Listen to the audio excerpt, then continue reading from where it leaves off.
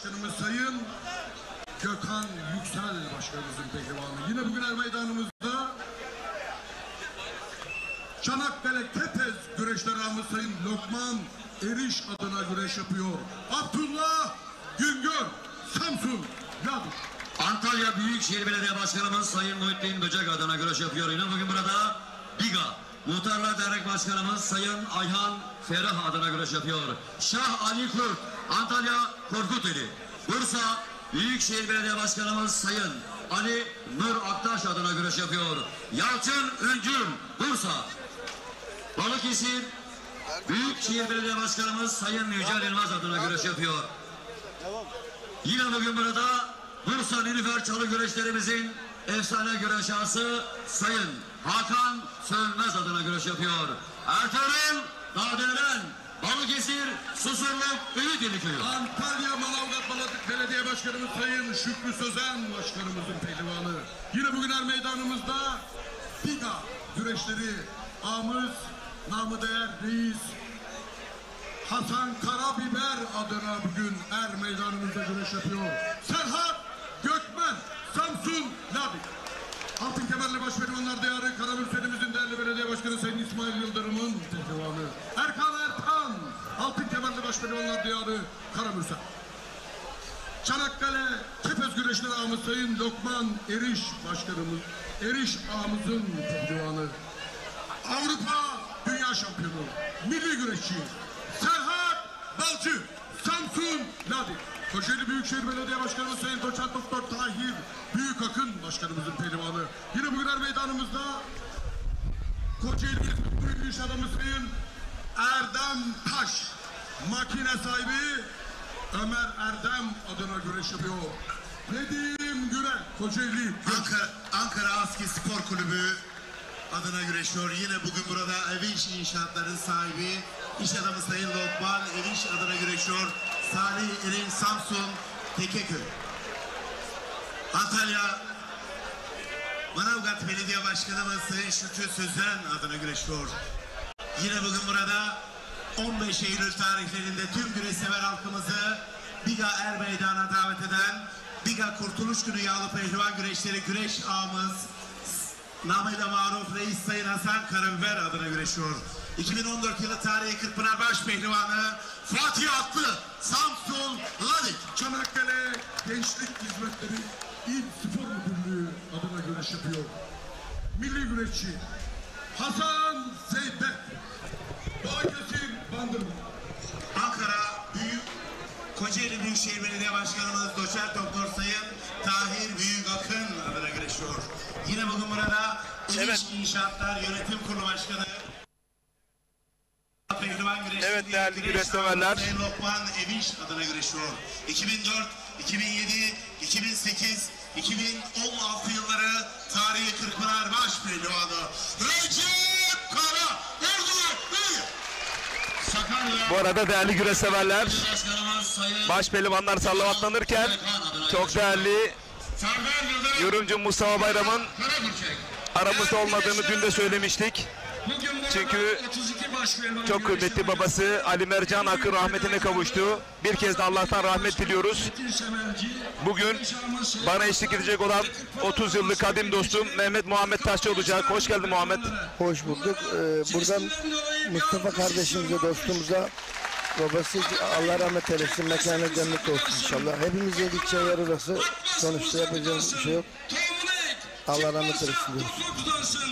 Başpehlivanlarımız öyle güzel güreşler yapın ki sizi alkışlamayan eller utansın. Allah Allah, illallah, Muhammedur Resulullah. Başpehlivanlık birinci turla, alkışlarla, dualarla diye maşallah. Allah selam versin. Evet, Allah Allah nidalarıyla baş pehlivanlar bugün ilk kez ilk tur müsabakalarına salavatlanıyor. Bizler de Allah derman versin diyoruz.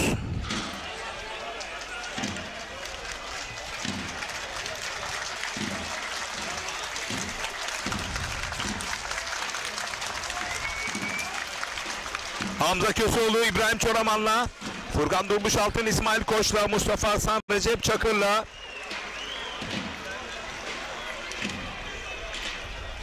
Hasan Cengiz, Abdullah Güngör, Yusufcan Zeybek, Osman Özgün'le Orhan Okulu, Ramazan Bircan ustasıyla eşleşmiş. Mustafa Taş, Mustafa Kemal Karaboğa'yla, Recep Kara Hasan Zeybek'le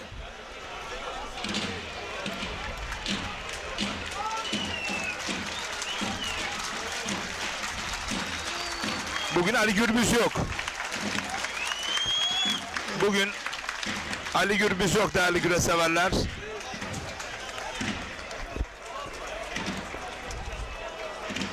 Serdar Yıldırım tur atladı.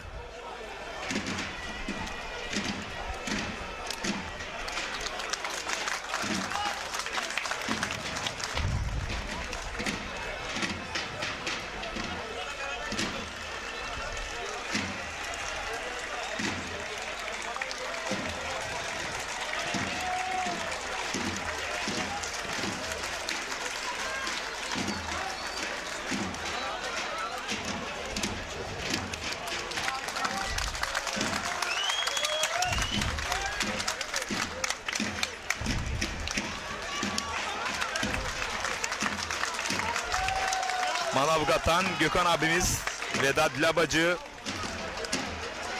Er Meydanı yiğitleri, sosyal medya üreticisi Ali Coşkun, iyi yayınlar diliyor Uşak Eşmeğli'nden.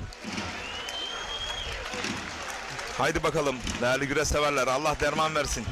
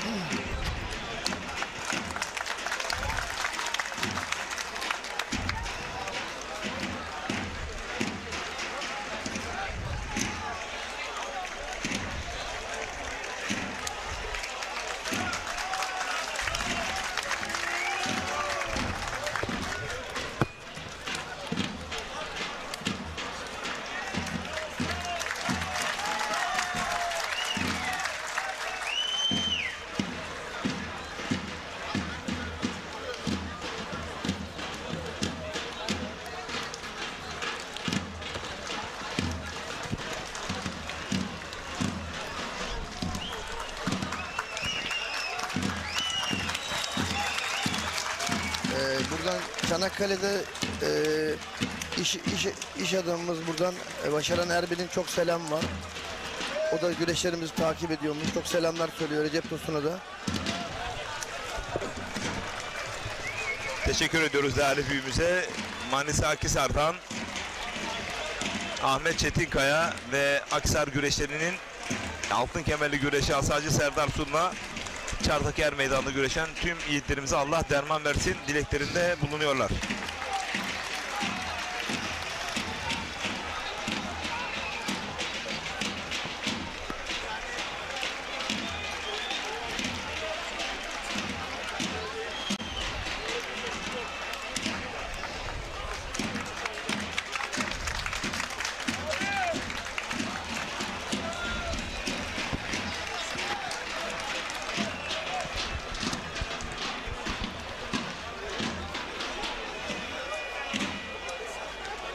Zonguldak Yaraşı Muhtarı İbrahim Çalık pehlivanlarımıza Allah derman versin dileklerinde bulunuyor ve çayır hakemlerine yine Elmalılı Özcan Özdemir iyi yayınlar diliyor. Mehmet Taşçı'ya selamlar demiş. Aleykümselam. Dostumuza selamını söylüyoruz buradan Elmalı'ya, buradan kucak dolu selamlar. Güzel insan Özcan abimiz.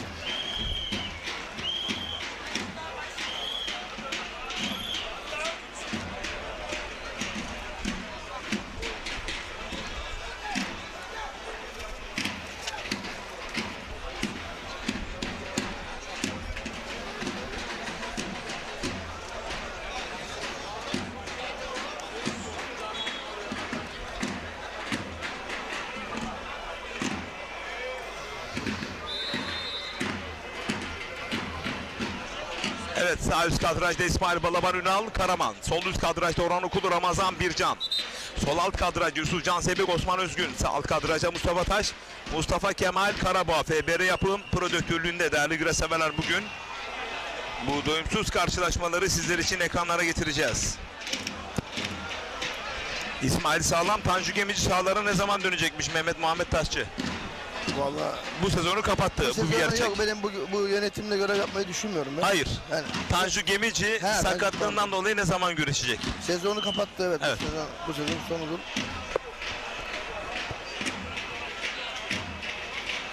Murat Karakoç, Mehmet Muhammed Taşçı, Ali Gürbüz bugün neden yok demiş. Anlaşamadığı için herhalde Yani, evet. organizasyonla. Organizasyonla anlaşamadıklarına dolayı, evet.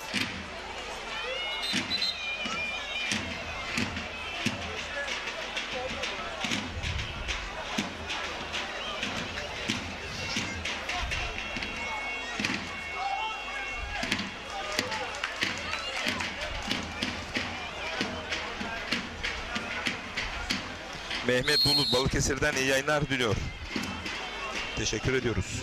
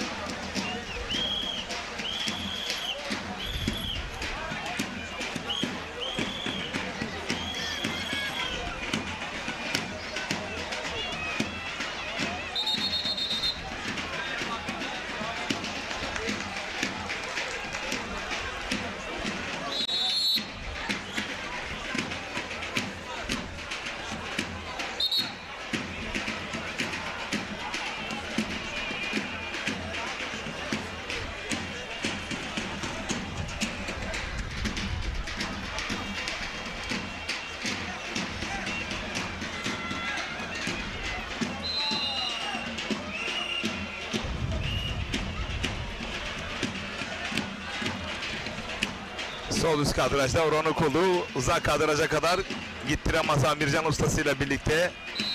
Sol alt kadrajda Yusufcan Zeybek, Osman Özgün. Sağ alt kadraja Mustafa Taş, Mustafa Kemal Karabağ. Sağ üst kadrajda İsmail Balaban, Ünal Karaman kapışması.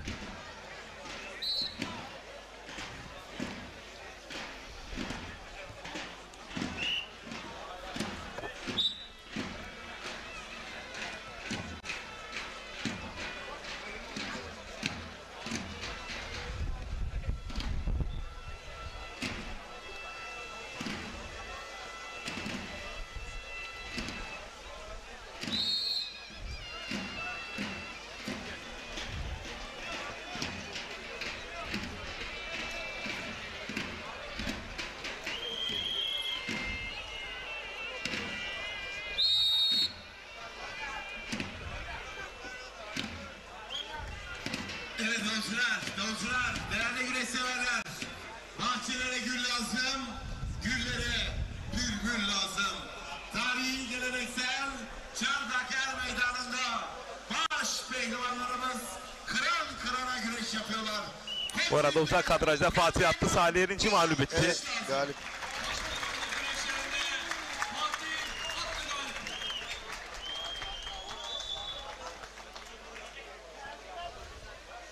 Evet usta dağılıyor. Tam önümüzde İsmail Koç mücadelesi var. Furkan Durmuş Altın, İsmail Koç mücadelesi var. Evet, çok çekişmeli geçiyor.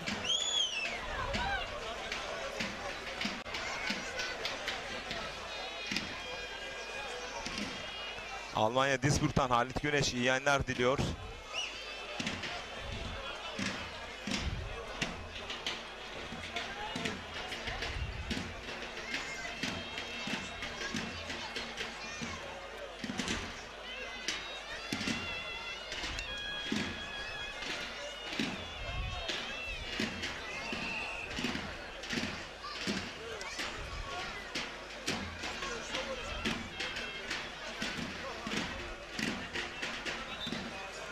baş pehlivanlık güreşlerinde Osman Özgün baş pehlivana kura kendinizce bir ihtar verilmiştir.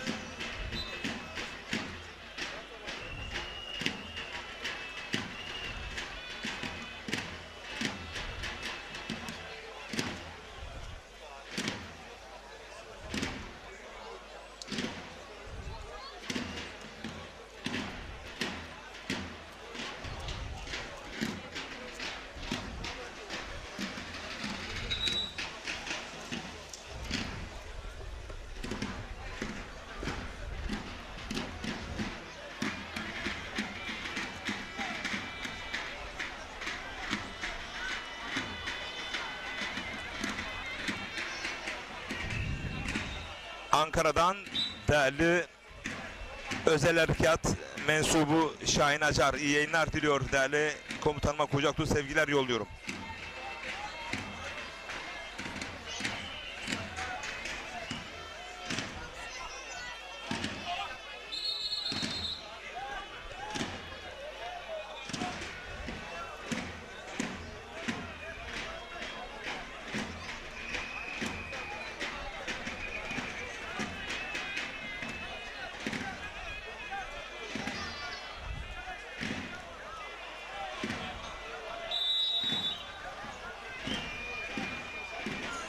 Evet, bu arada Orhan Okulu uzak kadrajda, sol üst kadrajda Ramazan Bircan'la ortaya doğru geliyor.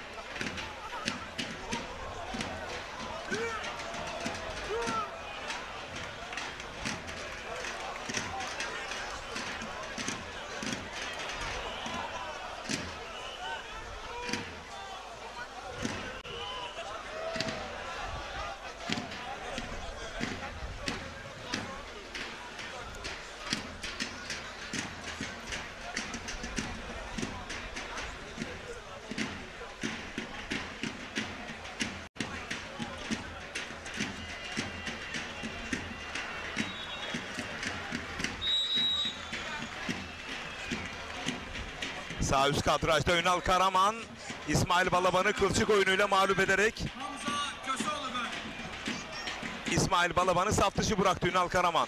baş pehlivanlık güreşlerinde Yalçın Ön Sağ üst kadraja İsmail Koç, Furkan Durmuş altın mücadelesi gelebilir. Kıran kırana bir kapışma söz konusu tam önümüzde. rakibine galip. Tam önümüzde kıran kırana bir mücadele var. Mustafa Batu ile Enes Doğan da Pehlivanlık güreşlerinde Enes Doğan, Mustafa Batu mücadelesi de önümüzde. Çok sert geçmekte. Bakın tekrar izliyorsunuz. Kılçık oyunuyla Ünal Karaman ikinci turda.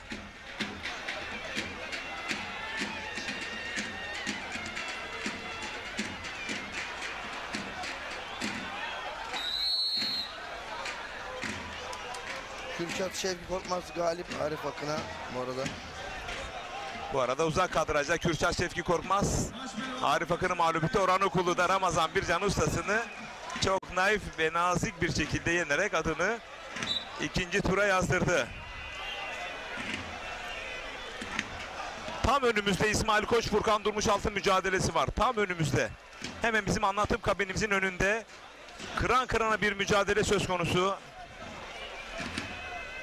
Çok çekişmeli geçiyor, evet. Evet. Orhan Okulu galip. Bu arada kündeye dolandı. Künde kılçık gelebilir mi gerdanlamada? Tekrar iç kazık Yanpaşa'da Furkan Durmuş altın İsmail Koç mücadelesi. Kol bastığıyla toparlanmak istiyor. Müthiş bir mücadele. Evet. Bir göğüs çarpması. Vay vay vay. Furkan Durmuş altın Galip.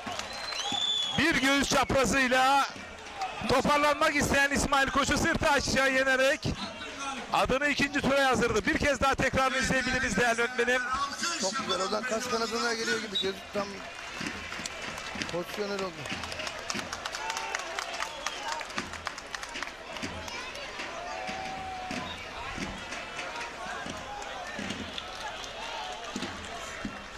Bakın görüyorsunuz Furkan Durmuşalt'ın kas kanadı Evet. oyunuyla sol omuzuna çok net bir şekilde yatmış.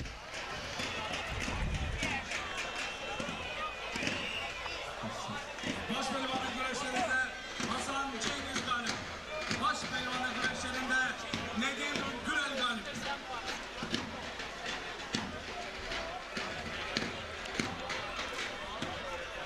Yine tam önümüzde Ertuğrul Tadiviren mücadelesi var Yalçın Üncül'le. Kıyasıya bir kapışma söz konusu tam önümüzde. 39 numaralı hakemin önünde ayakta devam ediyor. Sert elenseler havada uçuşuyor adeta.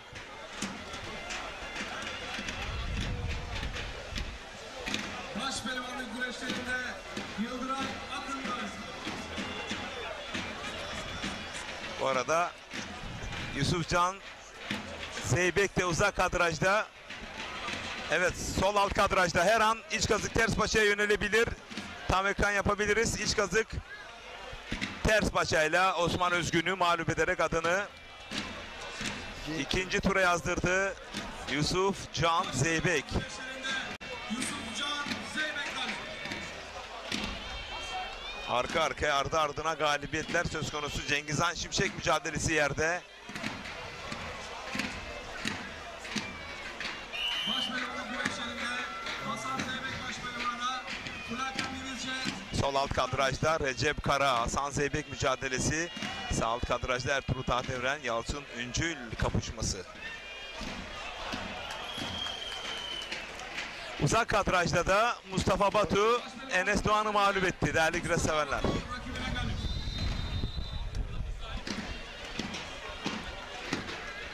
Baş pehlivanlık güreşlerinde Osman Aynur galip. Osman Aynur da Menderes Saltık'ı iç kazık ters paçayla mağlup etti.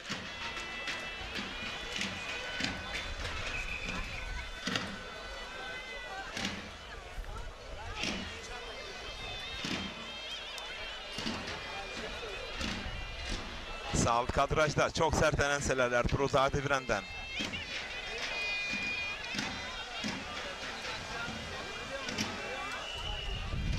Baş pehlivanlık güreşlerinde Mustafa Arslan Recep Çakır'a galip bu arada.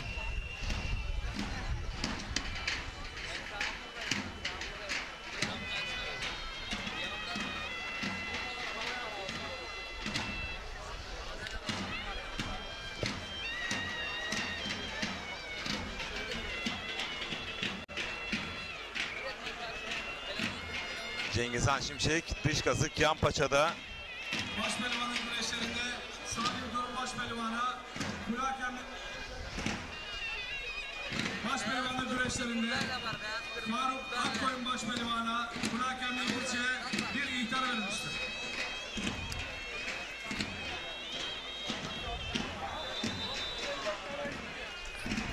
Baş pehlivanlık güreşlerinde Yıldıray Akın galip. Evet, Yıldıray yakında sağ alt kadrajda görüyorsunuz Ali Rıza Kaya'ya mağlubiyeti. Ertuğrul Tadeviren mücadelesi sağ alt kadrajda. Güçlü fiziğiyle bastırıldı, blok etti. Ertuğrul Tadeviren Yalçın Öncül'ü bastırdı, blok etti. Bu arada dün canlı yayın prodüksiyonumuzu gerçekleştiren değerli yönetmenim Turgut da bizleri izliyorlarmış. Selamlar, saygılar yolluyoruz tüm ekibine.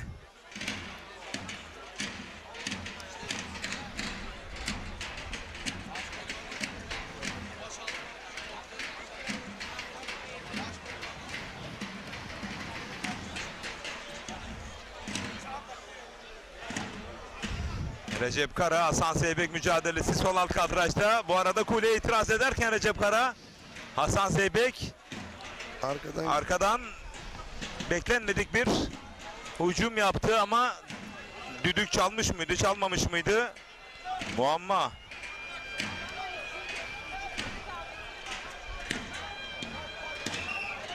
Sol üst kadrajda Şahali Kurt, Abdullah Güngör. Sağ üst kadrajda Cengizhan Şimşek, Turan Balaban.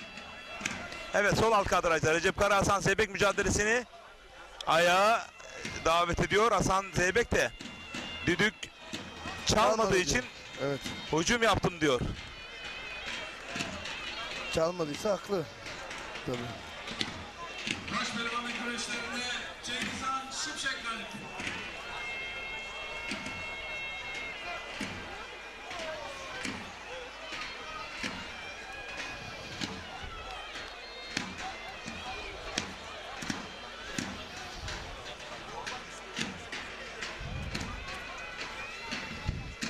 Şu anda Abdullah Güngör, Şahali Kurt mücadelesi ekranlardaydı. Evet. Evet. Cengizhan Şimşek. Turan Balaban'ı sarmadan sırt aşağı yendi. O anlar ekranlara bir kez daha geldi.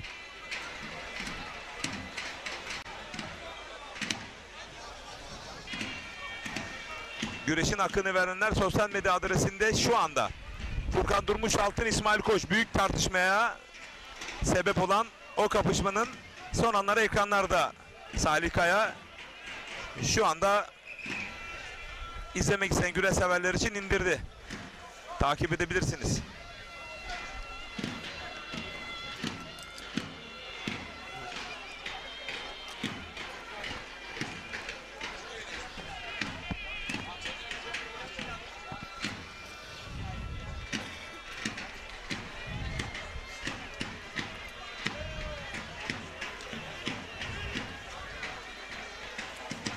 Çayırda 5 çift baş pehlivan kaldı değerli güreş severler.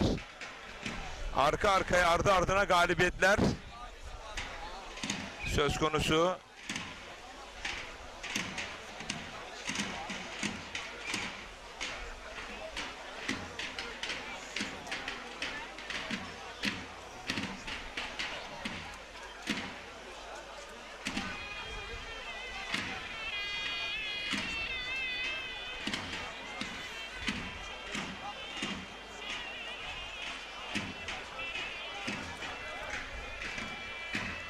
Bu arada Ertuğrul Tadiviren bir sarma oyununda Yalçın Öncül'e dörtlü ekranda alabilir. Evet.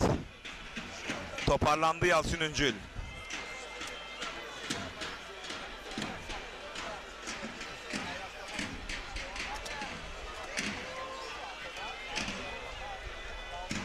Mücadele ayakta devam ediyor.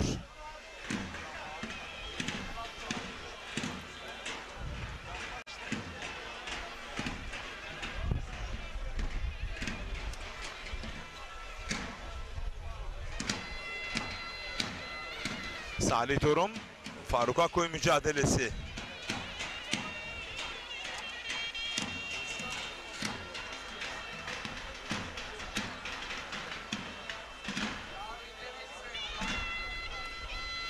Künde kılçık oyununda her an bir sonuç çıkabilir. Faruk Akkoy'un bakalım kılçık yapabilecek mi? Salih Torum künde atabilecek mi? Şu anda ortak oyunda bir kılçık. Arayışı içerisinde oradan payanda yapacak mı bakalım. Üzerine atladı. Bakalım evet oraya da aktarırsa evet sağ omuzuna yattı. Kılçık oyunuyla Faruk Akkoy'un Kocaeli Büyükşehir Belediyesi baş pehlivanı adını ikinci tura yazdırdı değerli güreş severler.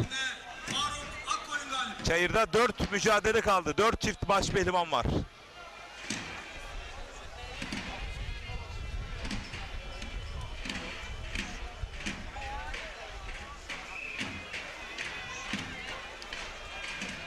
Evet değerli güreşseverler. Ahmet Koç Mersin'den iyi yayınlar diliyor. Yine güreşleri izliyoruz. Tek sevdamız demiş. Ağköy muhtarımız, aynı zamanda Biga Muhtarlar Derneği Dernek Başkanımız Sayın Ayhan Ferah her meydanımıza teşriflerdir. Kendilerine komite başkanımız Sayın Metin Semerci adına hoş geldiniz diyoruz. Sağ olsunlar, var olsunlar.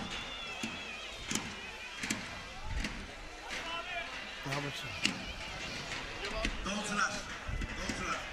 Evet değerli güreşseverler, yine bu meydanımızın kurumunda, bu meydanımızın etrafındaki kavakların dikiminde çok büyük emeği olan Selami Kavak Koru'ya, çok değerli başkanım Sayın Metin Semerci, unutmayalım Selami Kavak Koru gerçekten bu alana çok büyük hizmet oldu.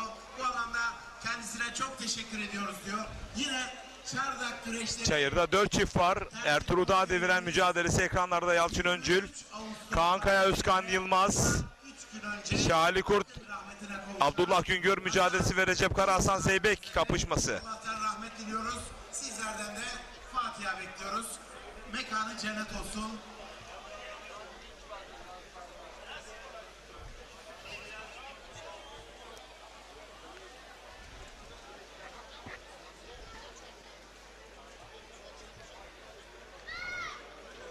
Sağ alt kadrajda Ertuğrul Dağ deviren, sol üst kadrajda, sağ üst kadrajda Recep Kara Hasan Zeybek, sol üst kadrajda Abdullah Güngör, sol alt kadrajda da Kaan Kaya Özkan Yılmaz kapışması. 4'te ekranda FBR yapım, prodüktörlüğünde Fatih Bedir önderliğinde, yönetmenliğinde Başkanımız Sayın Hasan CV Enerji Yağlı Güreşi ilgilinde prodüksiyonluğunu yapmakta.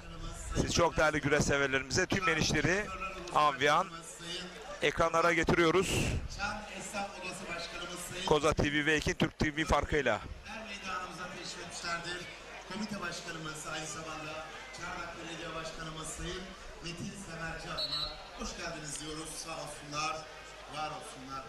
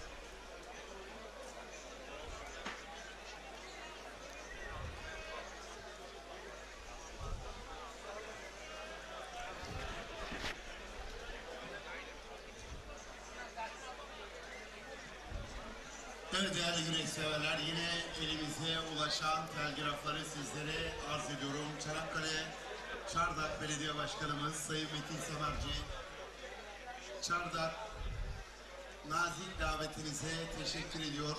Daha önceden belirlenen programın dolayısıyla üzülerek aranızda bulunamıyorum.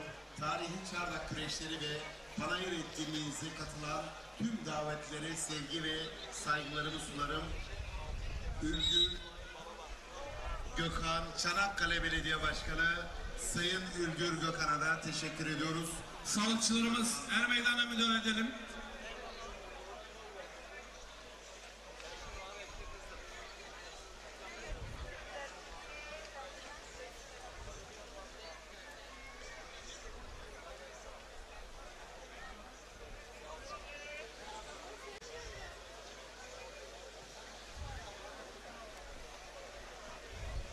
Evet değerli güreş severler, yine Ara ara sağ üst kadrajda Recep Kara, ara ara Hasan Zeybek'in hata söz konusu. Partisi İl Sağ alt kadrajda Sayın Doğan Ertuğrul Dağ deviren Yalçın Öncül mücadelesi.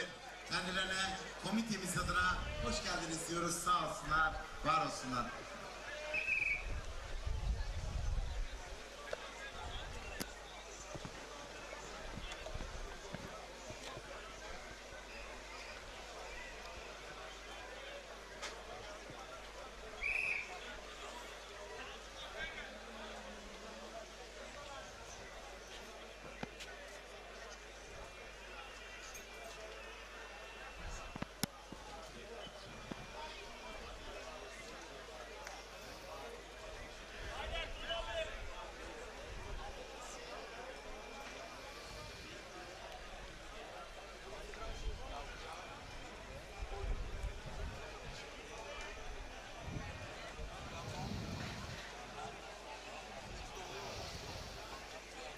Ankara'dan Bayram Elma iyi yayınlar diliyor.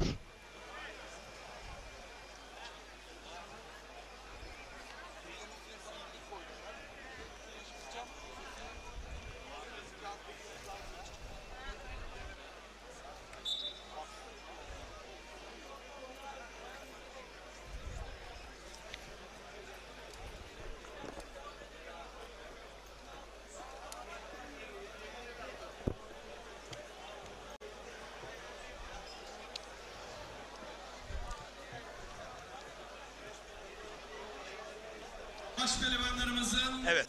Puanlama sattırıyor. Baş pehlivanların puanlanma saati geldi. 4 çift kaldı çayırda.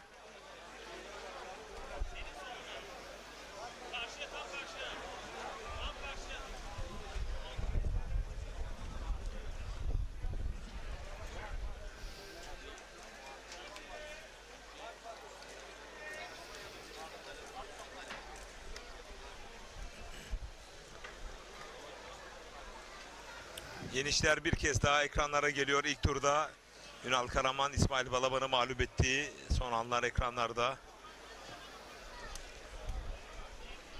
Orhan Okulu'nun ustası Ramazan Bircan'ı ne kadar naif bir şekilde yendiğinin Evet. o son anlar ekranlara geliyor. Çok nazik değil mi? Aynen. Mehmet Muhammed Taşçı. Kıyamamış gibi ustasına ama maalesef yapacak bir şey yok.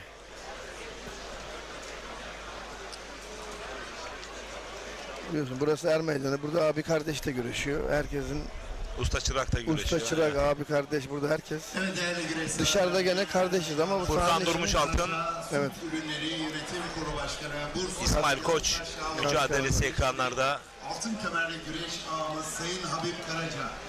Her meydanımızda teşekkürlerdir. Kendilerine komitemiz adına hoş geldiniz diyoruz. Sağ olsunlar, var olsunlar. Yusuf Can Zeybek'in galibiyeti o da.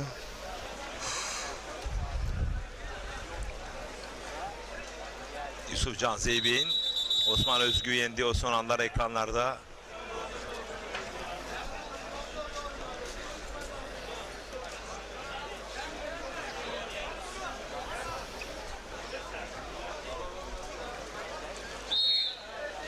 Cengizhan Şimşek'in Turan Balaban'ı yendiği o son anlar ekranlarda.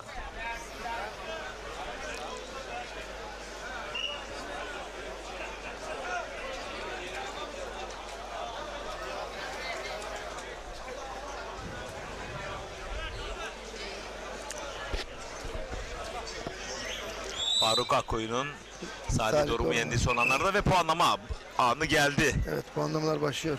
Evet. Bir öngörüm var mı? Kimler 4 çifte kimler ikinci tura çıkar?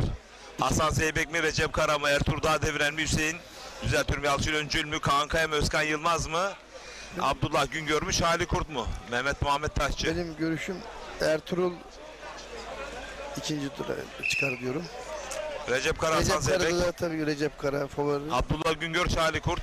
Abdullah Güngör, Şahli Kurt. O maçta Abdullah Güngör'ü biraz favori görüyorum. Kaan Kaya, Özkan Yılmaz.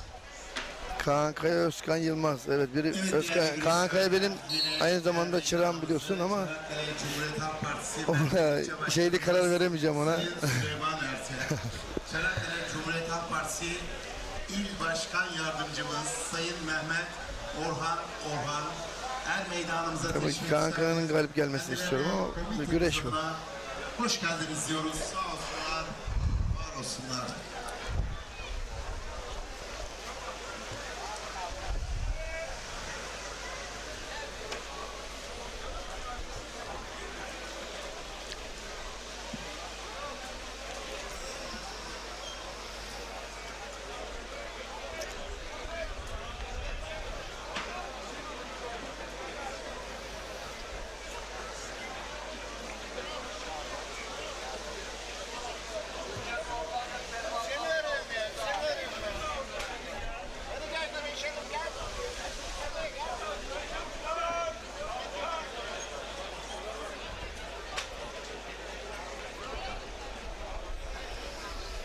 Muğla Köyceğiz'den Faruk Güngör iyi yayınlar diliyor.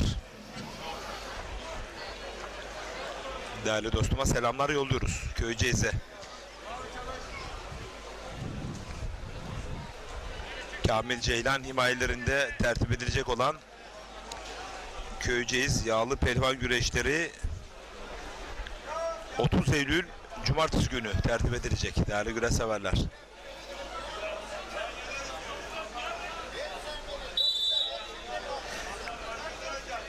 Buradan Altınova güreş ağası, Ersek güreş ağası Erkan Uysal ağamızın selamı var. Çok selam söylüyor buradan. Güreşenlere başarılar diliyor herkese. Sana da selam söylüyor aynı zamanda. Teşekkür ediyoruz değerli ağamıza. Güreşin her zaman yanında Erkan Ünsal ağamız. Bu arada yan kazıkta Şahali Kurt uzak kaldı. Sol düz kadrajda Boyunduruk'la karşılık verdi. Yapıldı. Bir puan çıkabilir mi bakıyoruz. Sayın Metin Kılıç her meydanımıza teşrif etmişlerdir. Kendilerine komitemiz adına hoş geldiniz diyoruz.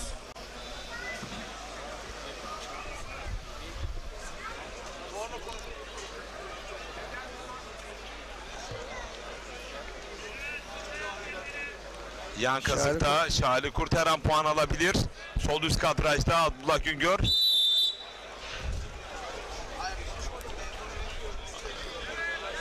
Şu anda dış kastaktan tam hakimiyet söz konusu olduğu takdirde puan alacak mı bakalım. Evet. Hakimiyet Mücadele bitti. Şahali Kurt adını ikinci tura yazdırdı Abdullah Güngör'ü mağlup ederek. Başpehlivanlık puanlama güreşlerinde Şah Ali Kurt galip. 3 çift kaldı çayırda değerli güreşseverler. Aslıvesi, Ordu, Perşembeli, Çanakkale'de, Gelibolu'da faaliyet gösteren Eray Yapıların sahibi iş adamı Sayın Ahmet Arpacı. Manisa'dan eski başaltı pehlivanı, şimdi de çayır hakemi Mustafa Koca'nın sana çok selamı var. Aleykümselam. Çok teşekkür ediyorum. Ona buradan selamlarımızı yolluyoruz kardeşimize. Bu arada mahtumlarım Taha Yasin ve Tuna Yuşa bizleri izliyorlarmış. Maşallah. Öpüyoruz onun yanaklarından. Evet.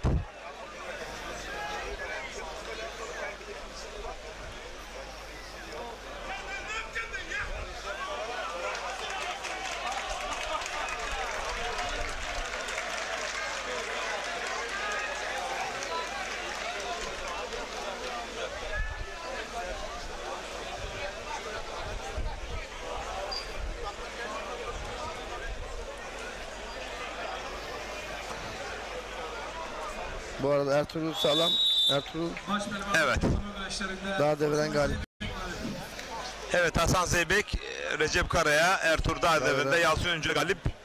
Çayırda bir mücadele kaldı. Kaan Kaya ve Özkan Yılmaz. Onlar da çok denk geçiyor şu anda. Maç ortada gözüküyor. Küçük orta büyük boy pehlivanları.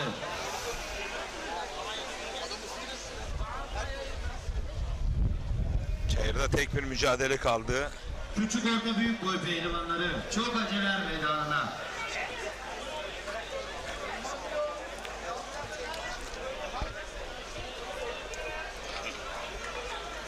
Özkan Yılmaz şu anda. Koltuk altından geçmek istiyor. Vermiyor. Toparlandı Kaan Kaya, buna müsaade etmedi. Otelleri işletmesi sahibi Sayın Mehmet Öngel, yine Cumhuriyet Halk Partisi İl Genel Evet, Meclisi gene. Grup Başkan Vekilimiz Sayın Güneş Pehlivan. Her meydanımıza teşrif etmişlerdir. Kendilerine komitemiz Dış kasık yan paçata. Sağlık görevlilerimiz. Çok içeriye girdi ama. Kaan Kaya, Özkan Yılmaz da bir anda koltuk altından tam hakimiyet söz konusu mu bakıyoruz. Beline girdi, bastırdı.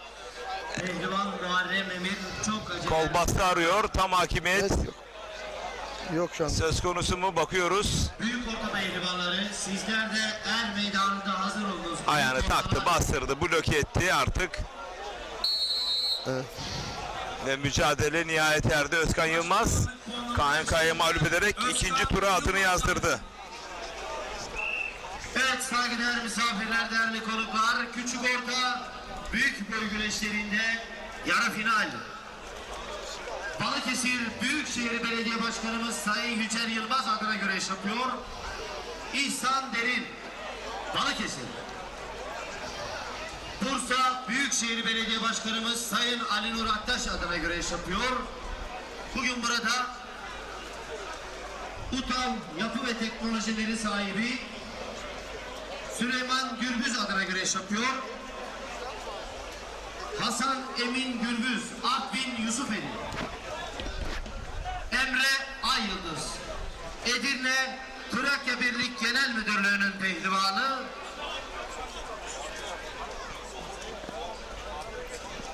Bugün burada Çardaklı meyveci İsmail Yıldız adına güreş yapıyor. Emre Ayyıldız Çanakkale Kepez, Muharrem Emir, Gönenli Hımbacı, Recai Yeni Mahalle Adana güreş yapıyor.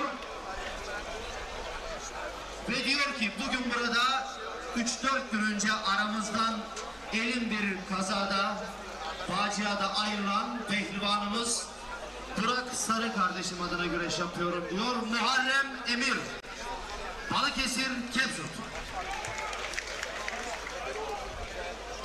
Allah Allah, illallah, Muhammedur Resulullah, yiğit Türk aslanlarına alkışlarla diyelim maşallah. Allah derman versin.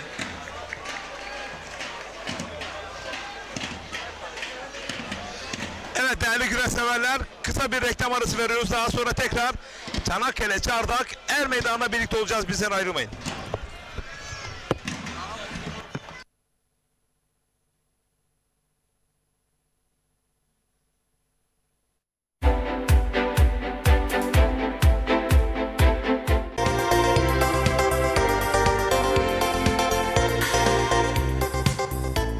Sevgili izleyenler, herkese merhabalar. Şimdi sizlere çok güzel bir projeden bahsedeceğim. Herkesin beklediği, aylardır sorduğunuz bu proje artık faaliyete girdi. Ekin Gayrimenkul bünyesinde. Biz şu anda Gelibolu'dayız, Bolayır köyündeyiz ve çok güzel bir projeden bahsediyorum. Burada toplam 50 parsel var. Hani diyordunuz ya şöyle Saros Körfezi'ne yakın bir yer ayarlayın, bulun, bizlere sunun, biz alalım. İşte Marmara Denizi'ne yakın olsun, denize yakın olsun. Biz biraz daha İstanbul'dan uzaklaşmak istiyoruz diye birçok talepte bulunmuştunuz. İşte bizler yaklaşık 3-4 ay çalışmanın sonucunda şu anda üzerinde bulunduğumuz parselimizin satışına başladık. Kıymetli izleyenler. Evet, 225 metrekare olaraktan toplam 50 parselimiz var. Bu 50 parselde 225 metrekare ve bir parselimiz kısa süreliğine kampanya dahilinde 449 bin lira. Evet, gerçekten çok güzel bir yer. Otobanı zaten görüyorsunuz ekranda. İnanılmaz güzel bir yerden bahsediyorum. Şu anda ekranda gördüğünüz parsellerimiz, bakın Saros Körfezi'ne 2,5 kilometre mesafede, araçla 5 dakikada inebiliyorsunuz. Hemen diğer tarafın Marmara Denizi, yine aynı şekilde 2,5 kilometre. Yani burada Marmara Denizi ve Saros Körfezi'nin tam ortasında otobanın hemen dibinde muhteşem bir proje. Ve aynı zamanda şunu da belirtmek istiyorum. %40 imarı var. Evet, imarlı. İmar planı içerisinde. Etrafı görüyorsunuz zaten. Hemen evlerin yanında elektriği, suyu, her şeyin mevcut. Ulaşım derdi yok. İstanbul'dan otobana bağlanıyorsunuz. Direkt Bolayır'a kadar, arazinin başına kadar gelebiliyorsunuz. Öyle güzel bir yer. Bence bir zaman ayırın. Çünkü burası sizin için bulunmaz bir şey. O kadar net söyleyebilirim. Ve ben de çok heyecanla anlatıyorum. İnşallah ben de buradan kendime bir parsel alacağım. Çünkü böyle yazın gelip kafamızı dinleyebileceğimiz, ondan sonra aracımızla hemen Saros Körfezi'ne gidebileceğimiz veya biz dedik ki Marmara Denizi'ne gidelim, denize girelim. Hangisini arzu ediyorsak, çocuklarımız hangisini istiyorsa oraya götürebiliyoruz. Gerçekten müthiş bir yer. Dediğim gibi %40 imarlı, güzel bir konumda. Elektriği, suyu mevcut, yolu mevcut ve Bolayır'dan bahsedeyim biraz sizlere. Bolayır daha öncesinde beldeydi. Şu anda halen aynı nüfus içerisinde. İçerisinde kasabı var, marketi var, her şeyi mevcut. Yani burada Bolayır'a da zaten yürüme mesafesinde, yürüyerek gidebiliyorsunuz. Gerçekten güzel bir yer.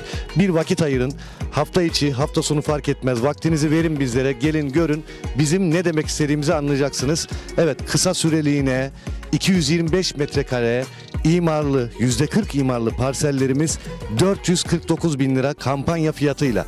Şu anda burada da 50 adet parselimiz var. Belki de bu anonsumdan sonra birçok kişi arayacak. Birçok kişi ben de geleyim göreyim diyecek.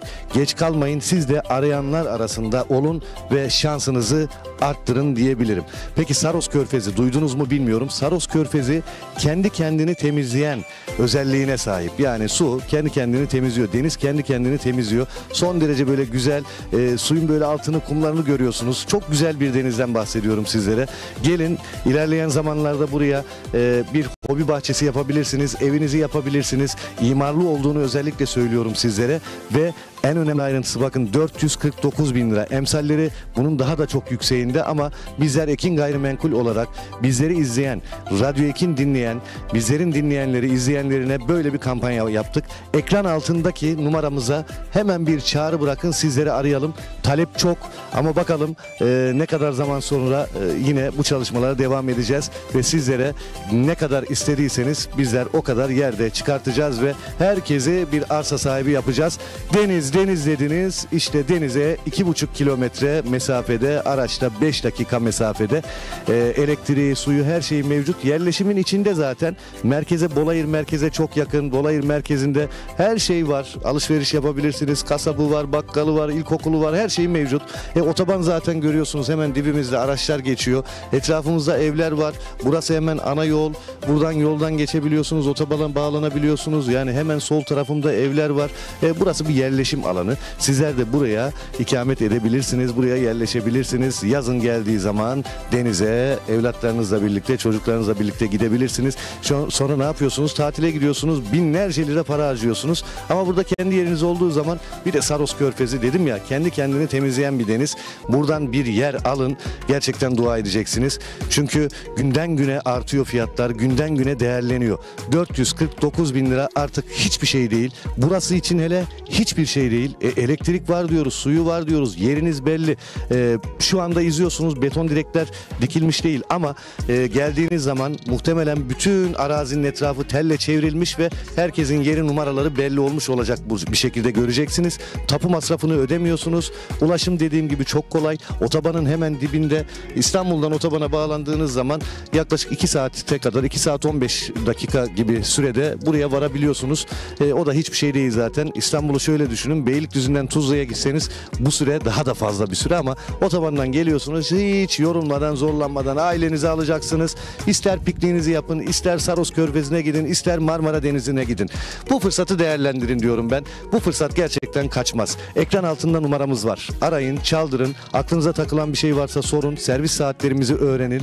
Ve fiyatımız da geçici bir süreliğine 449 bin TL. 225 metrekare buradaki parsellerimiz. Toplam 50 adet var. Bakın 50 adet var. Şu anda binlerce insan bizi izliyor. 50 adet belki dediğim gibi şu reklamı izlediğinizin haftasında bitecek. Ama siz de ya ben sonra arayayım demeyin. Bence bunu iyi değerlendirin. Çünkü diyorum ya, Marmara Denizi ve Saros Körfezi'nin tam ortasında, otobanın yanında. Arsa alacağınız zaman bunlara dikkat edin. Bakın otoban yanındaysa, yol kenarındaysa burası değerlenecek yerdir ve değerli bir yerden bahsediyoruz. Ben hem size otoban diyorum, hem Saros Körfezi diyorum, hem Marmara Denizi diyorum, hem yerleşim yeri diyorum, hem elektrik hem su. Yani burada yok. Her şey mevcut. O yüzden değerlendirmenizi özellikle istiyorum. Gelin bir görün, kararınızı öyle verin. Ekran altında numaramız var. Bir kez çağrı dahi atmanız yeterli ve fiyatımızı tekrar söylüyorum. Tapu masrafı bize ait. Bu bir kampanya fiyatıdır. Burasını tanıtmak için uygulanan bir fiyattır. Bu fiyat belki bir hafta sonra olmayacak, belki 10 gün sonra olmayacak veya bu projeden sonraki projelerde olmayacak. Bu projede yerinizi almak için ekran altındaki numaramızı arayın. Burası Gelibolu, Saros Körfezi'ne 5 dakika, Marmara Denizi'ne 5 dakika mesafede, otobanın hemen dibinde, elektrik, su, her şeyi mevcut ve yol kenarında güzel bir proje. Evet, ekran altında numaramız var. Bir çağrı atın yeterli. Tapu masrafı almıyoruz. Takas seçeneğimiz var ve servislerimiz ücretsizdir. Şimdiden alanlara hayırlı uğurlu olsun. Ben buranın lokasyonundan da bahsetmek istiyorum. Şu anda biz arazimizin hemen yanında, parselimizin yanında bulunan yolun üzerindeyiz. Bu yol otobandan çıktıktan sonra Bolayır'a giden yol. Hemen arka tarafımız zaten görüyorsunuz ki otoban. Otobanın arka tarafı da Saros Körfezi. Buradan belki kameralardan net göremiyorsunuz ama çıplak göze baktığınız zaman, buraya geldiğiniz zaman denizi görebiliyorsunuz. 2,5 kilometre. Şöyle bir döndüğümüz zaman, bu tarafa da baktığımız zaman hemen evlerin yanı başındayız. Bunu görüyorsunuz ve üzerinde bulunduğumuz yol Bolayır'a giden yol ve hemen bizim arazimizin yanındaki yol. Hemen orada ben dedim ya, elektrik var, su var dedim. Zaten elektrik direklerini görüyorsunuz hemen arazimizin yanında ve su altyapısı da hemen yine bu ana yolun hemen yanında ve yine bizim arazimizin başında. Yani bizlerin elektrik, su sorunu yok. Yerleşim içerisinde yazlık yapabileceğiniz %40 imarlı Saros Körfezi'ne araçla 5 dakika mesafede, 2,5 kilometre ileride, yine Marmara Denizi'ne aynı şekilde gerçekten güzel bir konum. Ekran altındaki numarayı arayın.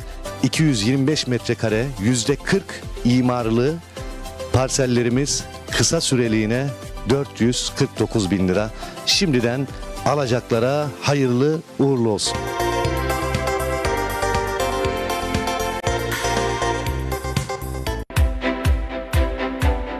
Mustafa Batu, Hamza Köseoğlu.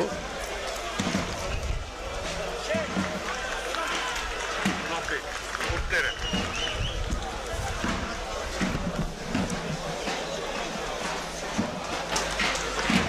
Evet değerli güreş severler, baş pehlivanlar ikinci tur kuralları çektiler.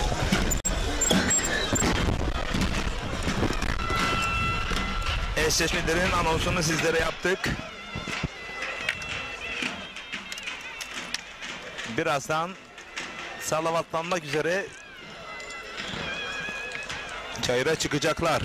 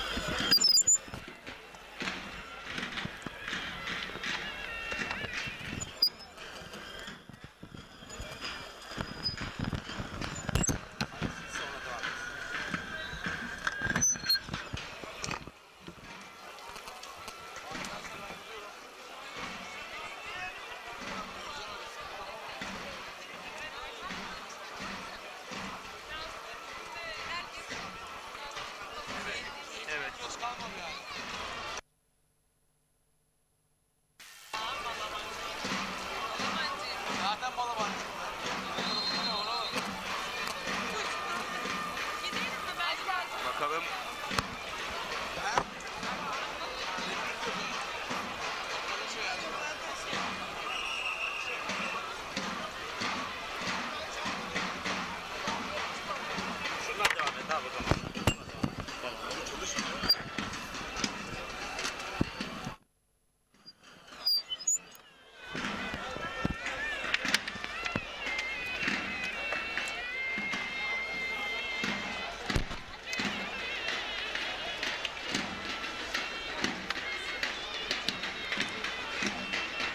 Evet, birazdan baş pehlivanlar dizilecekler, salavatlanacaklar.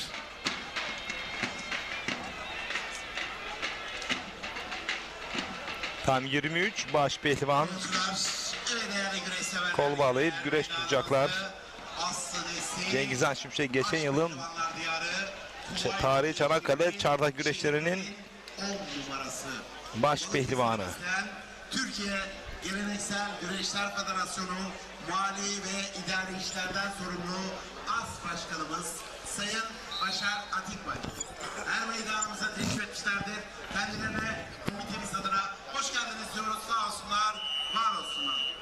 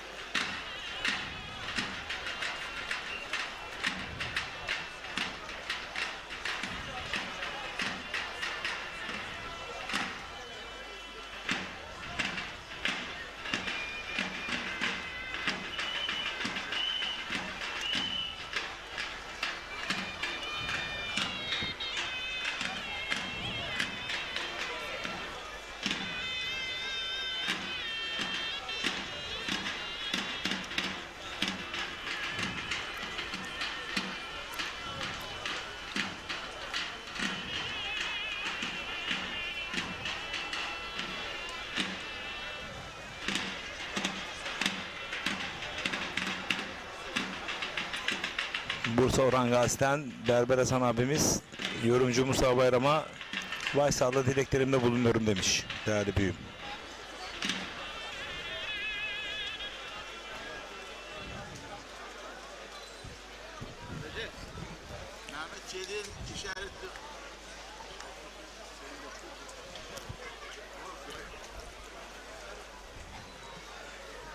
Evet, baş pehlivanlarımız selavatlanmak için er meydanda. Evet, şu anda baş pehlivanlar anons edildi. salavatlanmak üzere.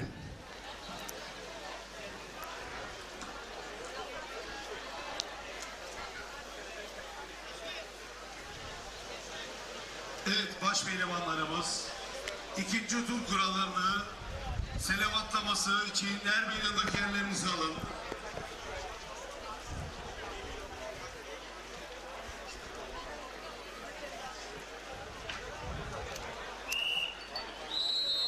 Evet, baş pehlivanlar.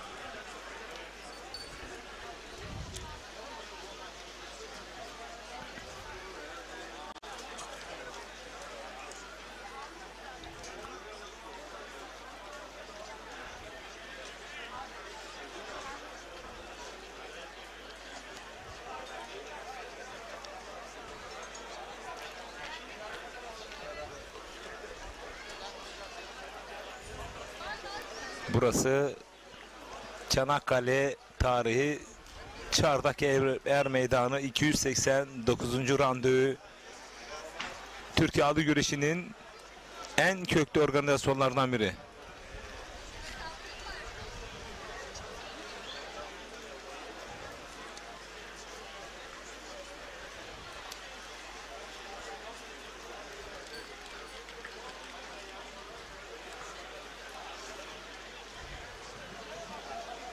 Evet, baş pehlivanlar, haydi aslanlar, koç yiğitler, baş pehlivanlar, haydi aslanlar.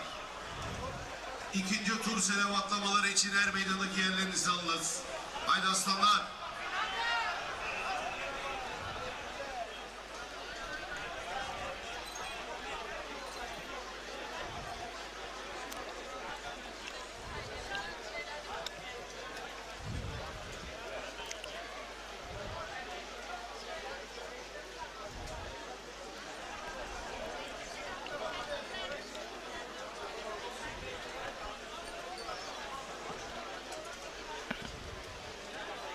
Şu anda baş pehlivanlar yağlanıyorlar. Ekranlarda görmüş olduğunuz gibi.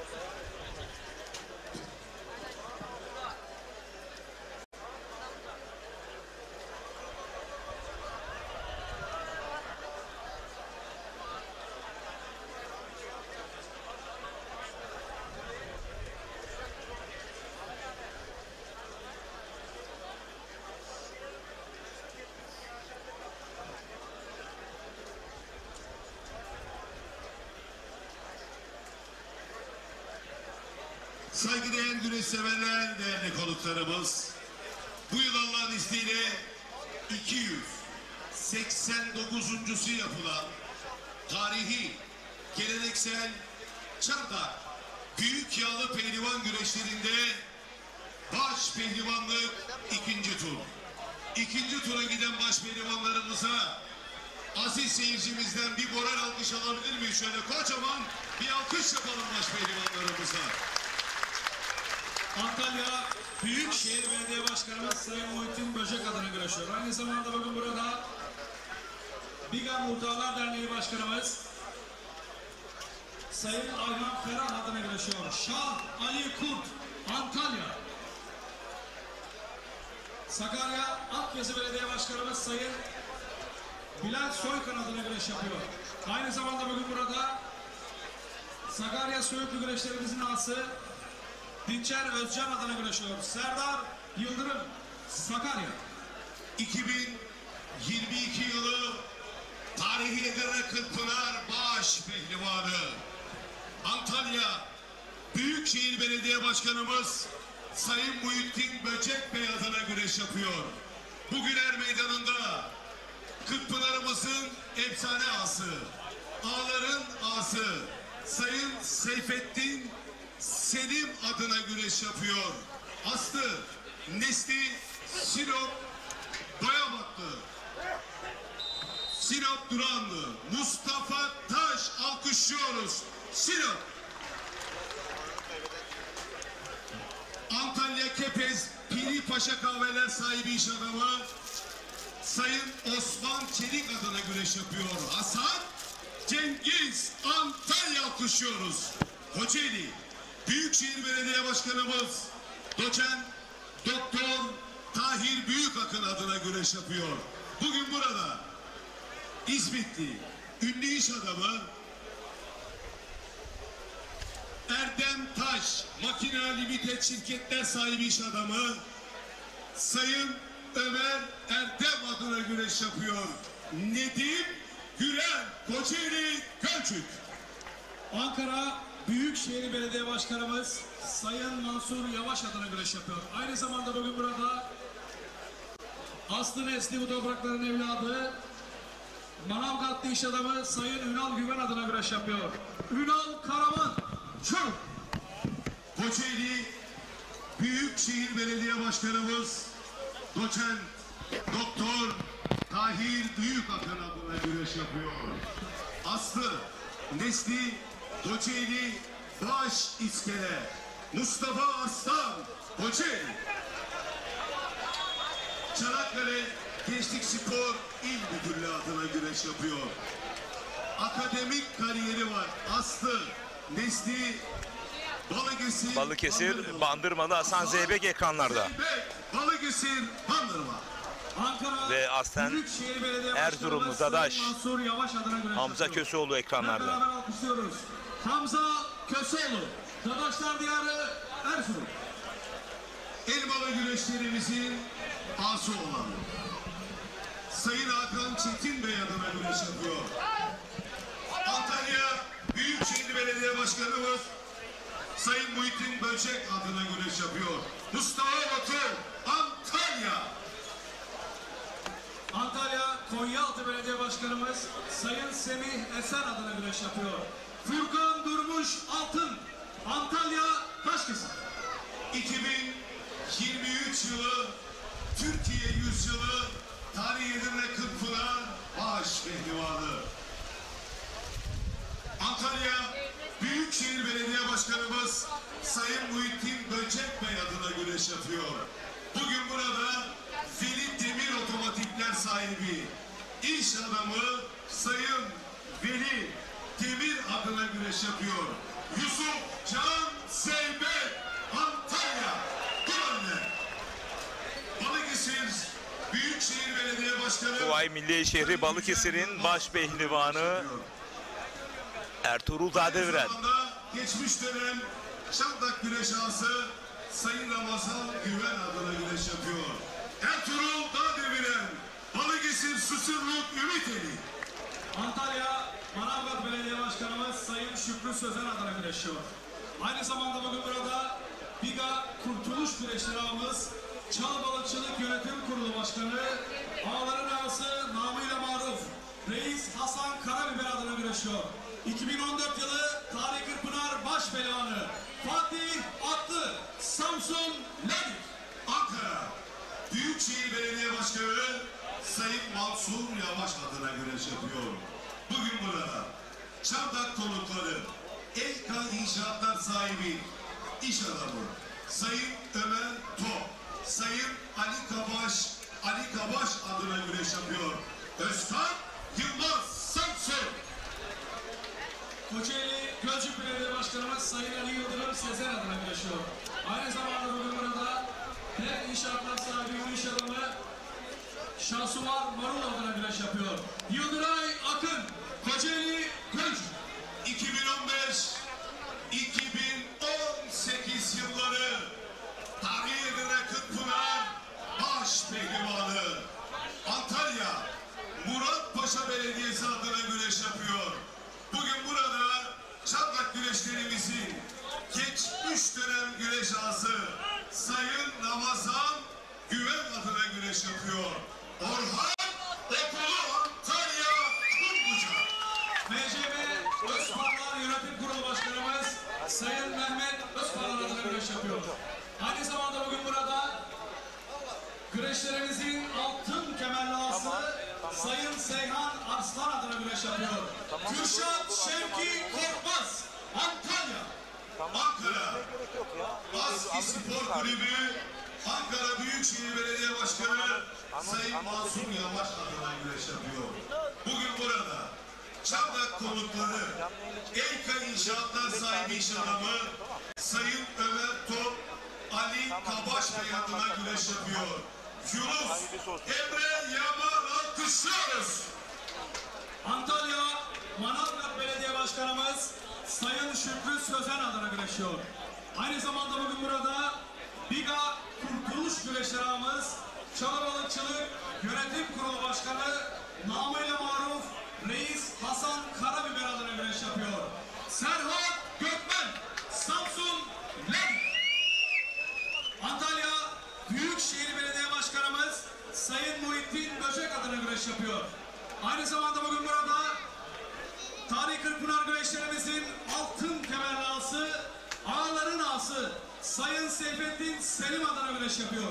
2006 yılı Tarih Kırkpınar baş pehlivanı Osman Aynur, Antalya Serik Kemiz. Kocaeli Büyükşehir Belediye Başkanım Doçent Doktor Tahir Büyükakın adına güreş yapıyor. Milli güreşçi Al Yıldızlı Al bayrağımızı göndere çektirdi. İstiklal Marşımızı dünyaya ezberletti. Aslı Nesli Kocaeli Kandıralı Faruk Aktuğ Kocaeli Kandıra. Antalya Büyükşehir Belediye Başkanımız Sayın Muhittin Böcek adına güreş yapıyor. Bugün burada Allah izin verirse, Rabbim izin verirse bir hafta sonra oğlum dünyaya gelecek. Ben bugün onun için Şehitler Diyarı Çanakkale'de onun için güreş yapıyorum diyor. O zaman hep birlikte alkışlayalım. Cengiz Han Şimşek Antalya. Değerli güreşlerler, baş pehlivanlık ikinci tura giden baş pehlivanlara sizden kuvvetli bir moral alkışı istiyorum. Alkışlar sizden güreşler onlardan. Değerli güreşlerler, değerli çardaklılar, şu ana kadar yapılan güreşlerden memnunsanız bir alkış istiyorum, alkış. Sayın Başkanım, bu alkışlar size. Bizler Koca Yusufların, Kerem Uçaların, Kurt Dönellerin, Adalı Ali'lerin torunlarıyız. Bizler er meydanlarında sabaha kadar güreş tutup şehit düşen akıncıların torunlarıyız. Ne mutlu bu sahalarda güreş yapan Atatürk gençliğine, ne mutlu Türk'üm diyene. Allah Allah, illallah, Muhammedun Resulullah, baş pehlivanlık ikinci turla, dualarla, alkışlarla diyelim maşallah. Allah devam versin.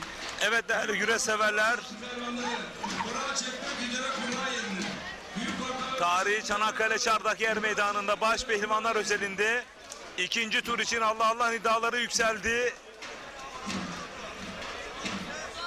Ve bizler de Allah derman versin diyoruz, huzur peşlerindeler.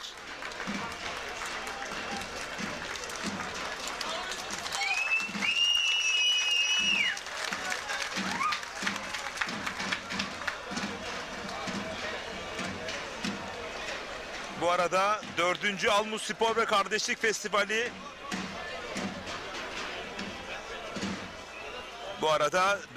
Almus Spor ve Kardeşlik Festivali Yıldızlar Karakucak Türkiye Şampiyonası ve Büyükler Karakucak güreşleri 7 Eylül Perşembe günü Almus Tufantepe Er Meydanı'nda olacak değerli güreş severler. Bu müjdeyi vermiş olalım.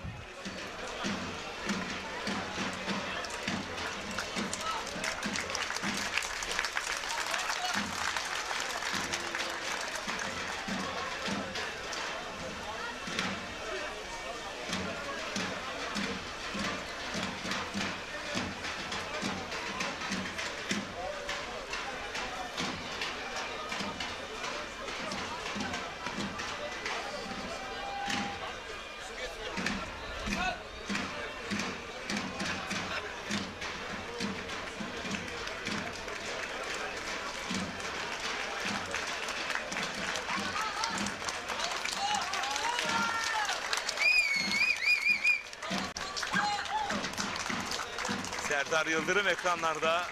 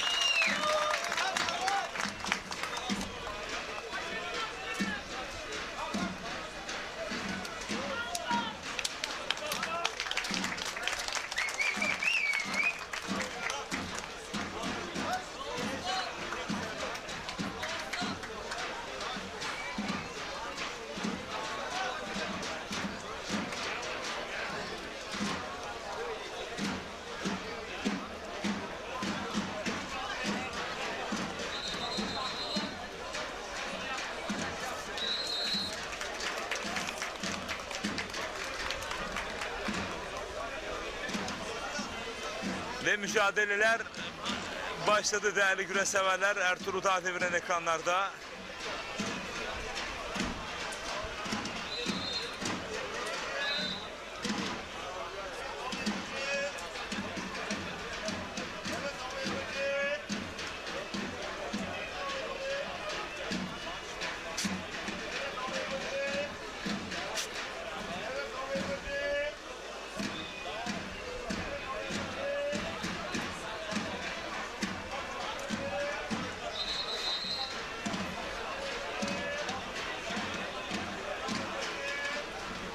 Sağ üst kadrajda Mustafa Taş, Hasan Cengiz.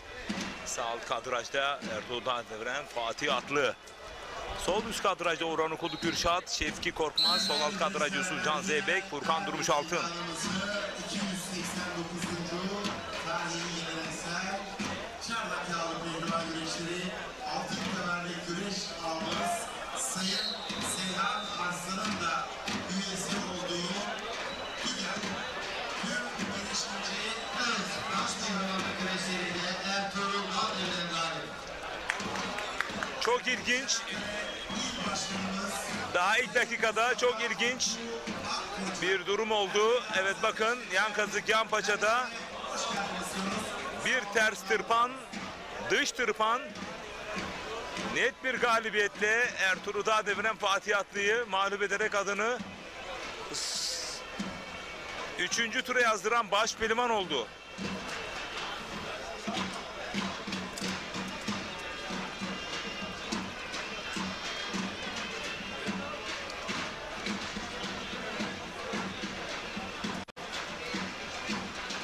Tam önümüzde Mustafa Batu. Hamza Köseoğlu mücadelesi var. Tam benim anlatım kabinim önünde. 40 numaralı hakemin önünde. Hamza Köseoğlu Mustafa Batu mücadelesi var. Protokolün önüne doğru aktı o güreş. Müthiş bir mücadele söz konusu.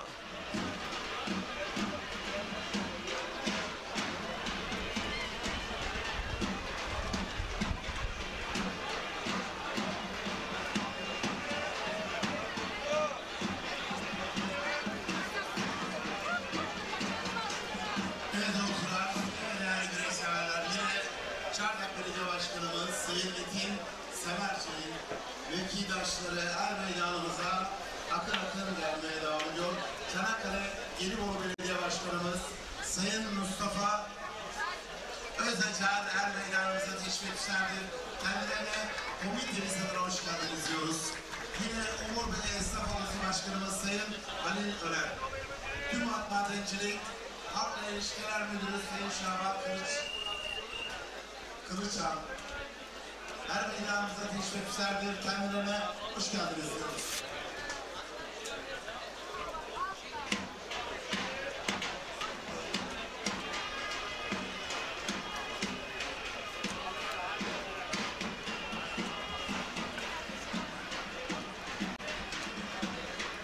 Sağ alt kadrajda Mustafa Batu, Hamza Köseoğlu. Müthiş bir mücadele benim gözüm.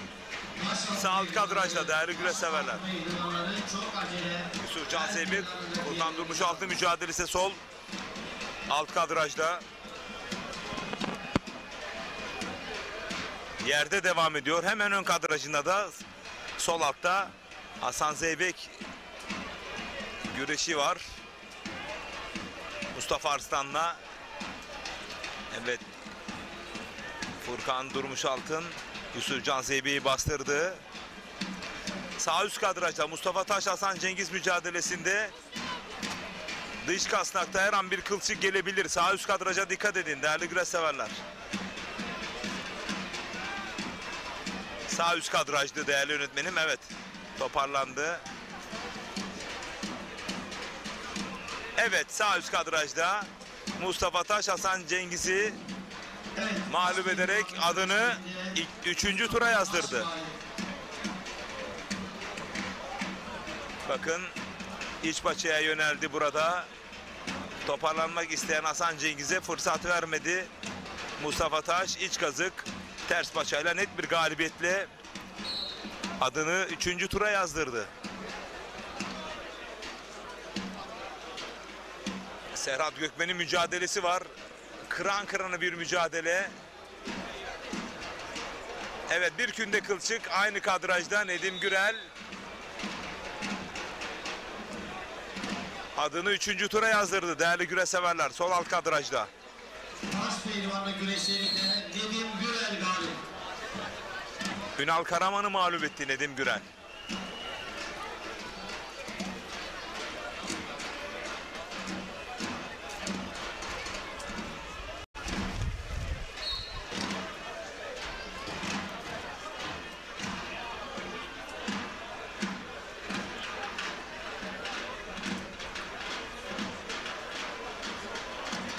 Sol üst kadrajda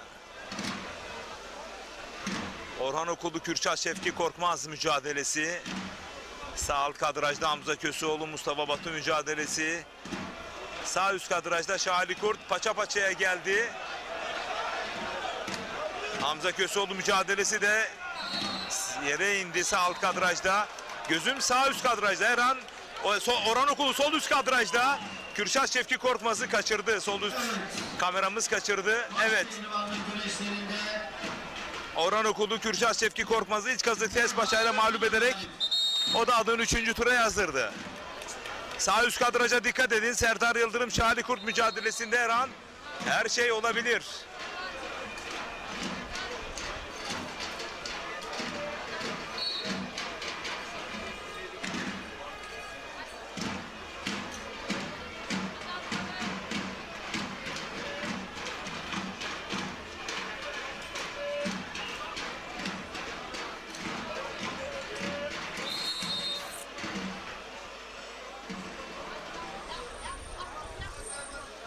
Değerli güreş severler, kıymetli konuklarımız, Başaltı boyunda 3. tur. Kurallar gereği Sol üst kadraja Yıldıray Akın, Özkan Yılmaz kapışması geldi değerli güreş severler. Sol üst kadrajda Yıldıray Akın, Özkan Yılmaz. Sağ üst kadrajda Şahali Kurt, Serdar Yıldırım mücadelesi. Sol alt kadraja Yusufcan Zeybek, Furkan Durmuşaltın.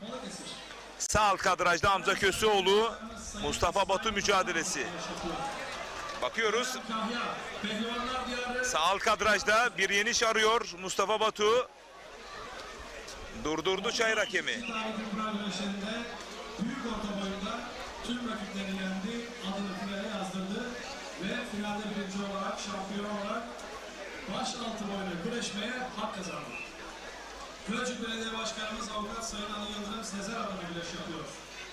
Hüseyin Soğukoğlu, Kocaeli Gölcük. Trakya Milli Genel Müdürlüğü adına güreşiyor. Aynı zamanda bu burada. Evet, baş pehlivanlık güreşlerinde Yunus Emre Yaman galip. Bu arada Yunus Emre Yaman, Serhat Gökmen'i kılçık oyunuyla mağlup ederek adını 3. tura yazdırdı uzak kadrajda. Allah Allah, illallah, Muhammedun Resulullah. Başaltı pehlivanlarımıza alkışlarla diyelim maşallah. Haydi aslanlar, Allah devam etsin.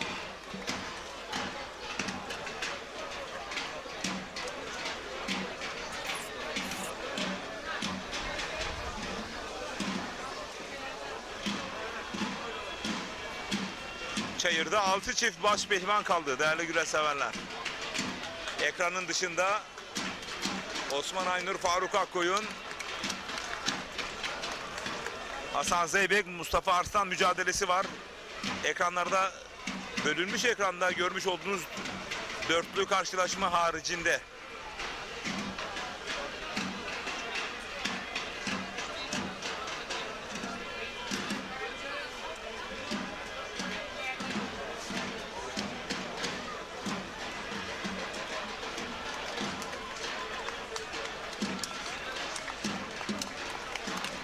Kocaeli Körfez'den Hüsamettin Özkan, değerli büyüğüm, iyi yayınlar diliyorum. Yiğitlerimize başarılar demiş. Allah kolaylık versin demiş Hüsamettin Özkan. Bu arada Furkan Durmuşaltın, Yusufcan Zeybek'i bir anda havada açtı. Diğer tarafta da Mustafa Batu Hamza Köseoğlu'nu açtı. Arka arkaya yine galibiyetler söz konusu.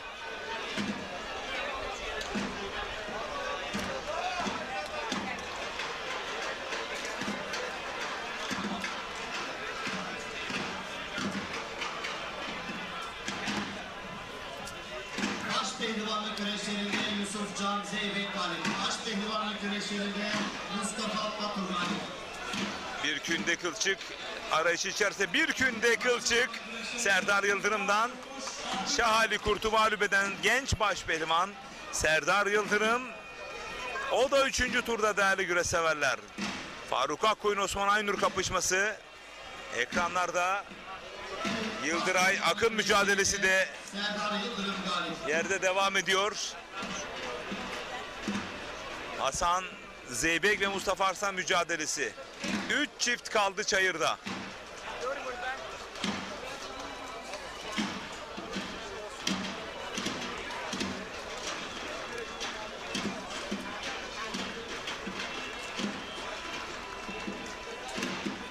Değerli öğretmenim Fatih Bedir hemen üçlü ekranı sizler için hazırladı. Ekranı solunda Yıldıray Akın, Özkan Yılmaz, sağ alt kadrajda Faruk Akkoyun, Osman Aynur, sağ üst kadrajda Mustafa Arslan ve Hasan Zeybek kapışması 3. tura.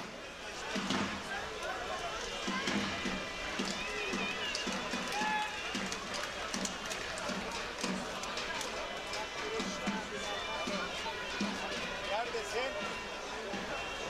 Tamam ben de oradayım. Girişte giriyor. Evet. Bak şimdi. Kaç tane giriş var?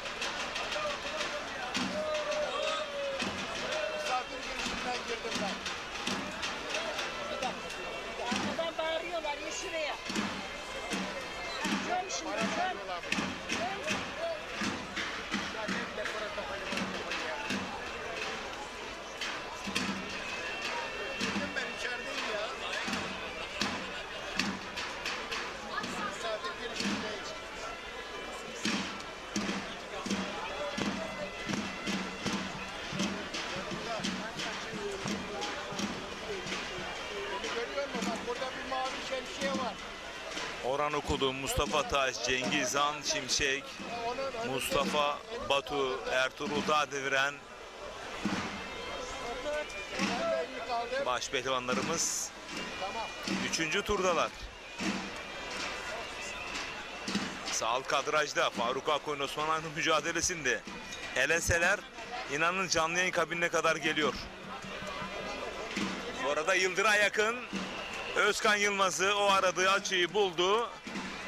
İç kepçeden Baş pehlivanlık güreşlerinde Yıldıray Akın galip. Kocaeli Gölcük Belediyesi baş pehlivanı Yıldır'a yakın. O da 3. turda. Evet, bir saniye hocam. Baş pehlivan Ali Yıldırım, Sezer'in için çok acele yer meydanlar. Büyük ortalar. baş pehlivanı.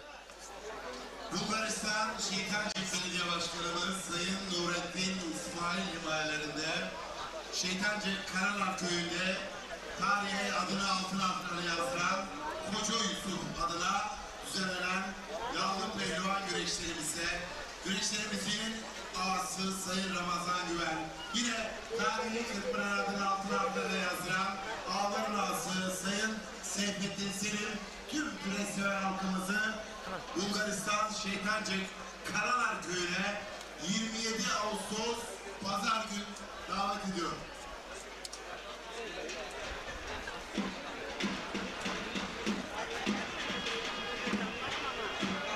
Büyük orta pehlivanlarımız çok acele. Bu arada Serdar Yıldırım, Şahri Kurt mücadelesinin o son anları güreşin hakkını verenler sosyal medya portalından an itibariyle izleyebilirsiniz. Genişlerin son anları orada.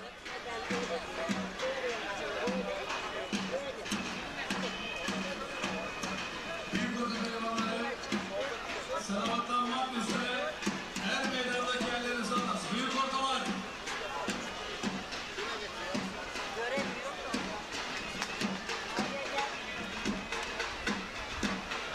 Aliye, gel yanıma. Bak bak. Gel. Bak bak bak. Güneş yapıyoruz.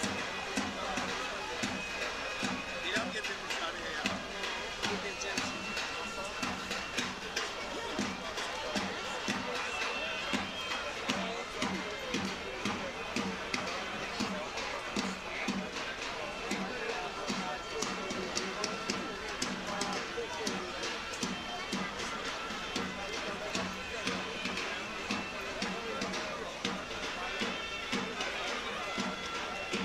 Büyük orta pehlivanlarımız vaktiniz dolmuştur. Selamatlanmak üzere her meydandaki yerlerinizi alınız. Büyük ortalar.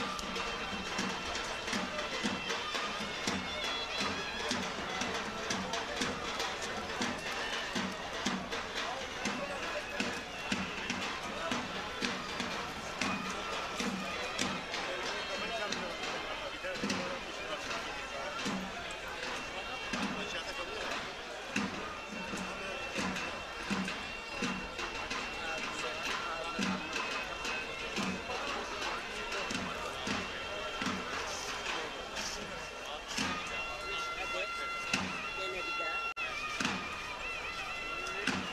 Söyleyin yiyebilirsin.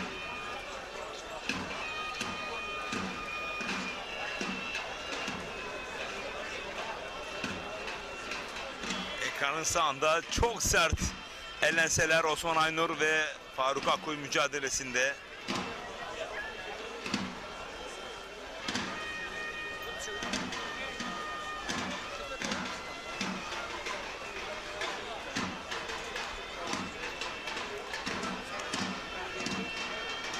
Bu arada Türkiye Geleneksel Güreşler Federasyonu Yönetim Kurulu üyemiz Sayın Bilal Öz, Malazgirt Zaferi'nin yıl dönümünde Büyük Komutan Sultan Alparslan'ı ve tüm şehitlerimize rahmetle, minnet ve dua ile yad ediyorum. Mekanları cennet olsun. 5 dakika çocuğu oturtturalım. Manisa'da tedavi gören Beytullah Sarı kardeşimize de Allah'tan acil şifalar niyaz ediyorum.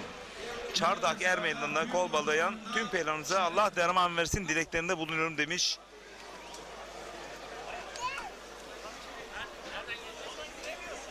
Çam Odaş Elektrik Termik Santralleri adına güreş yapıyor. Aynı zamanda Çam güreşlerimizin ağası Sayın Nazmi Çakır adına güreş yapıyoruz. Semih Arslan, Çanakkale Çap. Kocaeli Büyükşehir Belediye Başkanımız Doçent Doktor Sayın Tahir Büyükakıl adına güreş yapıyor. Aynı zamanda Çanakkale güreşlerimizin altın temel Özel Ay Kocaeli. Çardak konukları Ankara Büyükşehir Belediye Başkanımız Sayın Mahsur Yavaş adına güreş yapıyor. Bir röportajımız olacak. Çanakkale. Balıkesir Büyükşehir Belediye Başkanımız Sayın Yücel Yılmaz adına güreş yapıyor. Özgür Yarın Bulgaristan'da yapılacak olan Zonguldak Anadolu Belediye Başkanımız Sayın Şeytancık Yağlı Pehlivan güreşlerinin güreş ağası Ahmet Faruk Ramazan Güven ağamızla Zonguldak Anadolu röportaj için gelecek. Büyükşehir Belediye Başkanımız Sayın Yücel Yılmaz adına güreş yapıyor. Aynı zamanda bugün burada güreşlerimizin altın kemalası Sayın Seyhan Arslan adına güreş yapıyor. Suat Süren, Balıkesir.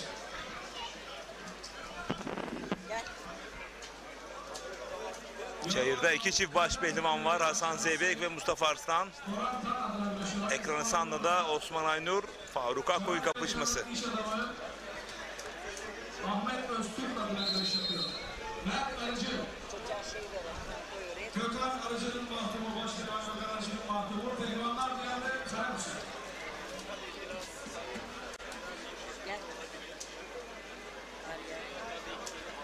Çağlar güreşlerimizin önceki dönem altın kemerli efsanası Sayın Ramazan Güven adına güreş yapıyoruz. Selçuk Kılıç Arslan, Pehlivanlar Diyarı Karabüsü. Allah Allah, İllallah, Muhammed Resulullah. Büyük orta pehlivanlarımıza çeyrek finalde alkışlarla diyelim. Geliyorlar bak, bak geliyorlar bak. Allah. Bak geliyorlar bak. Gördün mü bak. Gel bak buradan bak bak. Bak hepsi geliyor bak.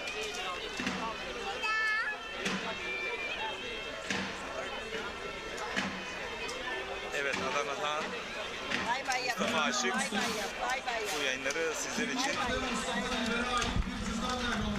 güreşinde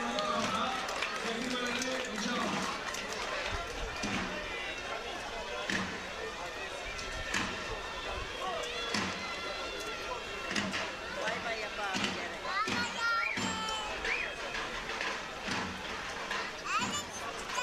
Gidiyorlar bak. Gel. Gel.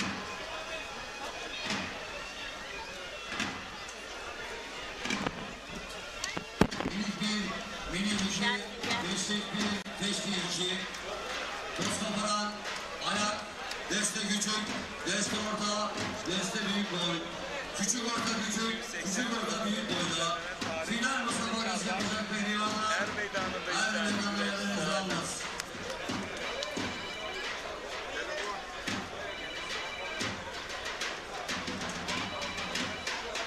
Benim telefonumdan ne yapayım?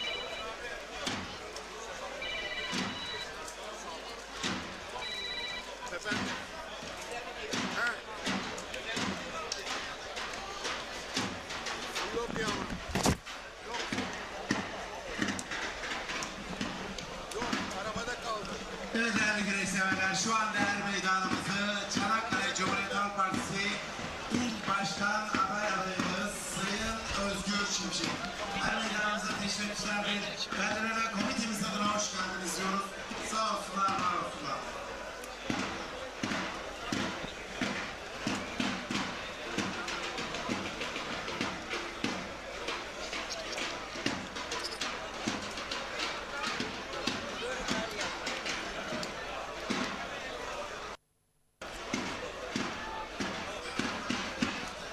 Avcılar. Lütfen dikkat. Minik bir, minik iki, teşvik bir, teşvik iki. Bu kadar dolaşacağımı bilsen. Ayak, destek. evet değerli güreş severler. Deste büyük boy. Küçük orta küçük, küçük orta büyük boy. Baş pehlivanlarımız Müsabakası yapacak pehlivanlar. 3. tura çıkmak adına kapışırken Faruk Akkoyun, Osman Aynur, Hasan Zeybek, Mustafa Arslan. Bugün er meydanında güreşen yiğitlerimizin bazıları Er meydanımıza akın gelmeye Ertuğrul Dağdeviran, Mustafa Batu, Furkan Durmuşaltın, Osman Aynur, Mustafa Taş, Mustafa Arslan ve Nedim Gürel. Bu er meydanlarının altın kemerli efsane güreş ağası değerli büyüğüm Ramazan Güven adına güreş tutuyor ve o da şu anda canlı yayın kabininde. Efendim hoş geldiniz. Hoş gördük. Kolay gelsin. Teşekkür ediyorum Recep. Ben sana bir liste gönderdim. Evet. Bu ikinci turun birinci olacakları aşağı yukarı bunlar. Onlar yürürken, burada peşrev çekerken ben hangilerinin daha diri, hangilerinin daha direngen, hangilerinin daha iyi olduğunu fark edebiliyorum. Bunlar da haklı, bu çocuklar da haklı. Çok yoruluyorlar. Yani bu işi geçim kaynağı saymışlar. Geçim kaynağı olduğu için dolayısıyla bunlar da 3 kuruş 4 kuruş bir parayı daha fazla kazanmak istiyorlar. Her güreşe de gitmek istiyorlar. Çünkü oradan 3-5 kuruş para alıyorlar. Haklılar da. Şöyle bir tabir var. Bir at 40 yıl koşmaz. Maalesef gönül ister ki yıllarca koşsun ama Er maalesef organizasyonda aynı performans ortaya mümkün koysunlar. değil, Ve mümkün sağlık. değil. Hele bir de bizim bu lig güreşlerinden dolayı bir puanlama sistemi, önümüzdeki yılda bu puanlama sistemine göre ilk 8 ve ondan sonraki 8'de baş pehlivanlıkta belirleneceği için haklı olarak çocuklar performanslarına dikkat etmek zorundalar. Doğru mu oldu, yanlış mı oldu? Bu hemen öyle bir günde belli olmaz. Büyük şirketin battığı belki 3 gün sonra, belki 3 ay sonra belli olur ama Evet. büyük şirketler Evet değerli daha yönetmenin Minik 1, minik 2, teşvik 1. daha büyük şirketler Final müsabakası yapmak 3 Fatih Bey'e ayda değil, teşekkür ediyorum. Evet. 3 ayda değil, 3 yılda zararlarının farkına varırlar, kaybettiklerinin farkına varırlar. Tabii buradan laf alıp, saza alıp elimize devam etmeye başladığı zaman Şimdi ama ülkeler de işte bir dönem seçim yaparlar. Orada yeni bir kendilerine göre iktidar kendi şeyini yapar. Kadrosunu kurar. İkinci dönem yine kazanır. Daha derin kadrolar kurar. Üçüncü dönem, dördüncü dönem derken hiç farkına varmadan 30 yıl gibi 10 yılda iktidarda 30 yıl gibi bir kayıplar olur.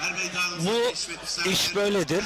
Gönül ister ki atın 40 yıl koşması ama iyi bir atın koşacağı süre 7-8 senedir. 20 yaşından sonra bir atın daha devam etmesi çok zordur. Evet. Bizim pehlivanlar da böyledir. Bizim Orhan mahallede oynarken Aziz benim Orhan kadar sevdiğim bir amcasının oğludur. Aziz Okulu. Evet. Aziz Okulu. Aziz diyor ki hadi Orhan gidelim diyor. Kırkpınar'da güreş tutalım. Orhan'ın öyle bir şeyi vardır. Başlangıcı vardır. Evet. Biraz önce Bekir abi arıyor babası. Buradan kulaklarını çınlatalım. Bekir abi Selam yollayalım. Hürmetle ellerinden öpüyorum. Abi gözü de varmış. O anlar ne dediğimi. Şimdi diyor ki söyle Orhan'a diyor. Dedim ya biraz kırgın çocuğun hali, yani yorgun dedim. Söyle ona diyor, herkes yorgun diyor. Benim adımı ünleten adam birinci olacak diyor. Orhan'ı çağırdım, söyledim onu da.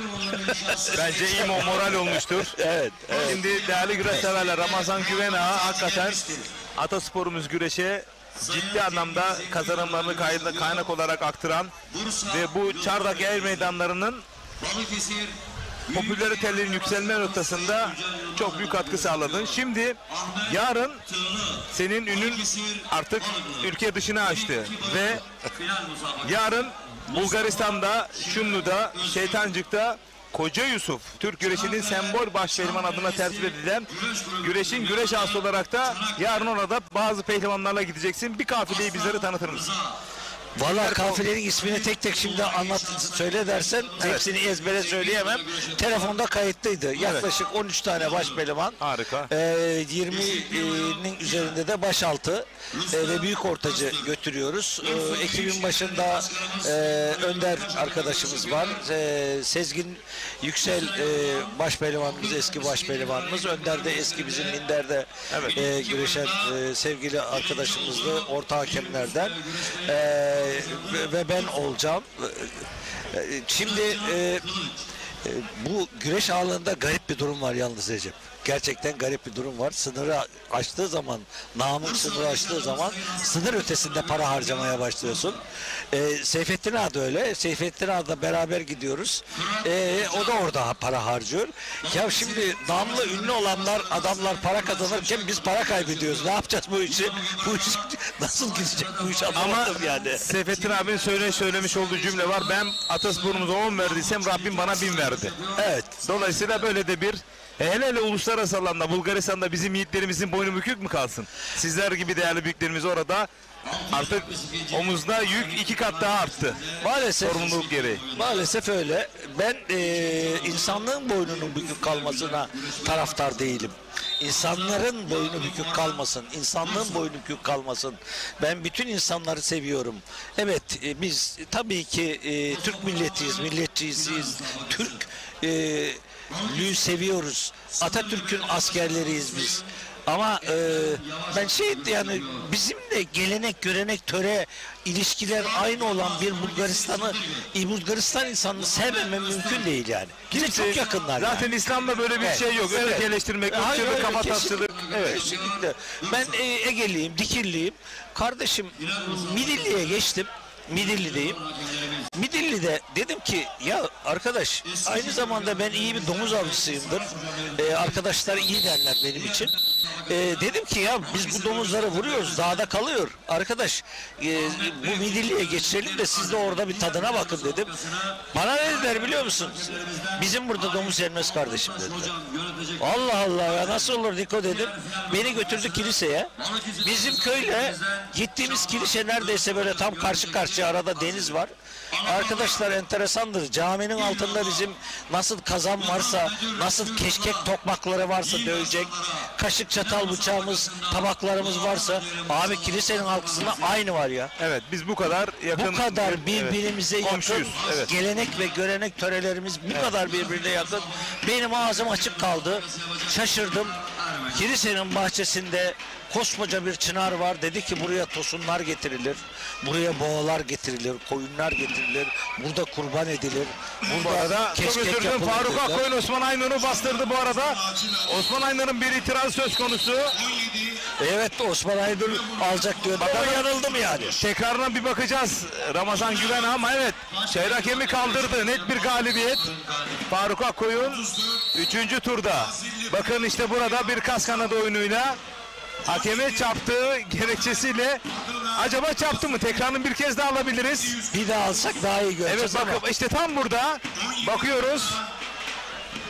9 numaralı hakeme Osman Aynur ısrarla çarptığını iddia ediyor. Mustafa Arslan da bu arada puan alabilir her an. Evet bastırdı, bloke etti Mustafa Arslan adını. Evet, 3. tura yazdırdı. Benim listedeki adamım Mustafa Aslan'dı. Evet, genç Hasan başpehlivan. değildi. Evet. Bizim Davut abimizin, Davut kardeşimizin Davut oğlu. Aslan'ın, evet. Bizim Kocaeli'li biliyorsun. Bir kez daha tekrarını izliyorsunuz. Bu arada manevi evladına Tanju Gemici'ye bir geçmiş olsun, buradan dileklerimizi yollayalım. Sezonu kapattı. Açma yaramı. Evet. Açma yaramı. Rahmetli babam 84 yaşındaydı. Kardeşimi İstanbul'dan gönderiyorum, güreşe getirirdik. Seyrederdi. 84 yaşında oğlum gönderim araba bana dedi. Niye baba dedim. Ben dedi orada hissediyordum kendimi. O meydanda hissediyordum. Artık hissedemiyorum dedi. Evet. Biz de Tanju ile beraber meydanda hissediyorduk kendimizi. Evet, aynen öyle. Evet, Evet. ben bugün gençlerle hep beraber güreşiyorum burada. Şunların hepsiyle beraber güreşiyorum. Bak benim Karayılan orada. Duman kardeşlerin Kara Erdal Dumanı Duman. orada. Evet. Seçkin. Seçkin Duman orada. Evet. Kara Dumanım orada benim. Ben onunla beraber orada güreşiyorum. Ama Tanju Gemici başkaydı. Evet. Kerata çok yakışıyordu bu meydanlara. Çok yakışıyordu. Çok ne bileyim ya, ben ayrı bir haz alıyorum keratadan ama ne yapalım? Bu işin tabiatında var. Olacak bunlar. Onları da geçeceğiz, açacağız onları da. Yarın neler bekliyor Bulgaristan'da? Yarın Baş neler pehlivanlığı bekliyor? alacak mıyız inşallah? Valla Geçen şöyle yıl Tanju Gemici almıştı baş pehlivanlığı Recep, kardeşim. biz buradan yaklaşık 40 tane pehlivan getiriyoruz. 40 pehlivanın yanı sıra Makedonya'dan, Bulgaristan'ın kendi içinden, Yunanistan'dan ve Romanya'dan pehlivanlar geliyor. Bu pehlivanların çoğu minder pehlivanları, karakucak pehlivanları. Bizimkilerin şansı şu, biz yağlı yapıyoruz. Yağlının özelliği ne bileyim işte Ali Gürbüz'le Yusuf Can Zeybe'yi yağlı dengeler, yağ dengeler. Sen de ben de bu işin içinden geldik, az çok bilirsin. Yağ dengeler, gücü dengeler, akla şey verir. Yani aklı kullan der. Ve güreş sanatını güzel sanatını göster. Evet. Bunu becerirsen başarılı olursun. Evet. Bizim şimdi Bulgaristan'da bizimkiler bu sanatı oradaki mindercilere ve karakucakçılara göre daha iyi biliyorlar. Çok iyi biliyorlar, evet. Onu bildikleri için bizimkiler 1-0 öndeler, avantajlılar. Ben vallahi geçen yıl gaza geldim. Meydana çıktım, mikrofon aldım. Ya bu sınırlar ne arıyor buralarda? Kaldırın şu sınırları ortadan dedim. Sanki kendi ülkemde gibiydim. Orada evet Türkçe ve Bulgarca ilanlar yapılıyordu ama sanki kendi ülkemin bir köşesinde bir şeyindeymiş gibiydim. Ve güreş şansı oldun. Vallahi gaza geldik. İkinci yılımız. Maşallah, maşallah. İkinci yılımız. Maşallah. İnşallah bu sene ikinci yılı yapıyoruz. Değerli güreş severler, biz de gidip o güreşleri yarın çekecektik değerli yorumcu Mustafa Bayram ama siz de biliyorsunuz dünden beri anons ediyoruz. Babası Hakk'ın rahmetine kavuştu. Dolayısıyla çekim yapamayacağız. Hakkını severlerden orada yaşanacak olan mücadeleler artık bize ulaştırırlarsa biz de ekranları getirmeye çalışacağız. İyi ki varsınız. Ramazan Ham son sözleri alalım. Son sözü yani bu işler öyle bizde bir kural var. Türk kuralı bu. Kural yanlış bir kural. Bak Türk kuralı ve yanlış bir kural. Şöyle diyoruz. Kervan yolda düzülür. Abi yanlış. Önce proje yapılır. Proje üzerine hatalar görülür. Ondan sonra siz kervanı yola koyarsınız veya inşaatı temelini atmaya başlarsınız. Ama bizde öyle değildir. Biz gecekonduyu yaparız, sonra ondan ekleme yaparız, sonra yıkarız ve böyle gideriz. Tabii ki biraz da bizim iş böyleye oldu. Biraz aceleye geldi. Evet. Ama ben inanıyorum, ben kalırım veya 3. yılda devam ederim. 3. yılda devam ettiğim zaman bu iş çok daha iyi olacak.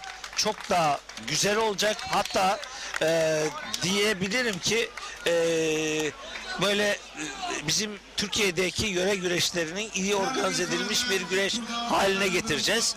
Bu bir süreç meselesidir. Zaman meselesidir. Ben Egeli olduğum için deve güreşlerine de giderim. Evet. Bizim en iyi organize olan deve güreşimiz Selçuk deve güreşleridir. Ama Selçuk deve güreşleri 60. 70. yılını bilmiyorum ama 60 yılı geride bıraktı. Şu an yapılacağı tarihte hangi deveyle hangi devenin çatımı yapılacağı dahi bellidir. Evet. Bir deve güreşini planlama bu olsa gerek. Biz bir deve güreşini böyle yapabiliyorsak insan güreşinin çok daha iyisini yaparız. Çok teşekkür ediyorum. Ben teşekkür Başarılar ederim. diliyorum. Çünkü baş pehlivanlar kura çekimine başladı. Şu anda kura çekimi anons ediliyor. Yüreğine sağlık. Yarın tüm güreş kafilesine ve sana kolaylıklar diliyoruz. Ülkemiz en iyi şekilde Türk bayrağını orada temsil edecekleri hiçbir şüphemiz yok. Yüreğine sağlık. Değerli güreş severler, sizleri baş pehlivanların 3. tur kurallarıyla baş başa bırakıyoruz. 10 numara Mustafa Akman Koçu'nun kurasını çekiyor.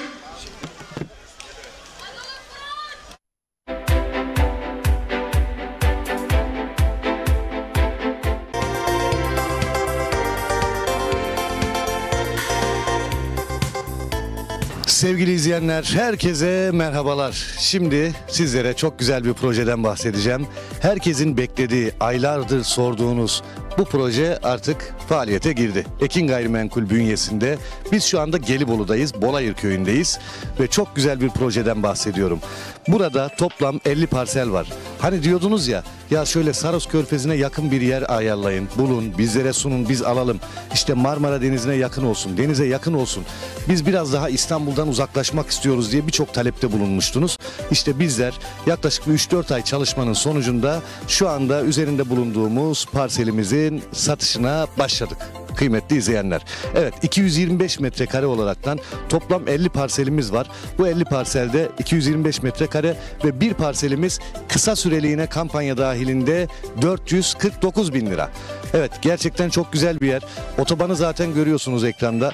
İnanılmaz güzel bir yerden bahsediyorum. Şu anda ekranda gördüğünüz parsellerimiz, bakın Saros Körfezi'ne 2,5 kilometre mesafede, araçla 5 dakikada inebiliyorsunuz.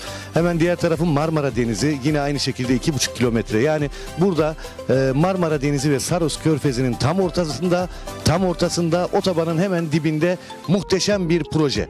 Ve aynı zamanda şunu da belirtmek istiyorum. %40 imarı var. Evet, imarlı. İmar planı içerisinde. Etrafı görüyorsunuz zaten. Hemen evlerin yanında elektriği, suyu, her şeyin mevcut. Ulaşım derdi yok. İstanbul'dan otobana bağlanıyorsunuz. Direkt Bolayır'a kadar, arazinin başına kadar gelebiliyorsunuz. Öyle güzel bir yer. Bence bir zaman ayırın. Çünkü burası sizin için bulunmaz bir şey. O kadar net söyleyebilirim. Ve ben de çok heyecanla anlatıyorum. İnşallah ben de buradan kendime bir parsel alacağım. Çünkü böyle yazın gelip kafamızı dinleyebileceğimiz, ondan sonra aracımızla hemen Saros Körfezi'ne gidebileceğimiz veya biz dedik ki Marmara Denizi'ne gidelim, denize girelim. Hangisini arzu ediyorsak, çocuklarımız hangisini istiyorsa oraya götürebiliyoruz. Gerçekten müthiş bir yer. Dediğim gibi %40 imarlı, güzel bir konumda. Elektriği, suyu mevcut, yolu mevcut ve Bolayır'dan bahsedeyim biraz sizlere. Bolayır daha öncesinde beldeydi. Şu anda halen aynı nüfus içerisinde kasabı var, marketi var, her şeyi mevcut. Yani burada Bolayır'a da zaten yürüme mesafesinde, yürüyerek gidebiliyorsunuz. Gerçekten güzel bir yer. Bir vakit ayırın. Hafta içi, hafta sonu fark etmez. Vaktinizi verin bizlere. Gelin görün. Bizim ne demek istediğimizi anlayacaksınız. Evet, kısa süreliğine 225 metrekare imarlı, %40 imarlı parsellerimiz 449 bin lira kampanya fiyatıyla. Şu anda burada da 50 adet parselimiz var. Belki de bu anonsumdan sonra birçok kişi arayacak. Birçok kişi ben de geleyim göreyim diyecek. Geç kalmayın, siz de arayanlar arasında olun ve şansınızı arttırın diyebilirim. Peki Saros Körfezi duydunuz mu bilmiyorum. Saros Körfezi kendi kendini temizleyen özelliğine sahip. Yani su kendi kendini temizliyor. Deniz kendi kendini temizliyor. Son derece böyle güzel, suyun böyle altını, kumlarını görüyorsunuz. Çok güzel bir denizden bahsediyorum sizlere. Gelin, ilerleyen zamanlarda buraya bir hobi bahçesi yapabilirsiniz. Evinizi yapabilirsiniz. İmarlı olduğunu özellikle söylüyorum sizlere ve en önemli ayrıntısı, bakın 449 bin lira. Emsalleri bunun daha da çok yükseğinde ama bizler Ekin Gayrimenkul olarak bizleri izleyen, Radyo Ekin dinleyen, bizlerin dinleyenleri, izleyenlerine böyle bir kampanya yaptık. Ekran altındaki numaramıza hemen bir çağrı bırakın, sizleri arayalım. Talep çok ama bakalım ne kadar zaman sonra yine bu çalışmalara devam edeceğiz ve sizlere ne kadar istediyseniz bizler o kadar yerde çıkartacağız ve herkese bir arsa sahibi yapacağız. Deniz dediniz, işte denize 2,5 kilometre mesafede, araçta 5 dakika mesafede, elektriği, suyu, her şey mevcut. Yerleşimin içinde zaten, merkeze, Bolayır merkeze çok yakın. Bolayır merkezinde her şey var. Alışveriş yapabilirsiniz. Kasabı var, bakkalı var, ilkokulu var, her şey mevcut. Otoban zaten görüyorsunuz, hemen dibimizde araçlar geçiyor. Etrafımızda evler var. Burası hemen ana yol. Buradan yoldan geçebiliyorsunuz, otobana bağlanabiliyorsunuz. Yani hemen sol tarafımda evler var. Burası bir yerleşim alanı. Sizler de buraya ikamet edebilirsiniz. Buraya yerleşebilirsiniz. Yazın geldiği zaman denize evlatlarınızla birlikte, çocuklarınızla birlikte gidebilirsiniz. Sonra ne yapıyorsunuz? Tatile gidiyorsunuz. Binlerce lira para harcıyorsunuz. Ama burada kendi yeriniz olduğu zaman, bir de Saros Körfezi dedim ya, kendi kendini temizleyen bir deniz. Buradan bir yer alın. Gerçekten dua edeceksiniz. Çünkü günden güne artıyor fiyatlar. Günden güne değerleniyor. 449 bin lira artık hiçbir şey değil. Burası için hele hiçbir şey şey değil. Elektrik var diyoruz, suyu var diyoruz, yeriniz belli. Şu anda izliyorsunuz, beton direkler dikilmiş değil ama geldiğiniz zaman muhtemelen bütün arazinin etrafı telle çevrilmiş ve herkesin yeri numaraları belli olmuş olacak, bu bir şekilde göreceksiniz. Tapu masrafını ödemiyorsunuz. Ulaşım dediğim gibi çok kolay. Otobanın hemen dibinde, İstanbul'dan otobana bağlandığınız zaman yaklaşık 2 saate kadar, 2 saat 15 dakika gibi sürede buraya varabiliyorsunuz. O da hiçbir şey değil zaten. İstanbul'u şöyle düşünün, Beylikdüzü'nden Tuzla'ya gitseniz bu süre daha da fazla bir süre ama otobandan geliyorsunuz, hiç yorulmadan, zorlanmadan ailenizi alacaksınız. İster pikniğinizi yapın, ister Saros Körfezi'ne gidin, ister Marmara Denizi'ne gidin. Bu fırsatı değerlendirin diyorum ben. Bu fırsat gerçekten kaçmaz. Ekran altında numaramız var. Arayın, çaldırın. Aklınıza takılan bir şey varsa sorun. Servis saatlerimizi öğrenin. Ve fiyatımız da geçici bir süreliğine 449.000 TL, 225 metrekare buradaki parsellerimiz. Toplam 50 adet var. Bakın 50 adet var. Şu anda binlerce insan bizi izliyor. 50 adet belki dediğim gibi şu reklamı izlediğinizin haftasında bitecek. Ama siz de ya ben sonra arayayım demeyin. Bence bunu iyi değerlendirin. Çünkü diyorum ya, Marmara Denizi ve Saros Körfezi'nin tam ortasında, otobanın yanında. Arsa alacağınız zaman bunlara dikkat edin. Bakın otoban yanındaysa, yol kenarındaysa burası değerlenecek yerdir ve değerli bir yerden bahsediyoruz. Ben hem size otoban diyorum, hem Saros Körfezi diyorum, hem Marmara Denizi diyorum, hem yerleşim yeri diyorum, hem elektrik hem su. Yani burada yok. Her şey mevcut. O yüzden değerlendirmenizi özellikle istiyorum. Gelin bir görün, kararınızı öyle verin. Ekran altında numaramız var. Bir kez çağrı dahi atmanız yeterli ve fiyatımızı tekrar söylüyorum. Tapu masrafı bize ait. Bu bir kampanya fiyatıdır. Burasını tanıtmak için uygulanan bir fiyattır. Bu fiyat belki bir hafta sonra olmayacak, belki 10 gün sonra olmayacak veya bu projeden sonraki projelerde olmayacak. Bu projede yerinizi almak için ekran altındaki numaramızı arayın. Burası Gelibolu, Saros Körfezi'ne 5 dakika, Marmara Denizi'ne 5 dakika mesafede, otobanın hemen dibinde, elektrik, su, her şeyi mevcut ve yol kenarında güzel bir proje. Evet, ekran altında numaramız var. Bir çağrı atın yeterli. Tapu masrafı almıyoruz. Takas seçeneğimiz var ve servislerimiz ücretsizdir. Şimdiden alanlara hayırlı uğurlu olsun. Ben buranın lokasyonundan da bahsetmek istiyorum. Şu anda biz arazimizin hemen yanında, parselimizin yanında bulunan yolun üzerindeyiz. Bu yol otobandan çıktıktan sonra Bolayır'a giden yol. Hemen arka tarafımız zaten görüyorsunuz ki otoban.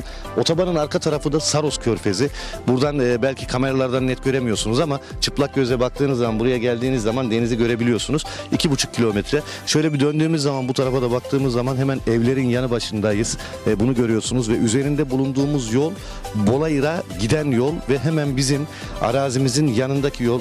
Hemen orada ben dedim ya, elektrik var, su var dedim. Zaten elektrik direklerini görüyorsunuz hemen arazimizin yanında ve su altyapısı da hemen yine bu ana yolun hemen yanında ve yine bizim arazimizin başında. Yani bizlerin elektrik, su sorunu yok. Yerleşim içerisinde yazlık yapabileceğiniz %40 imarlı Saros Körfezi'ne araçla 5 dakika mesafede, 2,5 kilometre ileride, yine Marmara Denizi'ne aynı şekilde gerçekten güzel bir konum. Ekran altındaki numarayı arayın. 225 metrekare %40 imarlı parsellerimiz kısa süreliğine 449.000 lira. Şimdiden alacaklara hayırlı uğurlu olsun.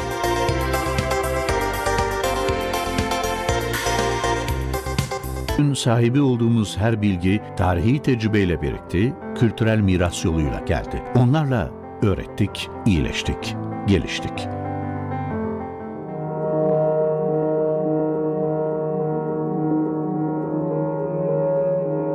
Kültürel mirasımıza vurulan her darbe, hayallerimize, bilime ve geleceğimize vuruluyor. Tahrip edilen, yıkılan, çalınan her kültür varlığı, geçmişimizden bir parçanın sonsuza kadar yok olması demektir. Kültür varlığı kaçakçılığı hırsızlıktır. Kültür varlıklarımıza sahip çıkalım, bu toprakların değerlerini hep beraber koruyalım. Serebral palsi, bebeklik ve çocukluk döneminde en sık rastlanan fiziksel engellilik durumudur. Ülkemizde her yıl 6.000'den fazla çocuk serebral palsi tanısı alıyor. Serebral palsi onların hayata aktif katılmalarını zorlaştırsa da özel eğitim ve rehabilitasyon sayesinde birçok şeyi başarabilirler. Yürüyebiliriz. Yutabiliriz. Konuşabiliyoruz. Erken teşhis ve doğru tedavi sayesinde daha neler yapabilirler. Yeter ki desteğinizle zamanında ihtiyaçları olduğu sürece özel eğitim ve rehabilitasyon alabilsinler.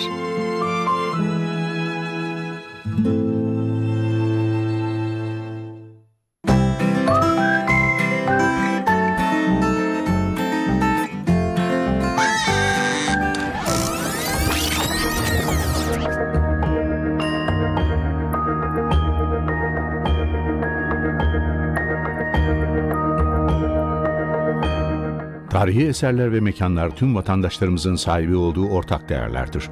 Onları korumak ve gelecek nesillere ulaştırmak hepimizin vatandaşlık görevidir. Kültür varlıklarına verilen her türlü zarar suçtur. Kültür varlıklarımıza sahip çıkalım, bu toprakların değerlerini hep beraber koruyalım.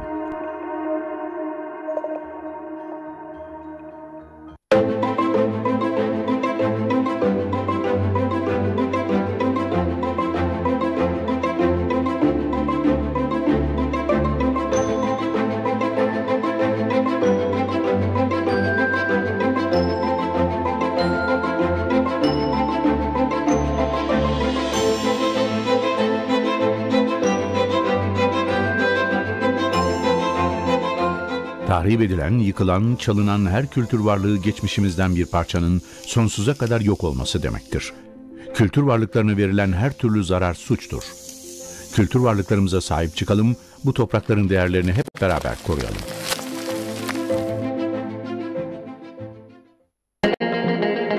Tam bağımsız Türkiye, vazgeçer miyiz senden? Dilerle san aşkımızdan, yitik sevdamız. Teknofestler göreceğiz, milyon milyon geleceğiz. Gençlerle omuz omuza zaferlere ereceğiz. Göklerde kızıl elma, Anadolu sularda. Çok çıktı yollara, şimdi de sende sıra. Cumhuriyetimizin 100. yılında 2,5 milyondan fazla ziyaretçisiyle İstanbul'da rekorlar kıran Teknofest 30 Ağustos'ta başkentimiz Ankara'da, 27 Eylül'de İzmir'de. Geliyor işte tam bağımsız Türkiye.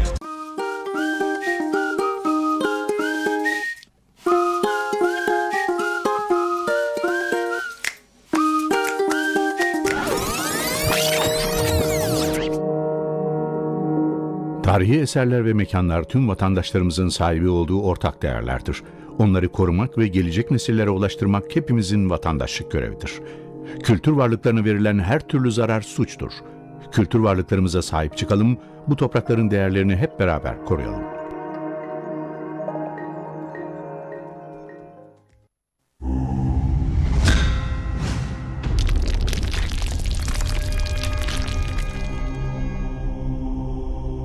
Bizi izlemeye devam edin. Selam, saygı ve hürmetler yolluyoruz değerli büyüğümüze.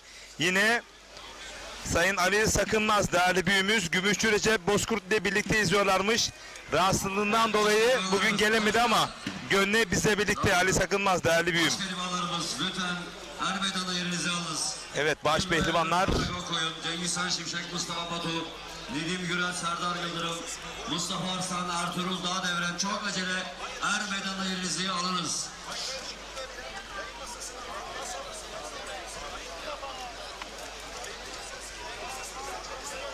Ve kura çekimini sizden anons etmek istiyorum. Yıldıray Yakın, Faruk Akkoyun'la, Cengiz Han Şimşek, Mustafa Batu'yla, Nedim Gürel, Serdar Yıldırım'la, Mustafa Arslan, Ertuğrul Dağdeviren'le, Furkan Durmuşaltın, Yunus Emre Yaman'la, Mustafa Taş, Orhan Okulu'yla.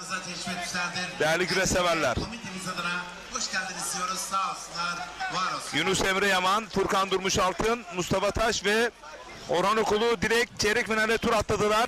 4 çift kapışacak değerli güreşseverler. 4 çift.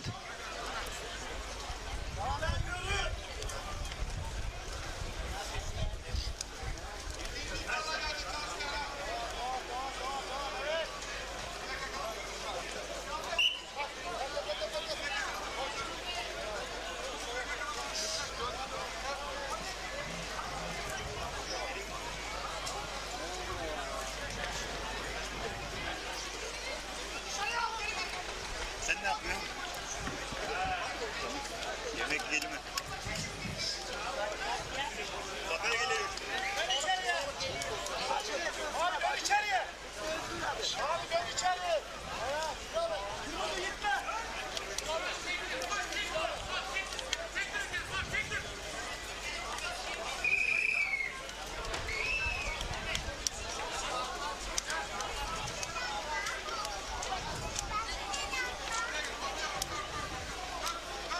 Sağlıkçı, sahaya müdahale edelim.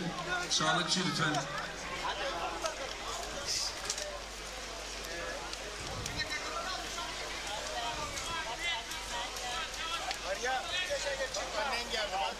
Değerli güreşseverler, 289.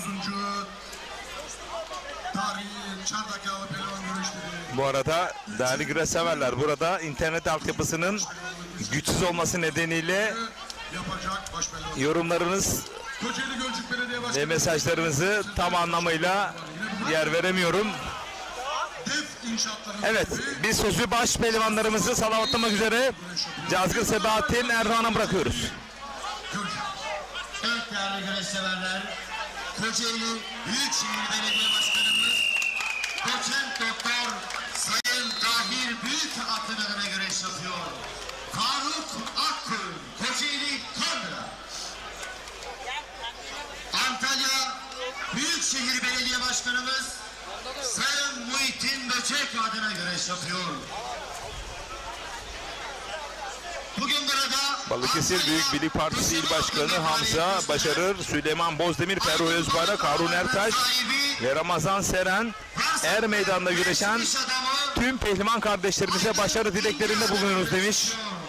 Balıkesir'den haftaya Kurtdere Mehmet Yağlı pehlivan güreşlerinde olacağız. Değerli güreşseverler, CV Enerji Yağlı Güreş Ligi'nin sezonun son organizasyonu.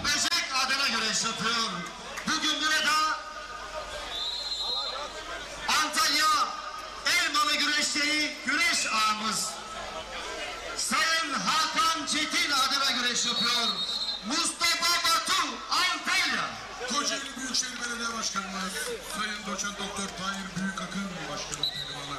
Yine bugün er meydanımızda Kocaeli İzmitli ünlü iş adamı Erdem Taş, makine ve elektrik sanayi AŞ Anonim Şirketi'nin sahibi Sayın Ömer Erdem adına güreş yapıyor. Nedim Gürel, Kocaeli Gölcük. Evet değerli güreşseverler, Sakarya Söğütlü Belediye Başkanımız, Sakarya Akyazı Belediye Başkanımız Sayın Bilal Soykan adına güreş yapıyor. Bugün burada Söğütlü Yağlı Pehlivan Güreşleri güreş ağamız Sayın İncer Özcan adına güreş yapıyor. Serdar Yıldırım Sakarya. Kocaeli Büyükşehir Belediye Başkanımız Sayın Doçent Doktor Tahir Büyükakın Başkanımızın pehlivanı. Genç iddialı baş pehlivan Mustafa Aslan, Kocaeli Başüstü. Evet değerli güreşseverler, Balıkesir Büyükşehir Belediye Başkanımız Sayın Yücel Yılmaz adına güreş yapıyor. Bugün burada tarihi Çardak Yağlı Pehlivan güreşlerinin efsane güreş ağlarından Sayın Ramazan Güven adına güreş yapıyor. Ertuğrul Daldevren, Balıkesir. Değerli güreşseverler, Antalya Büyükşehir Belediye Başkanımız Sayın Muhittin Böcek Başkanı. Evet değerli güreşseverler, baş pehlivanlarımız salavatlanırken canlı yayın kabinimize çok önemli bir isim geldi. Çanakkale Biga Belediye Başkanımız Sayın Bülent Erdoğan. Hoş geldiniz Sayın Başkanım. Hoş bulduk. İyi yayınlar diliyorum. Kolay gelsin. Teşekkür ediyoruz. Bugün 26 Ağustos Alparslan değerli büyük komutanımızın Türklere ilk açtığı kapının yıl dönümündeyiz. Neler söylemek istersiniz öncelikle? Evet, öncelikle tüm geçmişimize rahmet diliyoruz. Biz Sultan Alparslan'dan başlayıp Osman Bey, Fatih ve Cumhuriyetimizin taşlanmasıyla Atatürk'ün bize bıraktığı emaneti en güzel şekilde taşıma mücadelesi veren bu memleketin birer ferdiyiz. Evet. Tabii bugün Çanakkale Çardak beldesindeyiz. Evet. Çanakkale Cumhuriyet'in ön sözünün yazıldığı, milli mücadelenin en yoğun şekilde yaşandığı ve Atatürk'ün siyaset sahnesine çıktığı yerdir.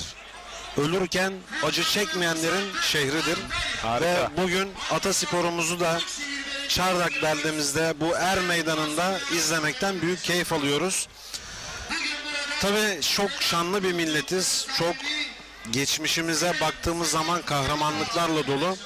Biz geçmişimize hayır dua etmekten, onların doğru yaptığı işleri örnek alıp eksik gördüğümüz konulardan uzak durmaya çalışan, onların izinde yürüyen bu memleketin evladıyız. Evet. Bayrağı da sancağı da en tepede tutabilmek, daha yükseklere taşımak için içimizden, elimizden gelen Hatta gayreti gövdenizi ortaya koyanlardansınız. gösterenlerdeniz. Evet. Bigalı Mehmet Çavuş. İşte Kurtuluş Savaşı'nın bir destanın isimsiz kahramanının Bigalı Mehmet Çavuş'unun ve değerli güreş severler, Sayın Başkanımız ATVF'ye önem veriyor. İrfan Şahin tam 60 yıldır bu yarı meydanlar kol bağlayıp güreşten pehlivanların kısmetini diken değerli büyüğümüzün de ismini güreş sahasına verdi. Şimdi baktığımızda hep büyük tarihlerde büyük isimler Biga'da Sayın Başkanım. Bunun da sanırım bir gururu, haklı onuru sizle birlikte taşıyor. Tabii yani bizim ilçemiz nüfus olarak baktığımız zaman köyleriyle birlikte 100 bin nüfusa sahip ama Biga nüfusuna kayıtlı olan Türkiye'de yaşayan 350 bin Bigalı hemşerimiz var. Biga Osmanlı döneminde sancaklık yapmış. İlk meclis Cumhuriyet'ten sonra, Cumhuriyet kurulmadan ilk meclis açıldığında da ilk milletvekilliği seçimlerinde milli şairimiz Mehmet Akif Ersoy'un milletvekilliği seçildiği sancaktır Biga. Yine bizzat Atatürk'ün kaleme aldığı, kahramanlık raporunu yazdığı Mehmet Şeyh'imizin isim babası Bigalı Mehmet Çavuş'un memleketidir Biga. Tabi Yarımada'ya ismini veren yer Biga. Biga'da buram buram tarih. Birçok ilde, ilçede belli şeyler öne çıkmıştır. Tarımı, ticareti, sanayisi, turizmi. Biga'da olmayan hiçbir şey yok. Biga'nın tarımı da dinamik, hayvancılığı da dinamik, sanayi kuruluşları da her gün artıyor. Turizm anlamında da gün gün güzel çalışmaların hayata geçmesiyle turizmimiz de gelişiyor. Sahilimiz var, doğamız var, akarsularımız, göllerimiz. Yani bir insanın yaşamak için aradığı bütün imkan ve şartları bulunduran bir yer Biga. Tadıma doyulmaz bir baldo pirincimiz var. Tabii yani baldo bir pirincimizin ötesinde Biga Yarımadası'nda yetişen bütün meyve ve sebzeler hem konumu paralel ve meridyen ölçeğinde yaz aylarında güneş ışınlarını en bol alan yer olduğu için bizim şeker oranı en yüksek meyve, Türkiye'de yetişen en yüksek meyve Biga Yarımadası'nda yetişir. Bizim elmamız, kirazımız, şeftalimiz hepsi tadıma doyulmaz. Şeker oranı olarak en yüksektir. Evet. Sayın Başkanım, Er Meydanı Çardak'tayız. Başpehlivanlar şu anda son çeyrek finali kalabilmek için kol bağlayıp güreş tutacaklar. Siz tarihi anlamda Biga'yı öne çıkardınız ama geleneksel anlamda da çok güçlü Biga. Biga yağlı pehlivan güreşlerinin bir tarihini verin dersin son olarak ve güreş severleri davet edelim mi? Buyurun efendim. Tabii öncelikle işte izliyoruz. Hakikaten bu dualı çayırda kol bağlamak, bu güneşte, bu sıcakta bu mücadeleyi vermek her baba yiğidin harcı değildir. Ben öncelikle burada kol bağlayan bütün pehlivanlarımıza Allah'tan derman diliyorum. Evet. Tabii biz de ilçemizde nasip olursa 15 Eylül Cuma günü Biga'mızda İrfan Şahin Er Meydanı'nda bütün katılımcı pehlivanlarımızın öncülüğünde bu programımızı, organizasyonumuzu yaptık. Tüm güreş severleri 15 Eylül'de Biga'mıza davet ediyoruz. Evet. Gelemeyen güreş severlerimiz de ekran başlarında Biga güreşlerini izlemeye davet ediyoruz. Evet. Tabii burada herkes görevini yapıyor. Pehlivanlarımız en güzel mücadeleyi ortaya koyuyorlar. Ortaya koyarak güreşlerini icra ediyor. İşte davulcularımız, hakemlerimiz, evet. Bütün görev alan ama sizi de tebrik etmek lazım. Buradaki o heyecanı, duyguyu, sevinci buraya güreşlere gelemeyip de ekran başında güreşleri uzaktan izleyen izleyicilerimize de bu heyecanı yansıtmak, aktarmak kıymetli bir iş. Ben size de burada bizler teşekkür ederiz. Tüm izleyicilerimizin huzurunda teşekkür ediyorum. Allah kolaylık versin. Sağ olun değerli güreş severler. Yayın konuğumuz Bigalı Mehmet Çavuş'un ilçesinin Şehrülemini değerli belediye başkanım Sayın Bülent Erdoğan'dı. Atasporumuza Bigalı gençlerimize sosyal ve sanatsal, sportif anlamda yapmış olduğu o projeler, tesisleşmelerde bir çığır açtı. Kendisine camiamız adına, gençler adına gönülden teşekkür ediyoruz. Bülent Erdoğanlar kolay yetişmiyor. Bigalı güreş severlere buradan seslenmek istiyorum. Başkanımıza ve başkanınıza sahip çıkın. Teşekkür ederim efendim. Eyvallah, çok sağ olun. iyi yayınlar, kolay gelsin. Evet.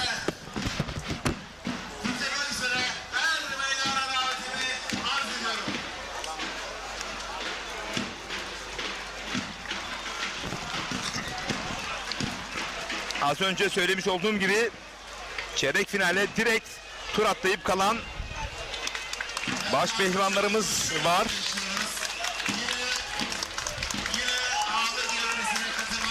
Yunus Emre Yaman, Mustafa Taş, Furkan Durmuş Altın ve Orhan Ukulu direkt çeyrek finale kaldılar. 4 çift çayırda kapışacak. 4 çift.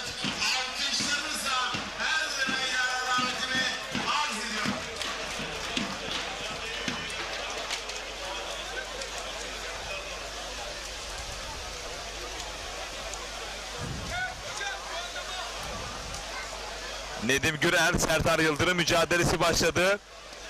Cengizhan Şimşek, Mustafa Batu mücadelesi de başladı. Faruk Akkoyun, Yıldıray Akın mücadelesi de başladı. Ertuğrul Dağ Deviren mücadelesi de başladı değerli güreş severler. Ağırlık ihalesi için bir rakam söylerseniz buyurun efendim.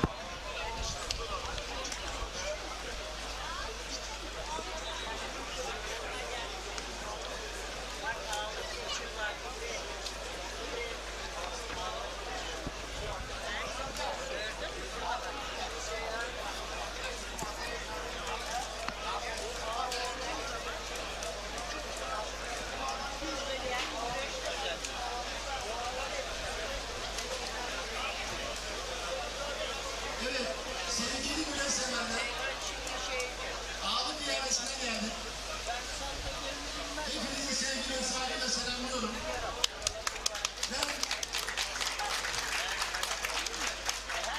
Sol üst kadraja Cengizhan Şimşek, Mustafa Batu. Sağ üst kadraja İdil Akın, Faruk Akkoyun.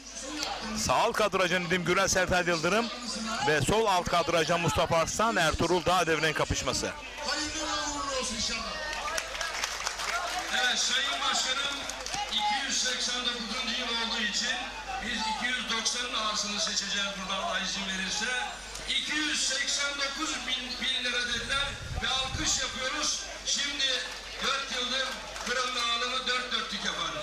Gerçekten ağları çok güzel böyle misafir eden Sayın Ağamız Seyhan Aslan'a soruyoruz. Başkanım 289 dedi. Bakalım Seyhan Ağam'dan ne rakam çıkacak? Evet tabii bu yıl 289'uncusunu yaptık. Hayırlısıyla bitirmeyi nasip etsin. Güzel de güreşler oldu. Seyirci de güzel. Ben yine diyorum yaklaşık 3 ay önce açıklama yapmıştım. Ben 290. yılda yeni bir arkadaşımız, kardeşimiz, yeni bir ağamız olsun, bayrağı daha yukarı taşısın diye. Tabii benim de uzun yıllar beni tanıdığım kardeşim dedim, Turgay Kılıç talip olmuş. Ben kendisini bırakıyorum ama şöyle... Bu arada Faruk Akkoyun Yıldıray Akın'ı mağlup ederek adını çeyrek finale yazdıran 5. isim olduğu çift kaldı çayırda.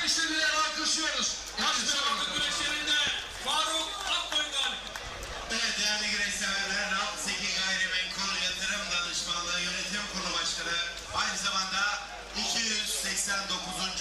geleneksel Çardak Yağlı Pehlivan Güreşleri altın kemerli güreş ağamız Sayın Seyhan Aslan geçen yıl katırlarla ağırlık bedelini belediyemize götürdü.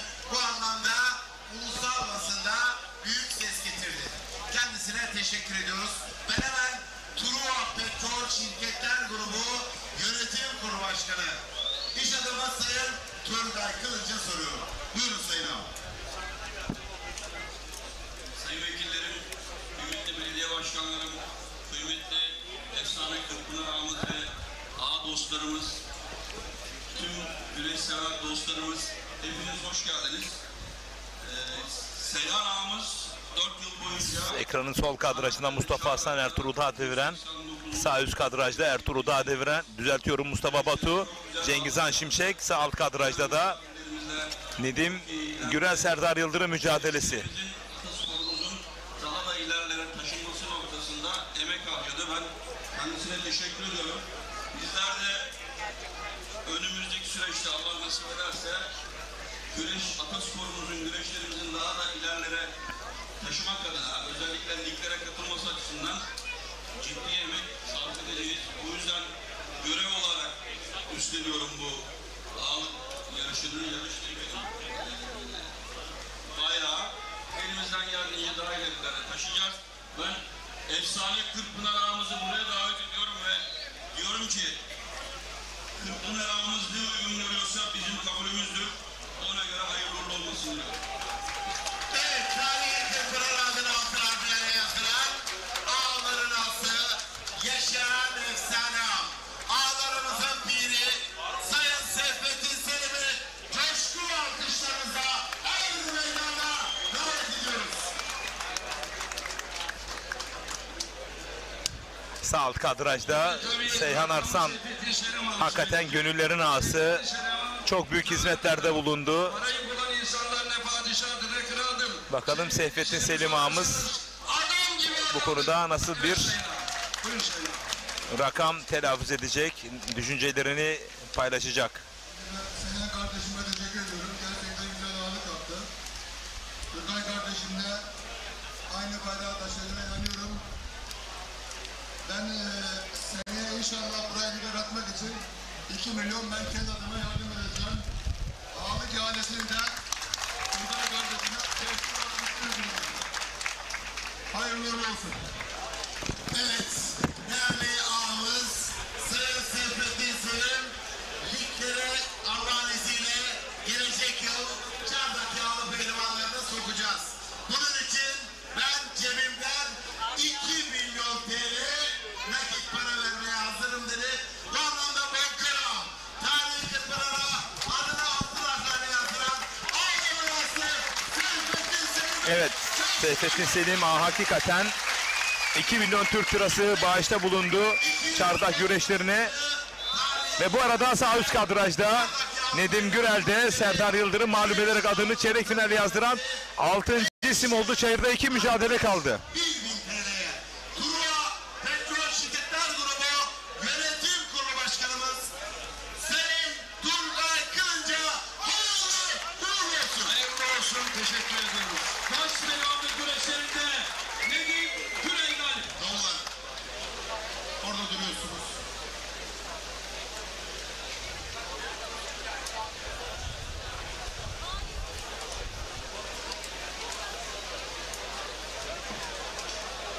Sami Tokmak, Muğla Köyceğiz'den iyi yayınlar diliyor. Değerli büyüğüm. 30 Eylül'de orada olacağız inşallah. Allah nasip ederse.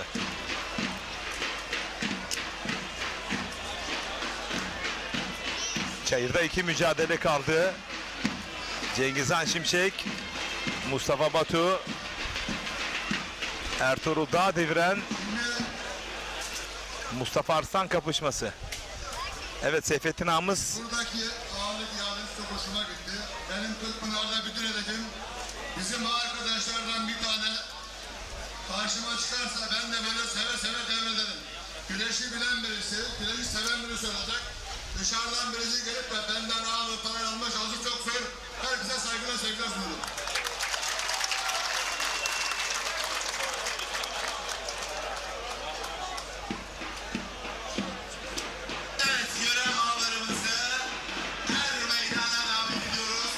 Yan Kazık Yan Paça'da ekranın solunda Mustafa Batu, Cengizhan Şimşek bir kılçık.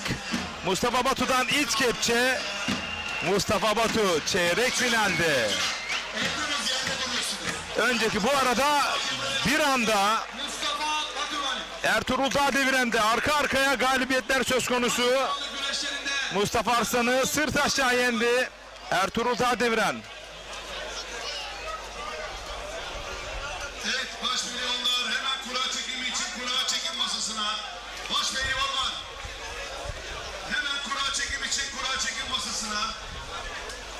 Evet, baş pehlivanları 8 isim belli oldu değerli güreş severler.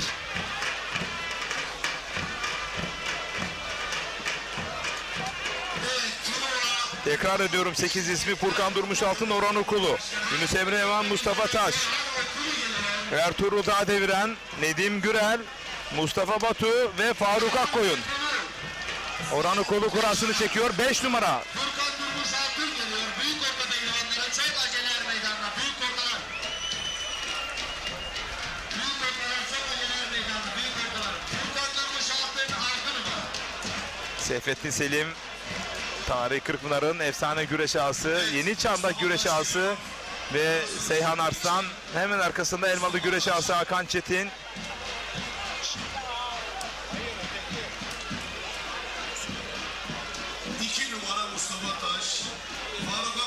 Mustafa Taş 2 numarayı çekti. 3 numara Faruk Akkoyun. Faruk Akkoyun 3 numara. 8 numara Ertuğrul Dağdeviren.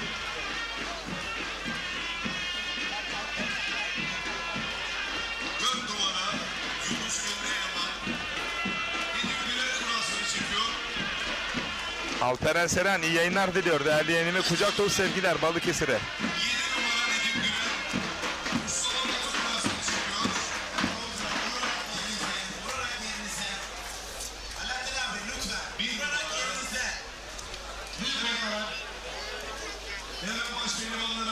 Büyük ortalar saları.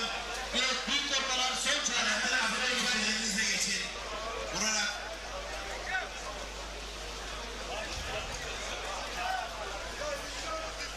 Büyük orta güreşlerinde çok acele önünüze.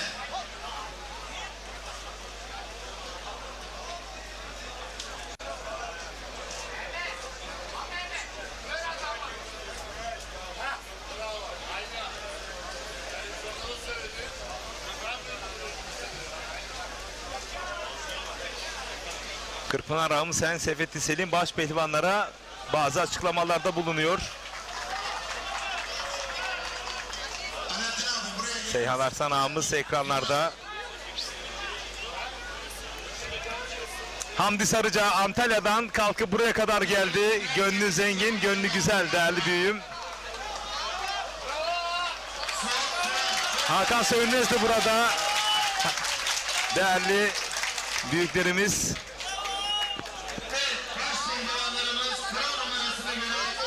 Evet, kura çekimi bitti değerli güreş severler.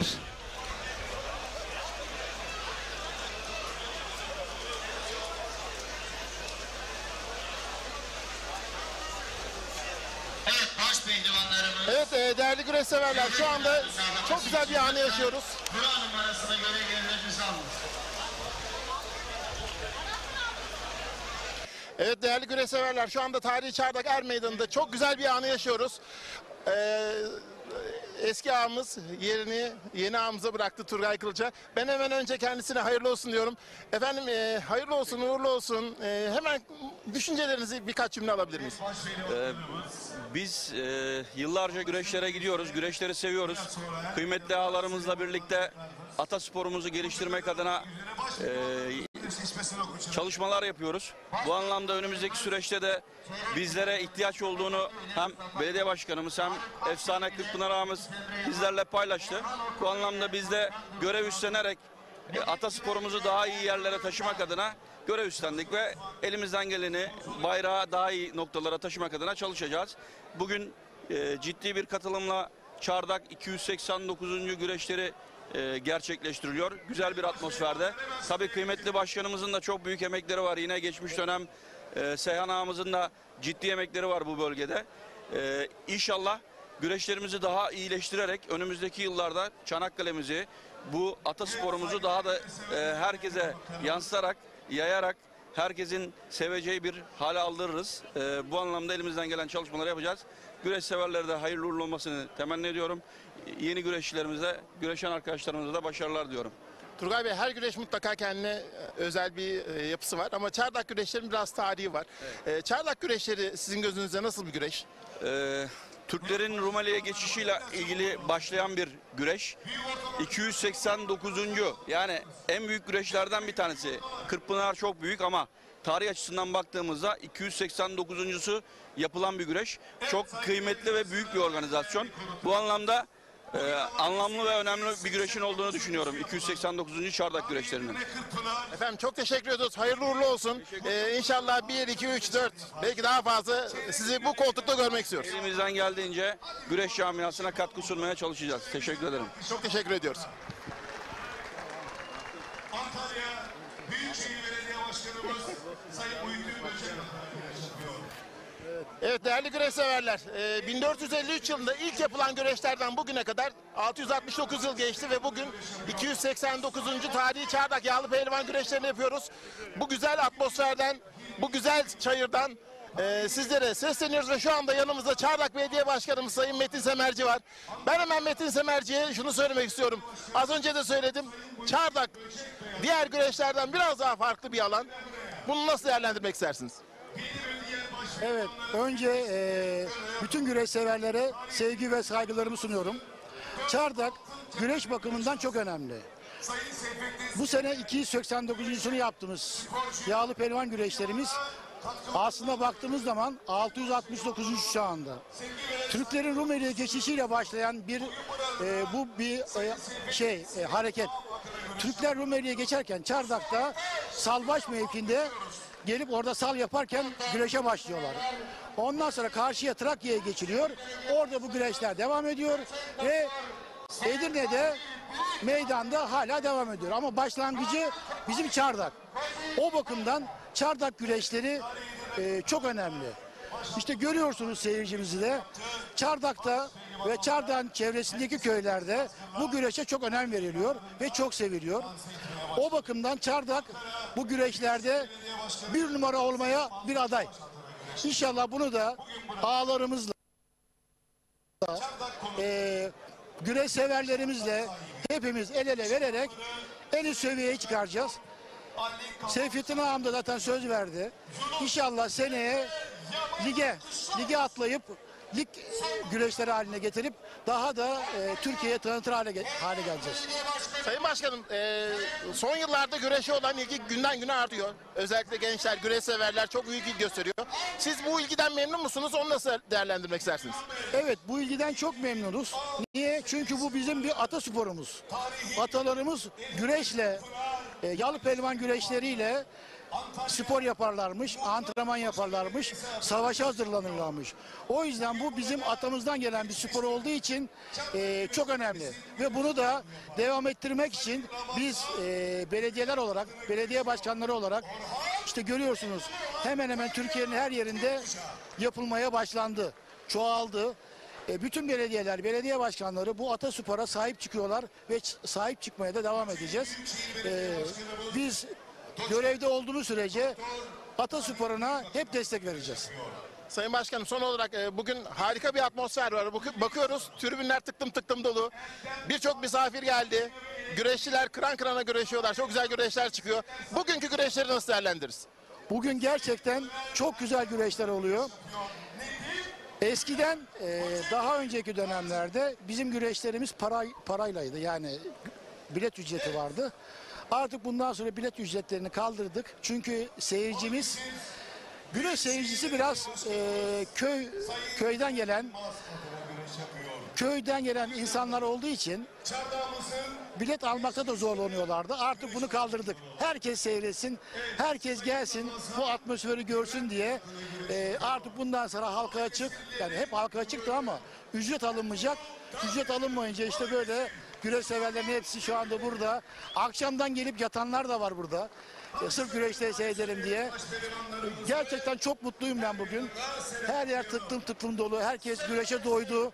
İnşallah bundan sonraki senelerde de yine bunu daha bir tık arttırarak devam edeceğiz. Sayın Başkanım sizin aynı zamanda Çardak Panayır var 5 günlük ve Panayır'ın arkasından güreşler yapılıyor. Panayır'ın da geleneksel olarak yaşatılması çok güzel bir duygu. Bu konu hakkında ne söylemek istersiniz? Şimdi zaten bizim bu güreşlerimizin en büyük şeyi de Panayır. 289 yıldan beri 22 Ağustos'ta panayır başlar. 26 Ağustos'ta bu güreşlerle beraber panayır biter. Bu 289 yıldan beri aynı şekilde. Hiç tarihi değişmeyen tek güreş çardak güreşleri. Çardak güreşleri 26 Ağustos'ta yapılır panayırın sonunda. Panayırda hem güreşler biter hem de panayır biter. O yüzden bunun bizim çardağımızın böyle bir özelliği var. Panayırın sonunda güreşlerin olması o da ayrı bir güzel. Panayırla artık bizim güreşlerimiz birleşti. Birleştiği için de daha güzel oluyor. Seyircimiz daha güzel. Köyden gelenler, ilçeden gelenler, civar ilçelerden, köylerden gelenler hem panayıra geliyor hem güreşlerimize geliyor ve çok muhteşem oluyor. Peki. Çok teşekkür ediyoruz Sayın Başkanımıza. Gerçekten güreşe çok güzel katkıları oldu başkanımızın. İnşallah uzun yıllar bu güreşlerin yaşatılması hakkında kendisinden her zaman bu desteği bekliyoruz. Çok çok teşekkür ediyoruz. Evet, söz yine yayın masamızda. Evet.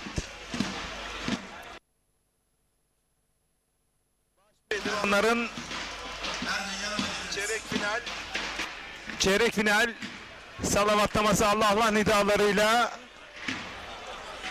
şu anda huzur peşrevindeler.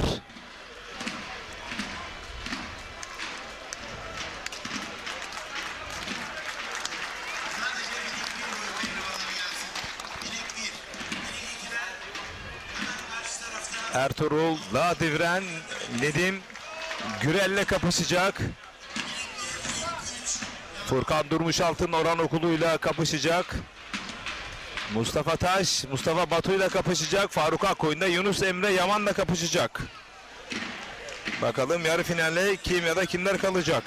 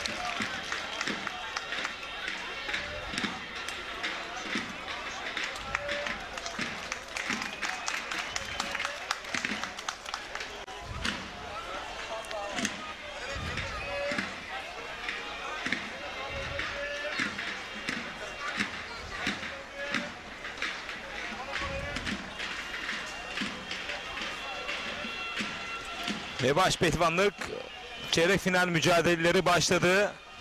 Orhan Okulu, Furkan Durmuşaltın mücadelesi.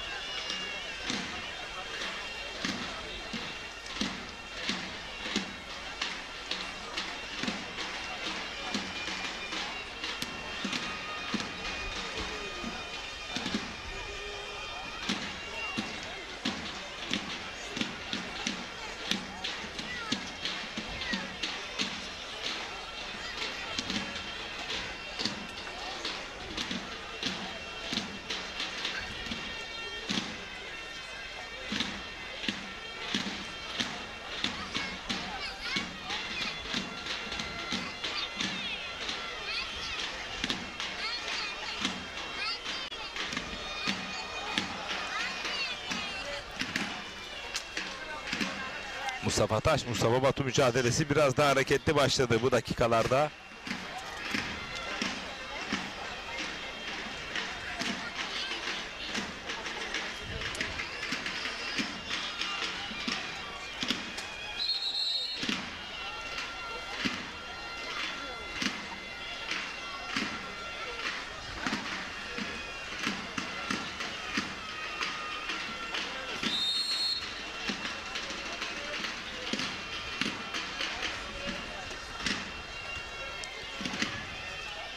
Sağ üst kadrajda Mustafa Taş, Mustafa Batu. Sol alt kadrajda Faruk Akkoy, Yunus Emre Yaman mücadelesi yerde değerli güreş severler.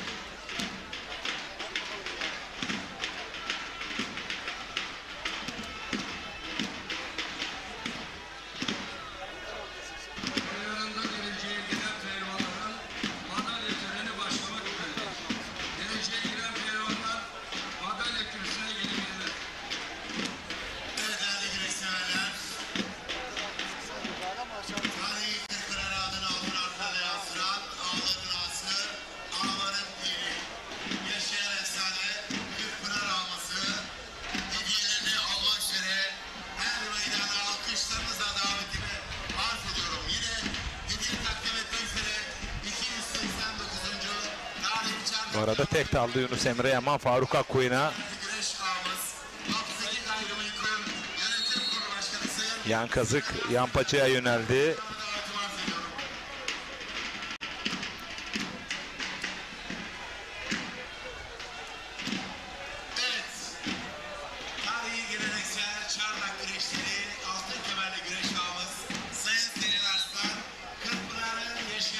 Faruk Akkoyun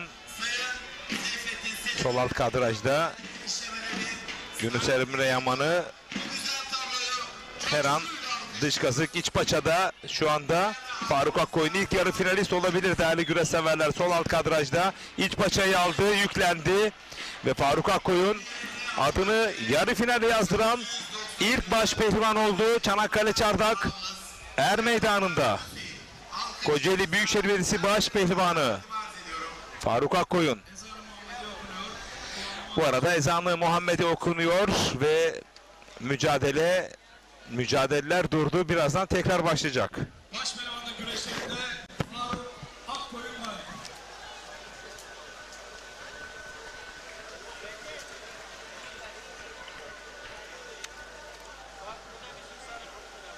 Ergün Hoca.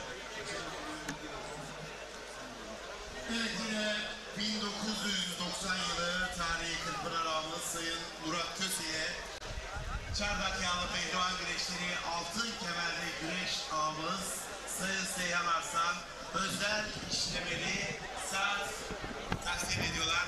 Bu güzel tabloyu da coşkuyla alkışlıyoruz. Değerli ağalarımıza sağlık, mutluluk, esenlikler diliyoruz. Eski Kırkpınar ağamıza ben güreşe başladığım ilk yıllarda Kırkpınar ağasıydı. Çanakkale çan güreşlerinde ağırlığını yaptı. Ve şimdi Seyhan Aslan değerli büyüğümüz kendisini unutmamış. Sağlık Kurulu Başkanımız Sayın Profesör Doktor Sayın Alaaddin Çini hediyelerini almak üzere her meydana davet arz ediyorum.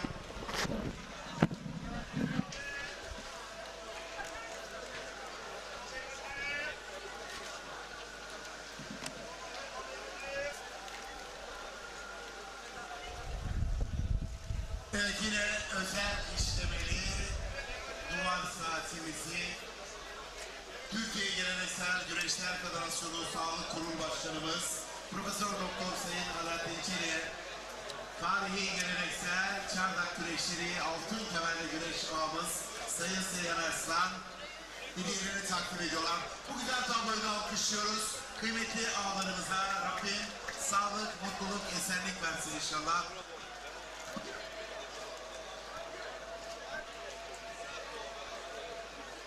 Yine Murat Köse ağamız, çok kıymetli ağamız Sayın Seyhan Arslan'a özel işlemeli çini takdim ediyorlar. değerli büyüğümüz 1990 yılı Kırkpınar ağamız Sayın Murat Köse, Seyhan Arslan ağamıza özel işlemeli çiğni takdim ediyorlar. Şöyle coşkuyla alkışlıyoruz. Ağalarımıza sağlık, mutluluklar, esenlikler diliyoruz.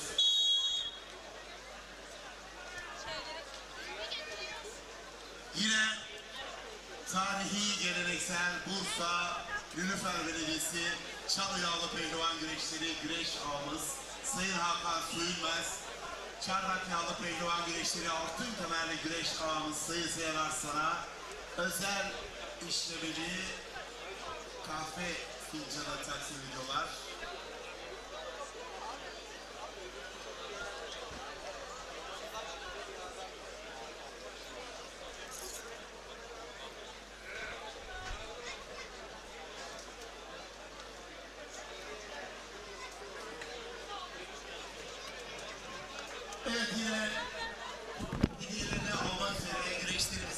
Evet, ezanı Muhammed bitti. Belediye Başkanımız Sayın Metin Semerci'yi yer meydana davetim arz ediyorum. Yine Bursa Nilüfer Belediyesi Çalı Yağlı Pehlivan Güreşleri altın kemerli güreş ağamız Sayın Hakan Sönmez, değerli Başkanım Sayın Metin Semerci'ye özel işlemeli kahve fincanı takdim ediyorlar.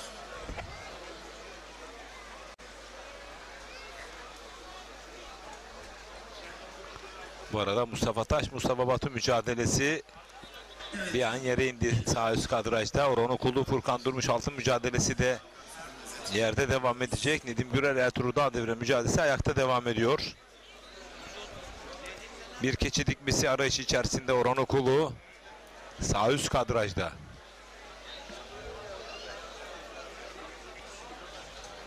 Kocaeli Kartepe Amatör Kulüpler Birliği Başkanı Mevlüt Avra iyi yayınlar dileklerinde bulunuyor.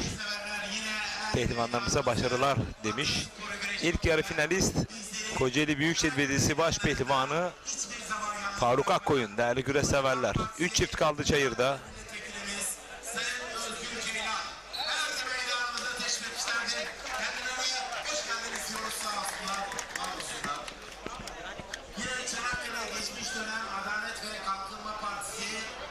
Bu arada Mustafa Batu her an bir yeni çıkartabilir, kılçık oyunu yapabilir. Künde arayışı içerisinde Mustafa Taş açık düşebilir, kılçık yapabilir. Mustafa Batu mu, Mustafa Taş mı? Bakıyoruz.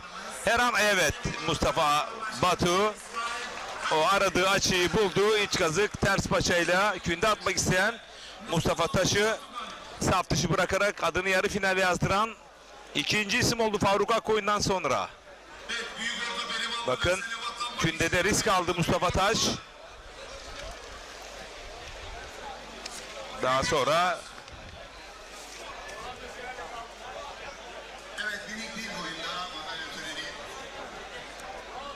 net bir galibiyet elde etti Mustafa Taş. 2 mücadele kaldı çayırda.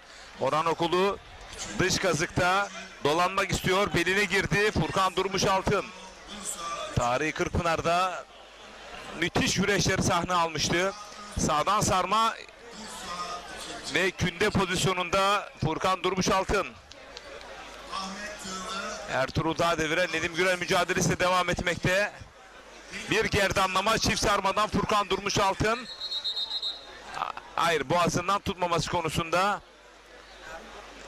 sert bir ikazda bulundu çayır hakemi Hakan Orhan. Mücadele ayakta devam edecek.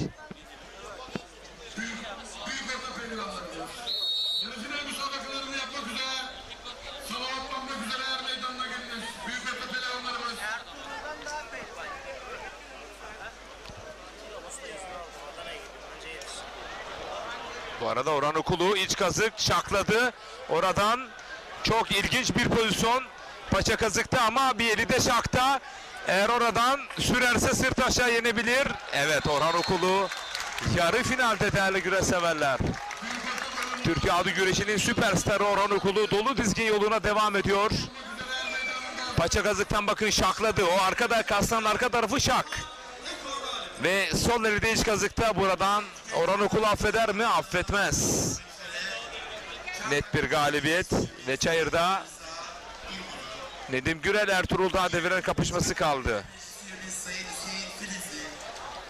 Evet, güreş ağlarımızdan Orhan Kurum, Halil Güreşleri ağasını, Hasan Karabel, Biga Güreşleri ağamızı madalyalarını takdim etmek üzere el meydanına davetim varsa dedim. Ağlarımızdan Tekrar izliyorsunuz. Orhan Kurum ve Hasan Karabel'i davet ediyoruz. Değerli güreş severler, büyük orta bölümünde yarı final. Çam Odaş Elektrik Termik Santraller adına güreşiyor. Aynı zamanda Çam güreşlerimizin ağası Sayın Nazmi Çakır'ın da pehlivanı Semih Arslan Çanakkale Çan.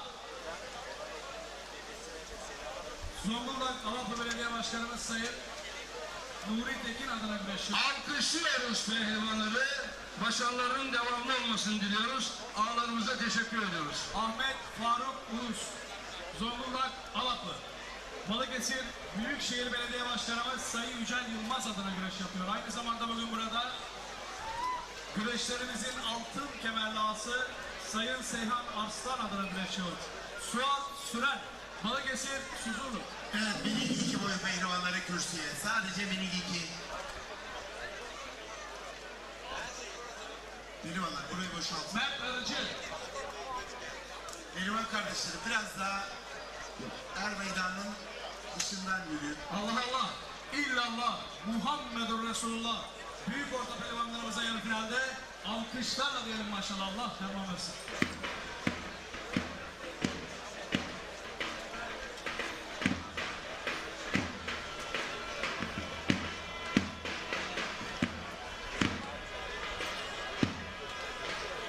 Hadi minik 2 pehlivanlar acele edelim.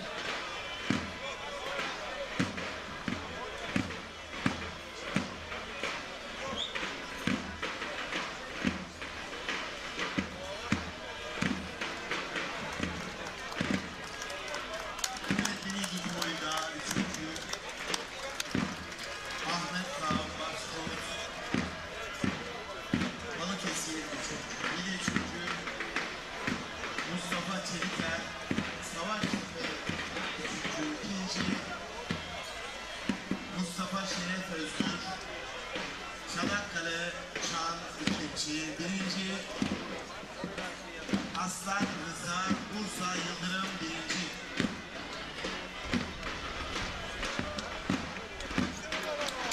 Pehlivanlarımızın madalyalarını takdim etmek üzere Çardak Belediye Meclis Üyemiz Sayın Ali Bağcı,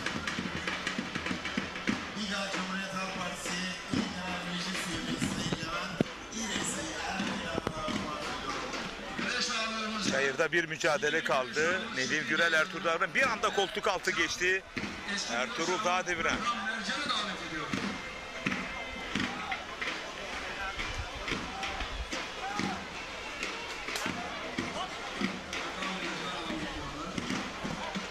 Şu anda baskı uyguluyor.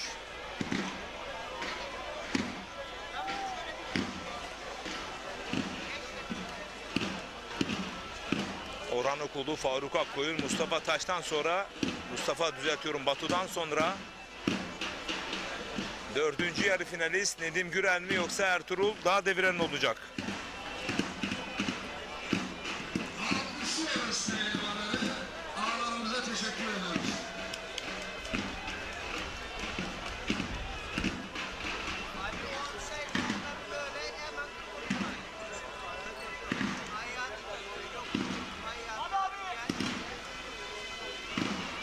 Mustafa Taş az önce Mustafa Batu'ya yenildi değerli güreş severler.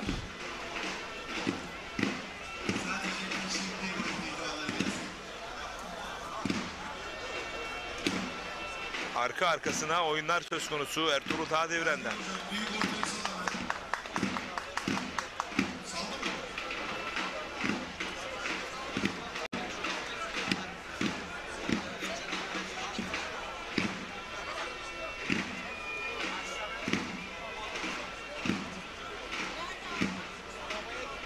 Yan kazıktan yaydırdı. Bir anda toparlandı. Ertuğrul Dağdeviren'i bastırdı Nedim Gürel. kontra 1 dönüş yaptı Ertuğrul Dağdeviren Nedim Gürel mücadelesinde.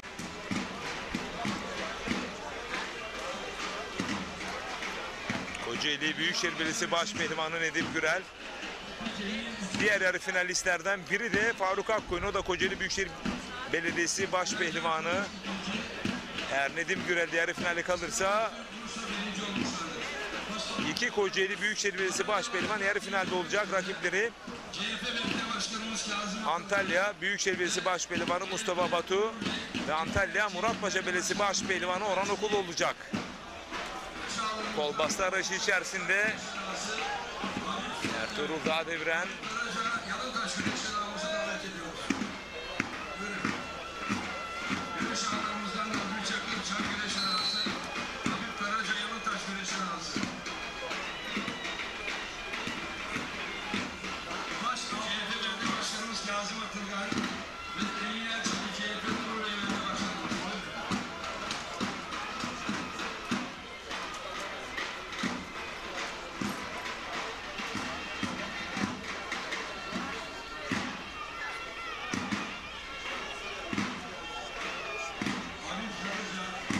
dış kasnakta bekliyor.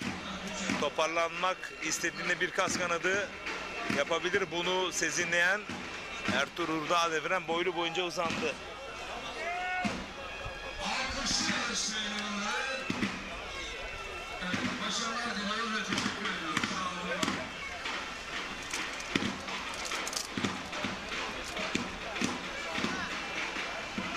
Hem Mustafa Taş, Mustafa Batu hem Orhan Okullu, Furkan Durmuşaltı mücadelesi güreşin hakkını verenler sosyal medya adresinden şu anda izleyebilirsiniz. Tekrarlarını, yenişlerini.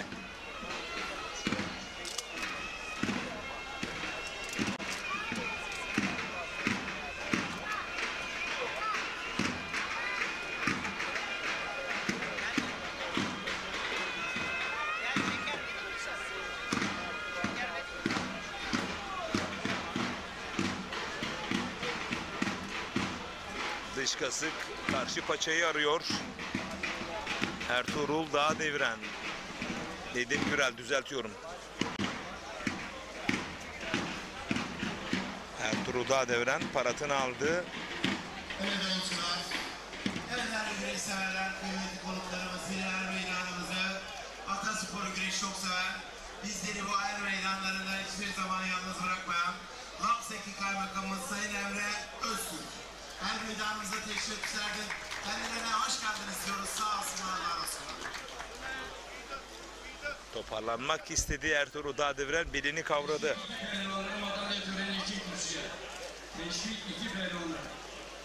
Mücadele tekrar yerde devam edecek.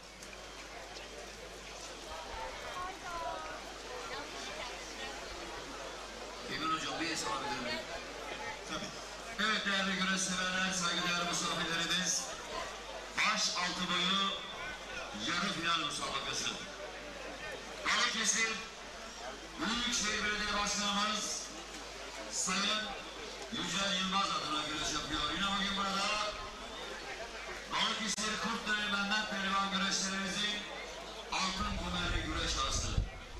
Altıntaş Şirketler Yönetim Kurulu Başkanı İş Adamı Sayın Abdullah Altıntaş adına güreş yapıyor.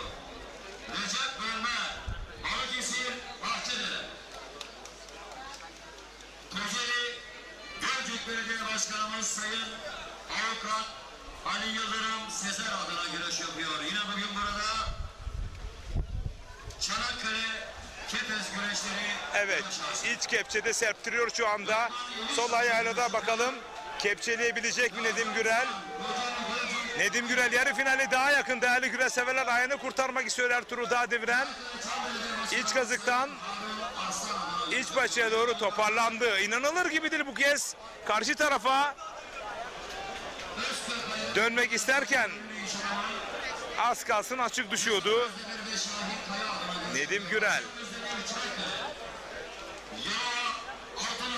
Başkanımız Sayın Doktor Nedim Oral adına güreş yapıyor. Yine bugün burada Çanakkale'de faaliyet gösteren ünlü iş adamı Sayın Naci Başaran adına güreş yapıyor. Burak Kaya Pehlivanlar diyarı Karamürsel. Allah Allah, illallah, Muhammedur Resulullah. Yarı birine giden yiğit Türk insanlarına dualarla benim maşallah. Allah rahmet eylesin. Teşvik koydu havadan üçüncü. Erhan Çakır Balıkesir Savaş. Bir kez daha dış kasnaktan yükleniyor Nedim Gürel.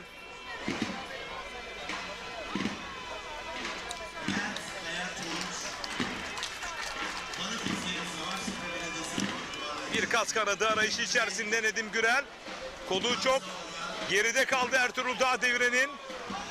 Zorluyor şu anda. Bakıyoruz. Kurtardı kolunu Ertuğrul Dağdeviren.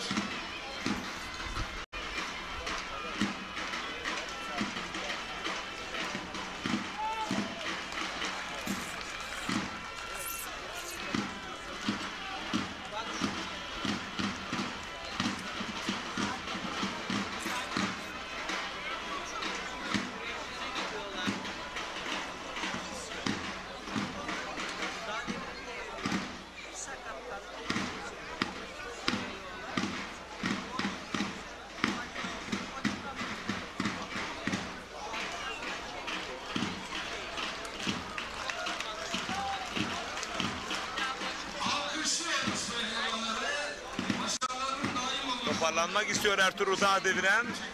İç paçayı yakaladı, havalandırdı. Bu kez bastıran Ertuğrul Dağdeviren oldu.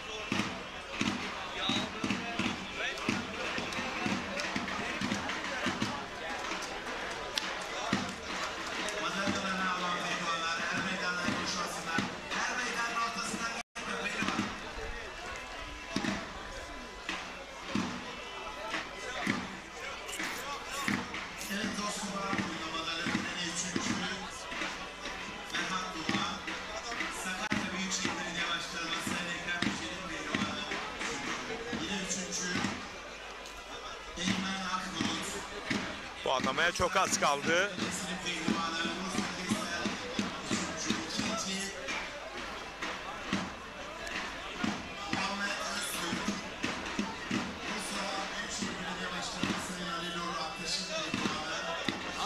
Bu kez sarmadan açmak isteyen Ertuğrul Dağdeviren'di.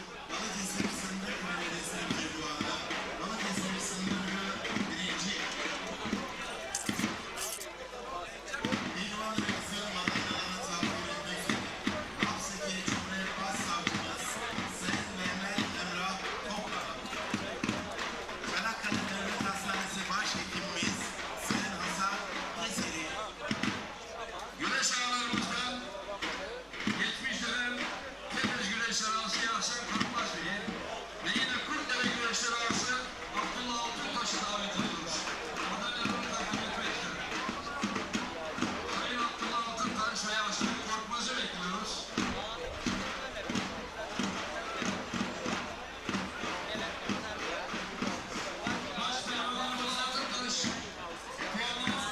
puanlama anonsu geldi baş pehlivanlarımızın.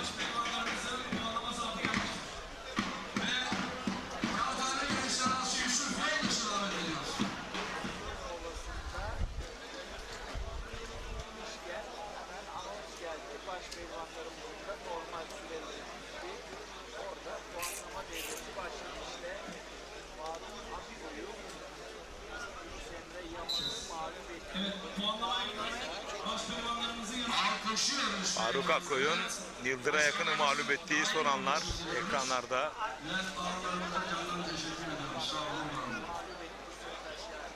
Evet, başkanlarımızın yanında antrenör harici kimse kalmasın. Bu yanında dereceye giren pehlivanlar var. Madalya almak üzere kürsüye gelmiş.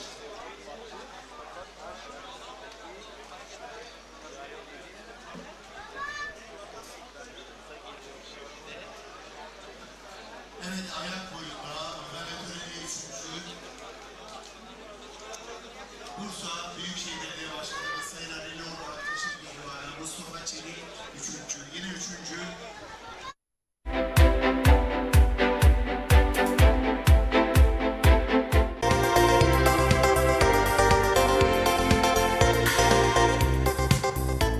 Sevgili izleyenler, herkese merhabalar. Şimdi sizlere çok güzel bir projeden bahsedeceğim. Herkesin beklediği, aylardır sorduğunuz bu proje artık faaliyete girdi. Ekin Gayrimenkul bünyesinde. Biz şu anda Gelibolu'dayız, Bolayır köyündeyiz ve çok güzel bir projeden bahsediyorum. Burada toplam 50 parsel var. Hani diyordunuz ya şöyle Saros Körfezi'ne yakın bir yer ayarlayın, bulun, bizlere sunun, biz alalım. İşte Marmara Denizi'ne yakın olsun, denize yakın olsun. Biz biraz daha İstanbul'dan uzaklaşmak istiyoruz diye birçok talepte bulunmuştunuz. İşte bizler yaklaşık 3-4 ay çalışmanın sonucunda şu anda üzerinde bulunduğumuz parselimizin satışına başladık. Kıymetli izleyenler. Evet, 225 metrekare olaraktan toplam 50 parselimiz var. Bu 50 parselde 225 metrekare ve bir parselimiz kısa süreliğine kampanya dahilinde 449 bin lira. Evet, gerçekten çok güzel bir yer. Otobanı zaten görüyorsunuz ekranda. İnanılmaz güzel bir yerden bahsediyorum. Şu anda ekranda gördüğünüz parsellerimiz, bakın Saros Körfezi'ne 2,5 kilometre mesafede, araçla 5 dakikada inebiliyorsunuz. Hemen diğer tarafın Marmara Denizi, yine aynı şekilde 2,5 kilometre. Yani burada Marmara Denizi ve Saros Körfezi'nin tam ortasında otobanın hemen dibinde muhteşem bir proje. Ve aynı zamanda şunu da belirtmek istiyorum. %40 imarı var. Evet, imarlı. İmar planı içerisinde. Etrafı görüyorsunuz zaten. Hemen evlerin yanında elektriği, suyu, her şeyin mevcut. Ulaşım derdi yok. İstanbul'dan otobana bağlanıyorsunuz. Direkt Bolayır'a kadar, arazinin başına kadar gelebiliyorsunuz. Öyle güzel bir yer. Bence bir zaman ayırın. Çünkü burası sizin için bulunmaz bir şey. O kadar net söyleyebilirim. Ve ben de çok heyecanla anlatıyorum. İnşallah ben de buradan kendime bir parsel alacağım. Çünkü böyle yazın gelip kafamızı dinleyebileceğimiz, ondan sonra aracımızla hemen Saros Körfezi'ne gidebileceğimiz veya biz dedik ki Marmara Denizi'ne gidelim, denize girelim. Hangisini arzu ediyorsak, çocuklarımız hangisini istiyorsa oraya götürebiliyoruz. Gerçekten müthiş bir yer. Dediğim gibi %40 imarlı, güzel bir konumda. Elektriği, suyu mevcut, yolu mevcut ve Bolayır'dan bahsedeyim biraz sizlere. Bolayır daha öncesinde beldeydi. Şu anda halen aynı nüfus içerisinde. İçerisinde kasabı var, marketi var, her şeyi mevcut. Yani burada Bolayır'a da zaten yürüme mesafesinde, yürüyerek gidebiliyorsunuz. Gerçekten güzel bir yer. Bir vakit ayırın. Hafta içi, hafta sonu fark etmez. Vaktinizi verin bizlere. Gelin görün. Bizim ne demek istediğimizi anlayacaksınız. Evet, kısa süreliğine 225 metrekare imarlı, %40 imarlı parsellerimiz 449 bin lira kampanya fiyatıyla. Şu anda burada da 50 adet parselimiz var. Belki de bu anonsumdan sonra birçok kişi arayacak. Birçok kişi ben de geleyim göreyim diyecek. Geç kalmayın, siz de arayanlar arasında olun ve şansınızı arttırın diyebilirim. Peki Saros Körfezi duydunuz mu bilmiyorum. Saros Körfezi kendi kendini temizleyen özelliğine sahip. Yani su kendi kendini temizliyor. Deniz kendi kendini temizliyor. Son derece böyle güzel, suyun böyle altını, kumlarını görüyorsunuz. Çok güzel bir denizden bahsediyorum sizlere. Gelin, ilerleyen zamanlarda buraya bir hobi bahçesi yapabilirsiniz. Evinizi yapabilirsiniz. İmarlı olduğunu özellikle söylüyorum sizlere ve en önemli ayrıntısı bakın 449 bin lira. Emsalleri bunun daha da çok yükseğinde ama bizler Ekin Gayrimenkul olarak bizleri izleyen, Radyo Ekin dinleyen, bizlerin dinleyenleri, izleyenlerine böyle bir kampanya yaptık. Ekran altındaki numaramıza hemen bir çağrı bırakın, sizleri arayalım. Talep çok ama bakalım ne kadar zaman sonra yine bu çalışmalara devam edeceğiz ve sizlere ne kadar istediyseniz bizler o kadar yerde çıkartacağız ve herkesi bir arsa sahibi yapacağız.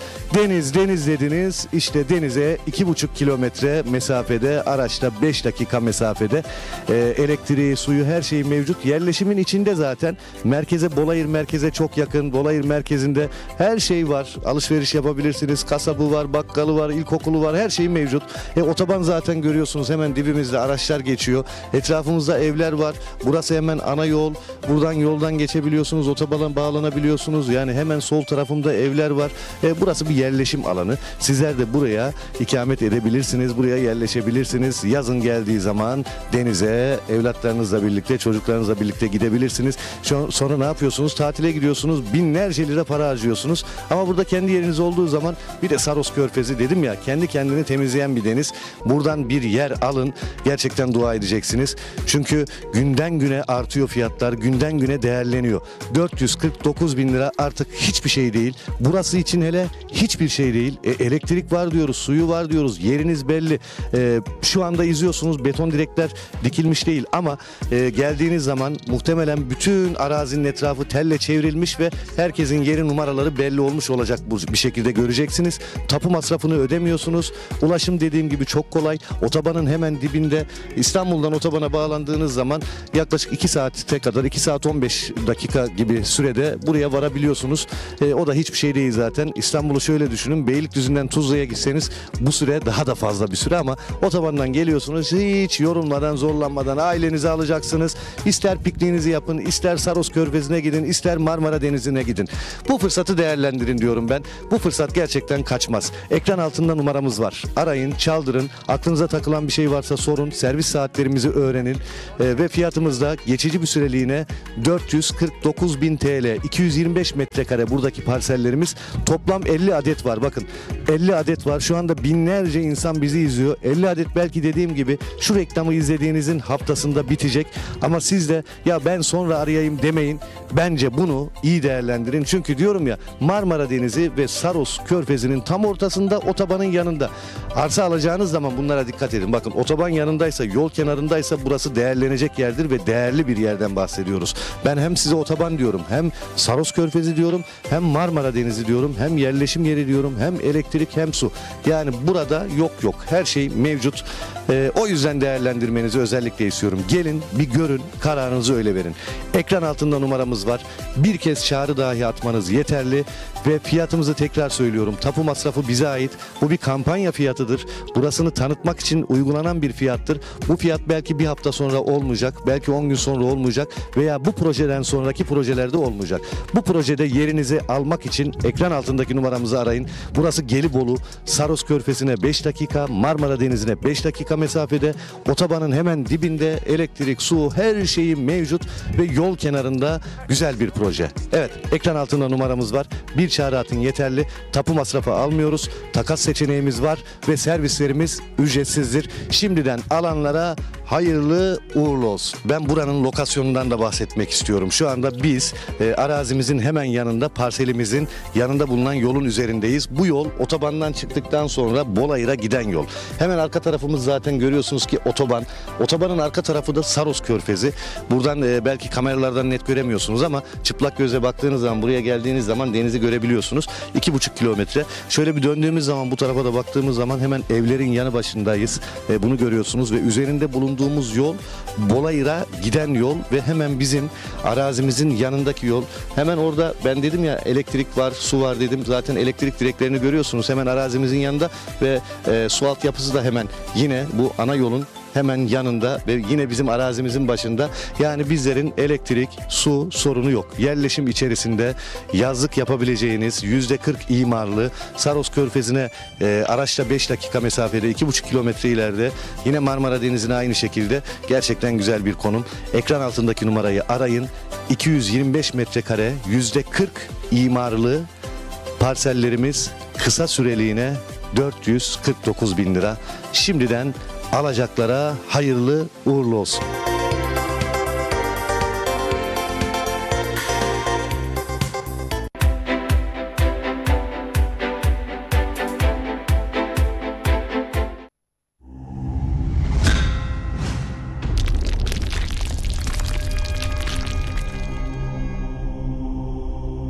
Bizi izlemeye devam edin.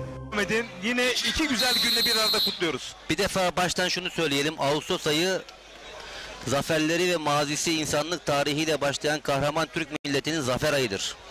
Ağustos ayı bizim için zaferler ayıdır. Çok doğru. 10 Ağustos'ta Anafartlılar zaferimizi kutladık. Gazi Mustafa Kemal Paşa'mızın askerleriyle beraber, Mehmetçi ile beraber destan yazdığı, kahramanlık destanı yazdığı ve Çanakkale'yi geçilmez yazdığı Çanakkale topraklarındaki o Anafartlılar zaferimizi idrak ettik, kutladık. Kahramanlarımızı, o büyük insanları rahmetle, minnetle, şükranla yad ettik. Evet.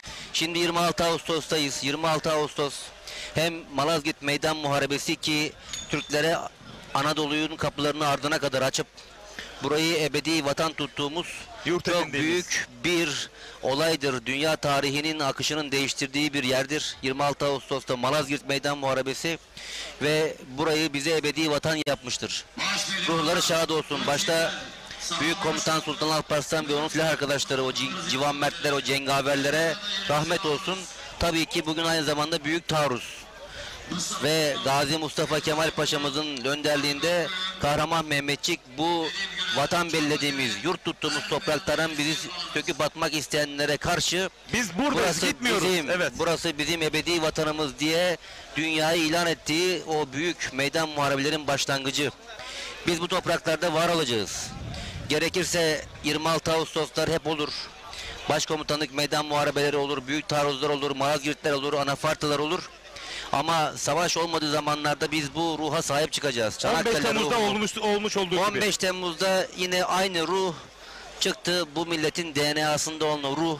Her zaman ortaya çıkmayan, belli etmeyen, kendini belli etmeyen ama her Türk evladının kanında, damarında, kalbinde, ruhunda, DNA'sında, kromozomunda olan ruh, vatana ve millete bağlılık olan, demek olan o ruh yine çıktı ve vatanına, milletine, değerlerine sahip çıktı. Tıpkı Bigalı Mehmet Çavuş gibi, Yahya Çavuş gibi, Nener Hatunlar gibi. Kesinlikle bu milletin evlatlarında bu var. Güreş meydanlarında da bu var. Burada bakın güreş meydanı Türk'ün sporudur. Ve burada Türk'ün gen sporudur. Bu bayrağın altında ay yıldızı bayrağa bağlı olan bu milletin evlatları kimi çayırda güreş yapıyor, kimi seyircisi olarak tribünden onları alkışlıyor ve Allah Allah nidalarıyla, selavatlarla, millete, devlete, vatana bağlılıkla harmanlanmış bir spor icra ediyor ve burada herkes de kardeşçe, sportmence bir arada. Eğer fair play varsa, eğer centilmenlik varsa işte güreş sahalarında hepsi var. Hepsi var. En güzel örneği var. Hepsi var. Dolayısıyla bu sporu biz devam ettirmek istiyoruz. Fakat son zamanlarda çok güzel bir artış var, ivme var. Kalite daha da artıyor. Evet. Yani bunu siz... nasıl eski bir güreş olarak nasıl değerlendiriyorsunuz? CV Enerji Adı Güreşi gibi bir dokunuş Sayın İbrahim Türkiş Geleneksel Güreşler Federasyonu Başkanımız. Ya Geleneksel Güreş Sporları Federasyonu'nun kurulması bence isabetli oldu. Çünkü sadece güreşe, yağlı güreşe, geleneksel güreşe hasredilmiş. Çünkü minder biraz farklı, seyircisi farklı, kuralları farklı, ruhu farklı. Şimdi Karakucak, Şimdi daha farklı oldu. Evet. Bir kalite geldi. Lig bence iyi gidiyor. Puanlamalar, puan almalar iyi gidiyor. Kaliteyi yukarı çekti. 40 plan da olimpiyat turaki en yükseğe kondu. Tabii ufak tefek eksikler şu anda yapıldıkça görülüyor. Ama ben Türk güreşinin doğru yolda olduğunu düşünüyorum. Sizler işte kaç yıldan beri meccanen, zor şartlarda daha değişik, daha geniş kitlelere ulaştırmak için çok uğraştınız buralarda. Emek verdiniz. Ben yakinen biliyorum. Şimdi artık Avrupa'daki, Amerika'daki herkes çıkıp güreşleri seyredebiliyor. Gerçekten ben Kırkpınar'a bu sene 20 yıldan beri ilk defa gelemedim. Yeni Zelanda'daydım. Evet. Yeni Zelanda'da dünyanın öbür ucu bize göre. Orada gündüz, burada gece. Kırkpınar güreşlerinin olduğu zaman orası gece yarısıydı. Kalktım, ben sizden seyrettim güreşleri. Ve ulaşabilmek daha kolay olmaya başladı. Tabii imkanlar, ödüller, sporcuların kulüpleşmesi, tabii bunlar hep beraberine getiriyor. Popülarite arttıkça güreşe kalite gelmeye başladı. Kurallar daha iyi uygulanmaya başladığı zaman emin olun ki bu seyirci daha da katlanır. Çünkü bu seyircinin ruhunda, kanında, damarlarında güreş var. Tam bu noktada sorum şimdi şu. Ben bunu sormadan edemeyeceğim.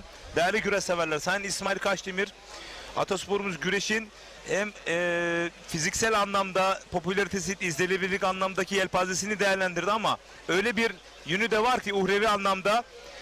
Buraya yıllar önce Çanakkale'ye, sanırım yanılmıyorsam düzeltin, Yıldızlara'da gençler milli takımı kampa gelmişti ve siz o kampı ziyaret ettiniz. O kampta öyle bir sözler söylediniz ki aslında tarihe not düşülecek, altını büyük çizgilerle çizilecek, hatta o söylemleri spor salonlarına, güreş salonlarına asılacak bir nokta haline getirdiniz. Bunu sizden bir kez daha dinlemek isterim ki ekranlara başındaki genç sporcularımız, ebeveynleri, aileleri de bunu dinlesinler ve bu ruhla, bu duygularla Atasporumuz güreşi değerlendirsinler. Şimdi o güreş milli takımımız Eceabat'ta, şu anki Çanakkale şehitliklerinin olduğu tarihi alanda bir kamp yapıyordu. Tabii biz de güreşi sevdiğimiz için, kaldı ki milli takım olduğu için ziyarete gitmiştik. Evet.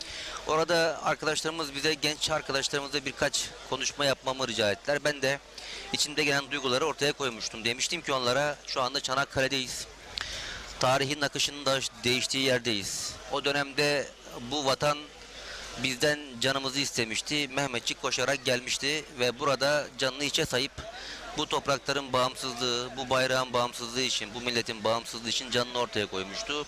Ve Seyit Onbaşı hangi duygularla o büyük topun altına girmişse, Mehmetçik Conk Bayırı'nda size ölmeyi emrediyorum diyen büyük komutana itaat ederken hangi duygular içerisinde ölüme koşmuşsa, sizler de milli formayı taşıyan herkesin, bugün savaş yok, belki canımızı ortaya koymuyoruz ama bu bayrağı göndere çıkarmak için işte Seyit Onbaşı'nın ruhunu ile ruhlanmanız, onu içselleştirmeniz gerekiyor. Ve mücadelede bu ruhla da ayakta durmamız gerekiyor. Yani mindere çıktığınız zaman, o mücadelenin en zor zamanında bile işte o büyük insanların fedakarlığını aklınıza getirirseniz, muhtaç olduğunuz kudret işte orada var.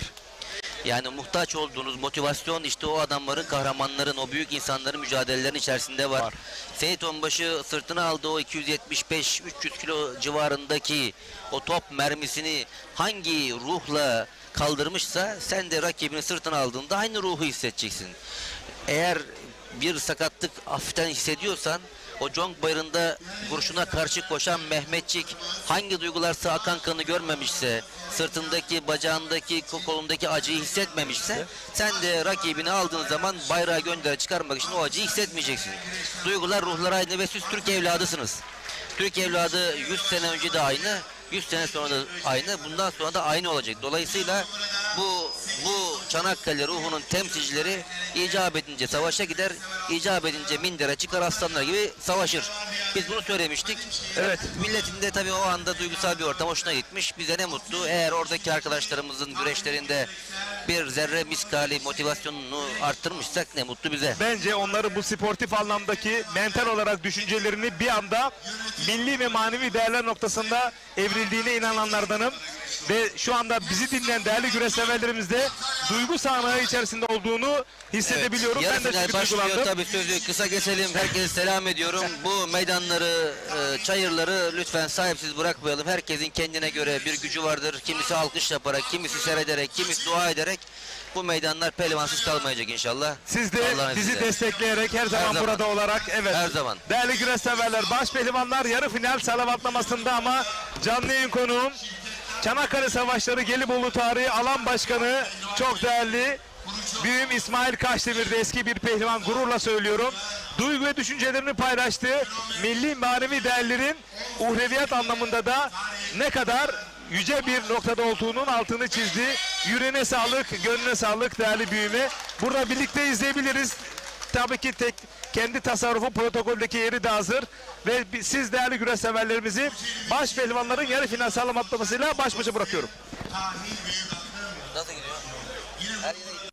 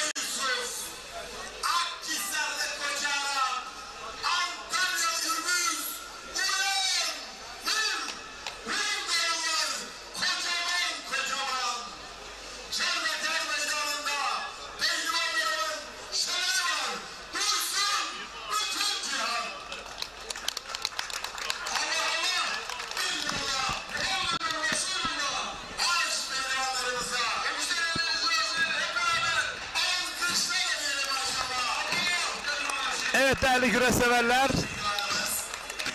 Baş pehlivanlarımız yarı final özelinde Allah Allah nidaları yükseldi. Tarihi Çanakkale Çardak Er Meydanı'nda 289. randevuyla bakalım finale kim ya da kimler kalacak?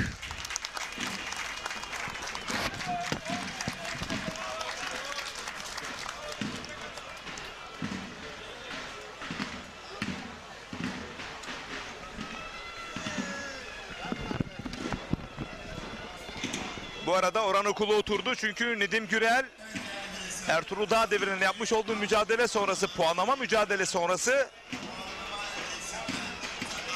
5 dakika sanırım bir dinlenme süresi söz konusu.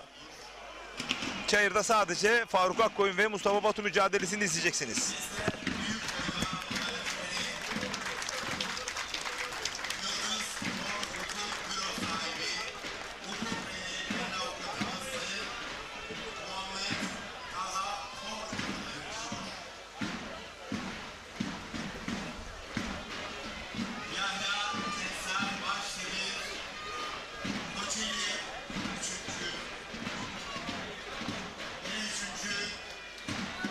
Mecit Bıçak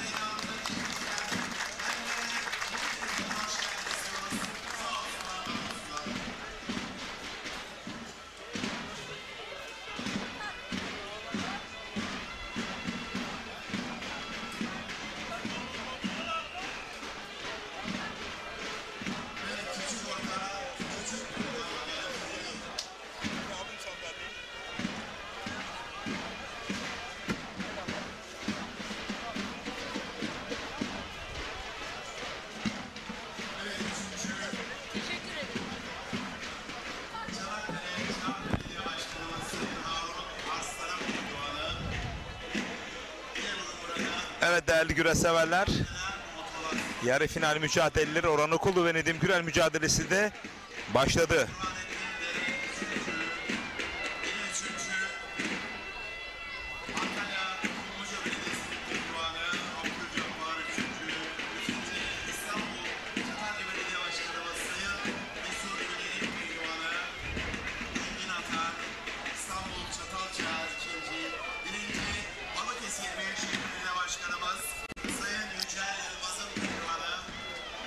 Bu arada beline girmek istedi Mustafa Batu. Hemen uzaklaştı Faruk Akkoyun.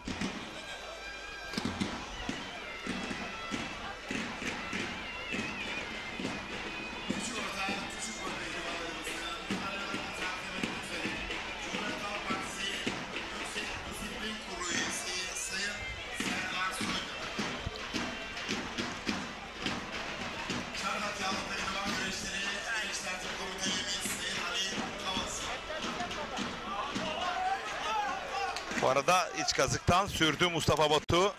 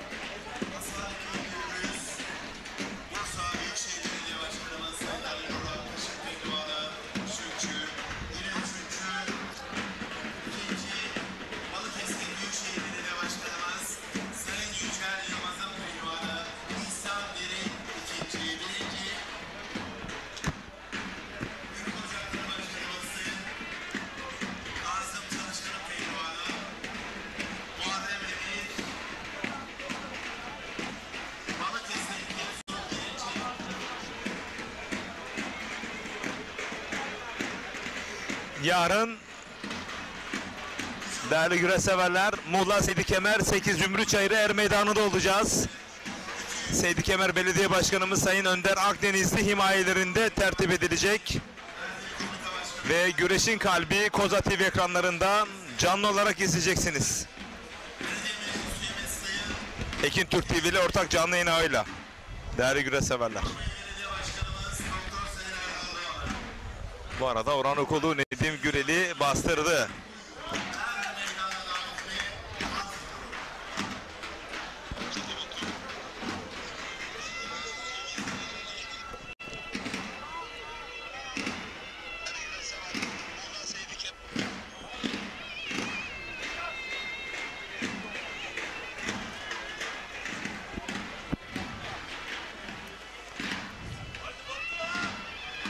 Bir kez daha iç kazık yan paçadan sürdü Mustafa Batu. Hemen paratını aldı. Ağırlık merkezini dağıttı. Faruk Akkoyun.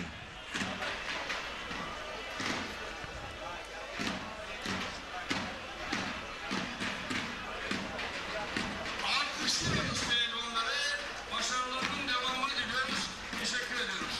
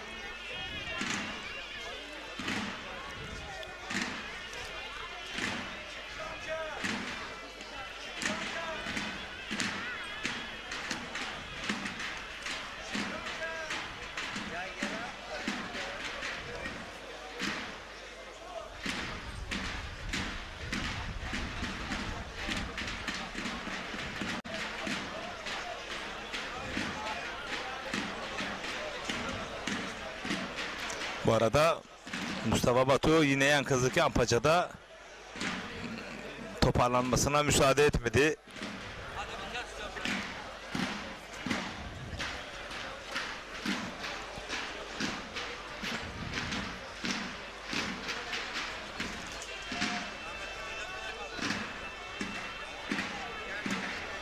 Antalya Kemer'in belediye başkanı, 4 dönem belediye başkanlığını yapan Mustafa Gül iyi yayınlar diliyor. Tüm pehlivan kardeşlerime başarı dileklerinde bulunuyorum demiş Mustafa Gül. Ezel'den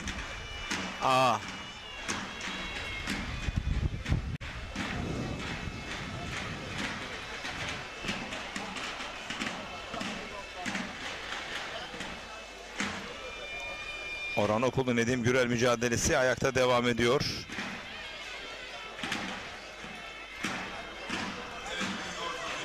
Tek aldı Nedim Gürel bu kez.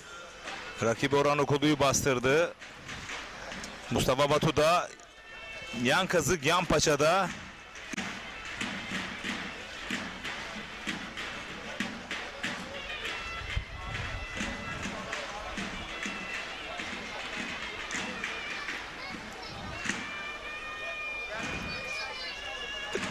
Mustafa Batu sarmaya doğru yöneldi. Bugün baş pehlivanlığı çok arzuluyor. Çok istekli Mustafa Batu.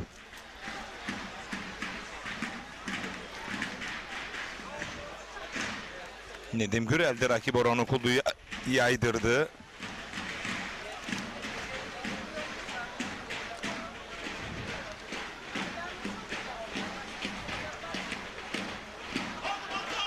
Bakıyoruz Batu, Mustafa Batu.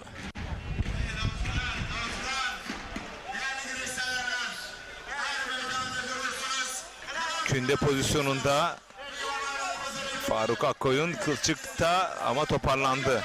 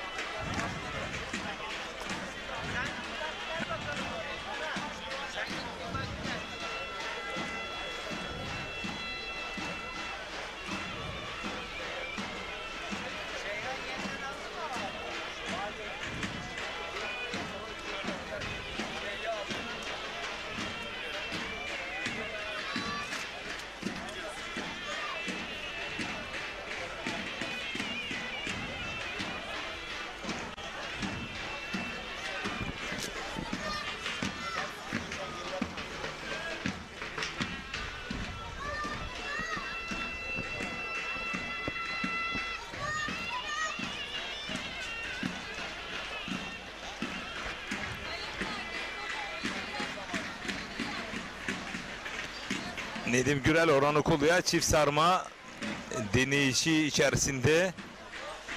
Bakalım oradan toparlanabilecek mi Orhan Okulu? Bir gerdanlamayla da her an açıkta düşürebilir. Yani Orhan Okulu şu an için zor durumda, açık söyleyeyim. Ama toparlandı Orhan Okulu, çok tecrübeli. Toparlandı, tehlikeyi hemen hissetti.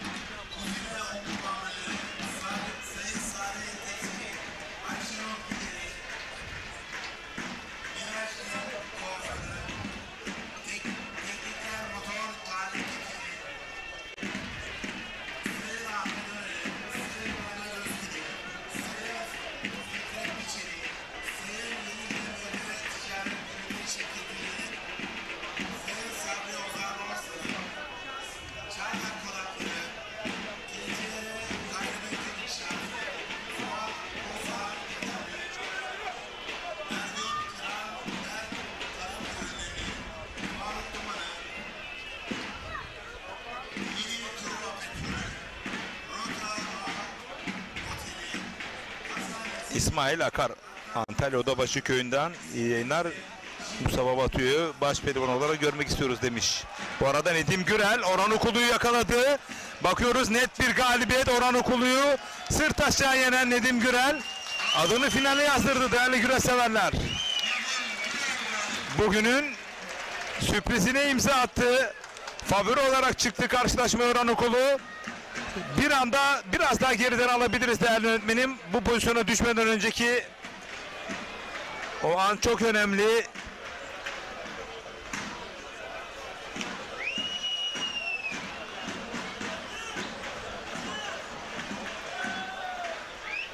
Ve finalliye adını ilk yazdıran baş pehlivan Nedim Gürel oldu değerli güreş severler. Bakalım finaldeki rakibi kim olacak? Kocaeli Büyükşehir Belediyesi baş pehlivanı Nedim Gürel geçen yıl olduğu gibi bu yılda finale kalma başarısını gösterdi.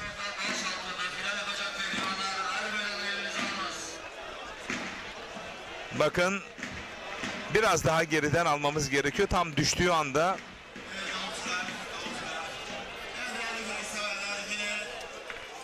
Balıkesir Büyükşehir Belediye Başkanımız Sayın Yücel Yılmaz himayelerinde Sivil Enerji Türkiye Yağlı Güreşçiliği kurucu üyeliği, aynı zamanda Türkiye Geleneksel Güreşler Federasyonu Başkanımız Sayın İbrahim Türkeş öncülüğünde Sivil Enerji Türkiye Yağlı Güreşçiliği 7. etabı Kurtdere Erli Meydanı'nda 1, 2, 3 Eylül tarihlerinde yapılacaktır. Tüm güreş sever halkımızı Kurtdere Yağlı Pehlivan Güreşleri Güreş Ağabey Sayın Abdullah Altıntaş Kurtdere Er Meydanı'na davet ediyor. Bizler değerli ağabeyimize teşekkür ediyoruz. Sağ olsunlar, var olsunlar. Bu arada Mustafa Batu da sol eli kasnakta Salih Paşa'da yüklendi ama hemen karşılık verdi Faruk Akkoyun. Künde dolanmak istedi, tek daldı. Mustafa Batu, Faruk Akkoyun. Çok hareketli bir yarı final mücadelesini izliyorsunuz.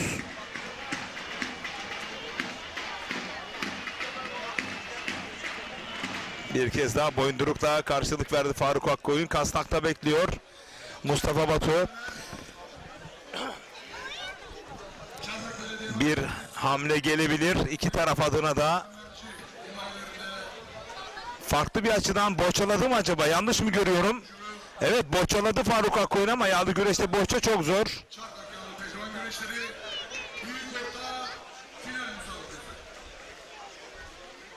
Balıkesir Büyükşehir Belediye Başkanımız Sayın Yücel Yılmaz Başkanımın pehlivanı. O da boçayı bıraktı haliyle. Çardak güreşlerimizin altın kemerli devlası Sayın Seyhan Aslan adına bugün Çardak Er Meydanı'nda güreş yapıyor. Suat Sürer, Balıkesir Susurlu. Zonguldak Alatlı Belediye Başkanımız Sayın Nuri Tekin Başkan'ın pehlivanı Ahmet Faruk Öz, Zonguldak Alatlı Büyükoklu Fen Sağlıkçısı, Eskişehir Bölgesi Hakemlerimizden değerli hocam Hayri Saraç hocam yapacaktır Arzum.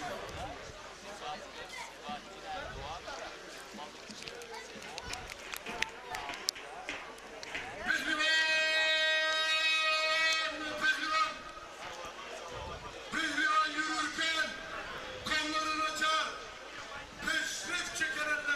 Güreşin hakkını verenler sosyal medya portalında Nedim Gürel ve Orhan Okulu'nun o yeni şarkının son anları ekranlarınızda. Hemen oradan sayfadan izleyebilirsiniz. Tekrar. Maşallah, maşallah diyelim, değmesin nazar. Türk, İslam tarihi böylece yazar, peygamber padişah, başa güreşir. Allah Allah, ilallah, Muhammedur Resulullah. Haydi aziz seyircim, büyük ortanın finalist pehlivanlarına dualarla alkış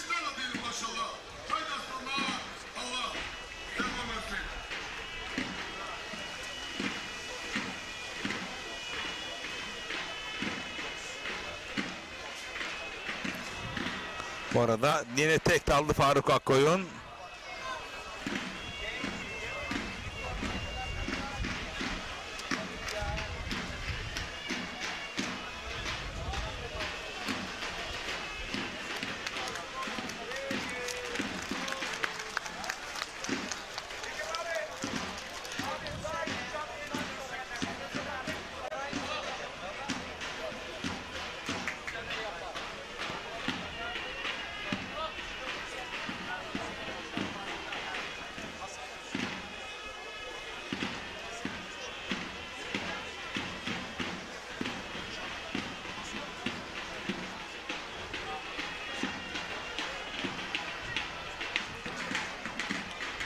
Sanırım puanlama anonsu gelmedi ama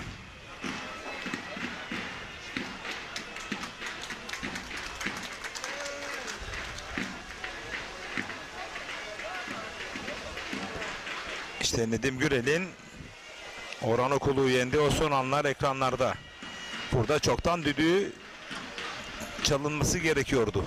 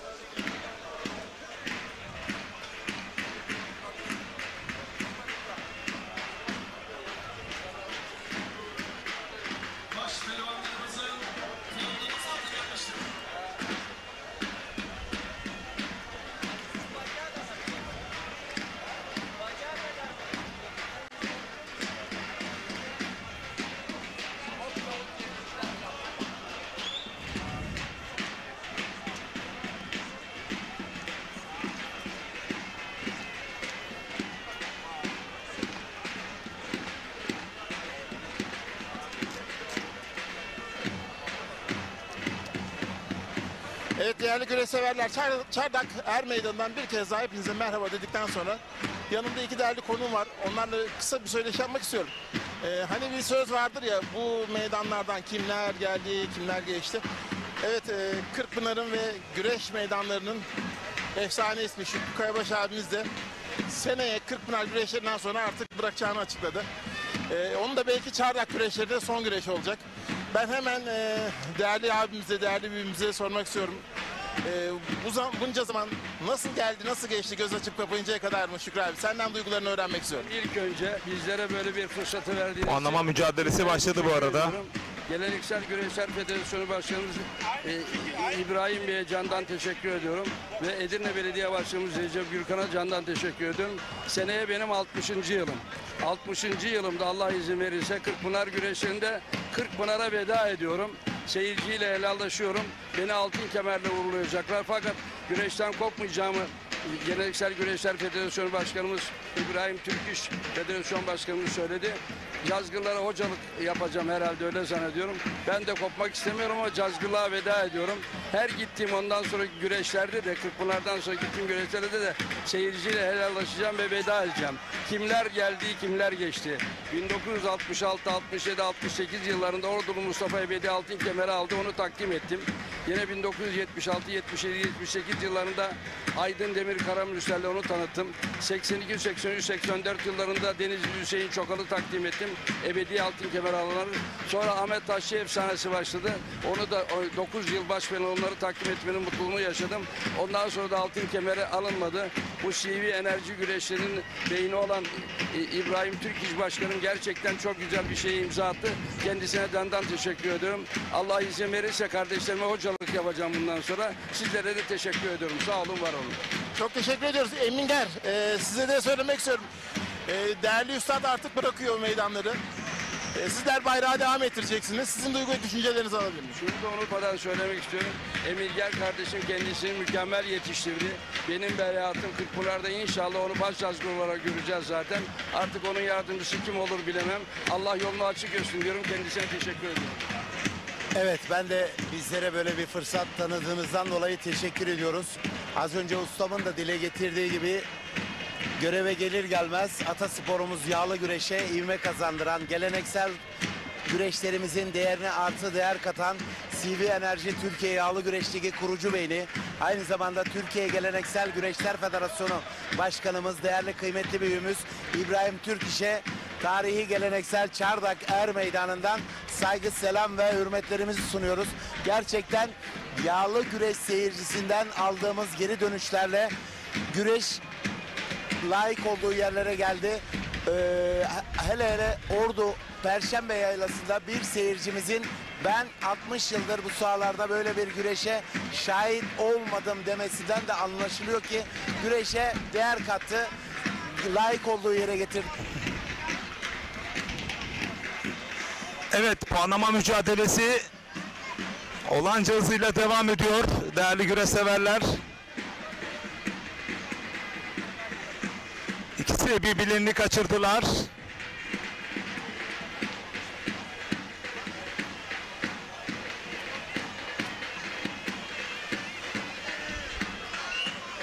Kasnaklara gömüldü Mustafa Batu.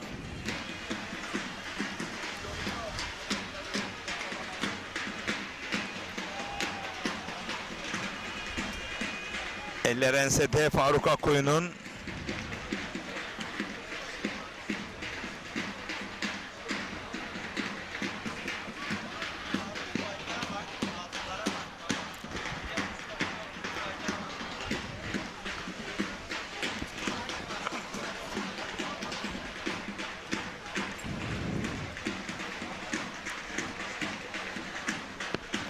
Anda koltuk altından geçmek istedi sert bir boyunduruk Faruk Akkoyun'dan. Bir kez daha Kasnak ve Paça'da Mustafa Batu. Finalde Nedim Gürel'in rakibi bakalım kim olacak? Kocaeli Büyükşehir Belediyesi Başpehlivanı Faruk Akkoyun yoksa Antalya Büyükşehir Belediyesi Başpehlivanı Mustafa Batu mu?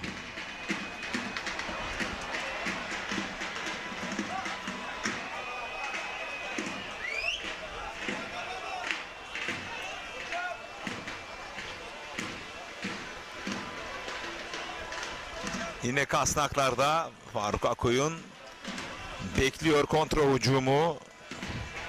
Bu kez yankası Gampaşa'da. Mustafa Batu bir kez daha hamle yaptı. Buradan bakalım puan çıkacak mı? Faruk Akkoyun belden kavradı. Ama açık söyleyeyim Mustafa Batu daha avantajlı bu pozisyonda. Çünkü kaydığı anda önüne düşebilir Faruk Akkoyun. Bakalım Mustafa Batu bunu başarabilecek mi? Finalde Nedim Gürel'in rakibi bakalım kim olacak? Mustafa Batu biraz daha avantajlı. İşte eli çözüldü. Faruk Akkoyun'un bir eli çözüldü. Buradan belini kavradığında artık bakıyoruz. Evet. Soluna dolandı. Bastırdı. Bakıyoruz. Henüz tam hakimiyet söz konusu mu? Toparlanıyor karşı taraftan. Kol bastıdan Faruk Akkoyun. Puan alması yeterdi ama o avantajı kaçırdı. Mustafa Batu yankası Gampaça'da bir kez daha kündeye dolandı. Kılçık'ta kol bastıda dolanıyor artık burada payanda yaptı. Artık terse döndüğünde her şey çok geçti. Mustafa Batu Nedim Gürel'in rakibi oluyor değerli güreş severler.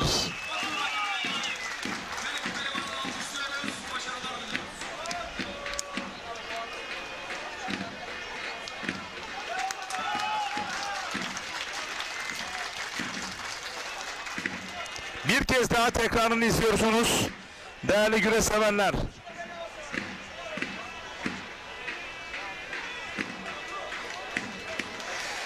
Evet, değerli güreş severler. Finalin adı 289. randevide. Finalin adı Nedim Gürel, Mustafa Batu oldu bakalım. 289. randevide Çanakkale Çardak Er Meydanı'nda baş pehlivanlıkta kazanan kim olacak? Kısa bir reklam arası, daha sonra tekrar Çanakkale Çardak Er Meydanı'nda birlikte olacağız. Bizden ayrılmayın.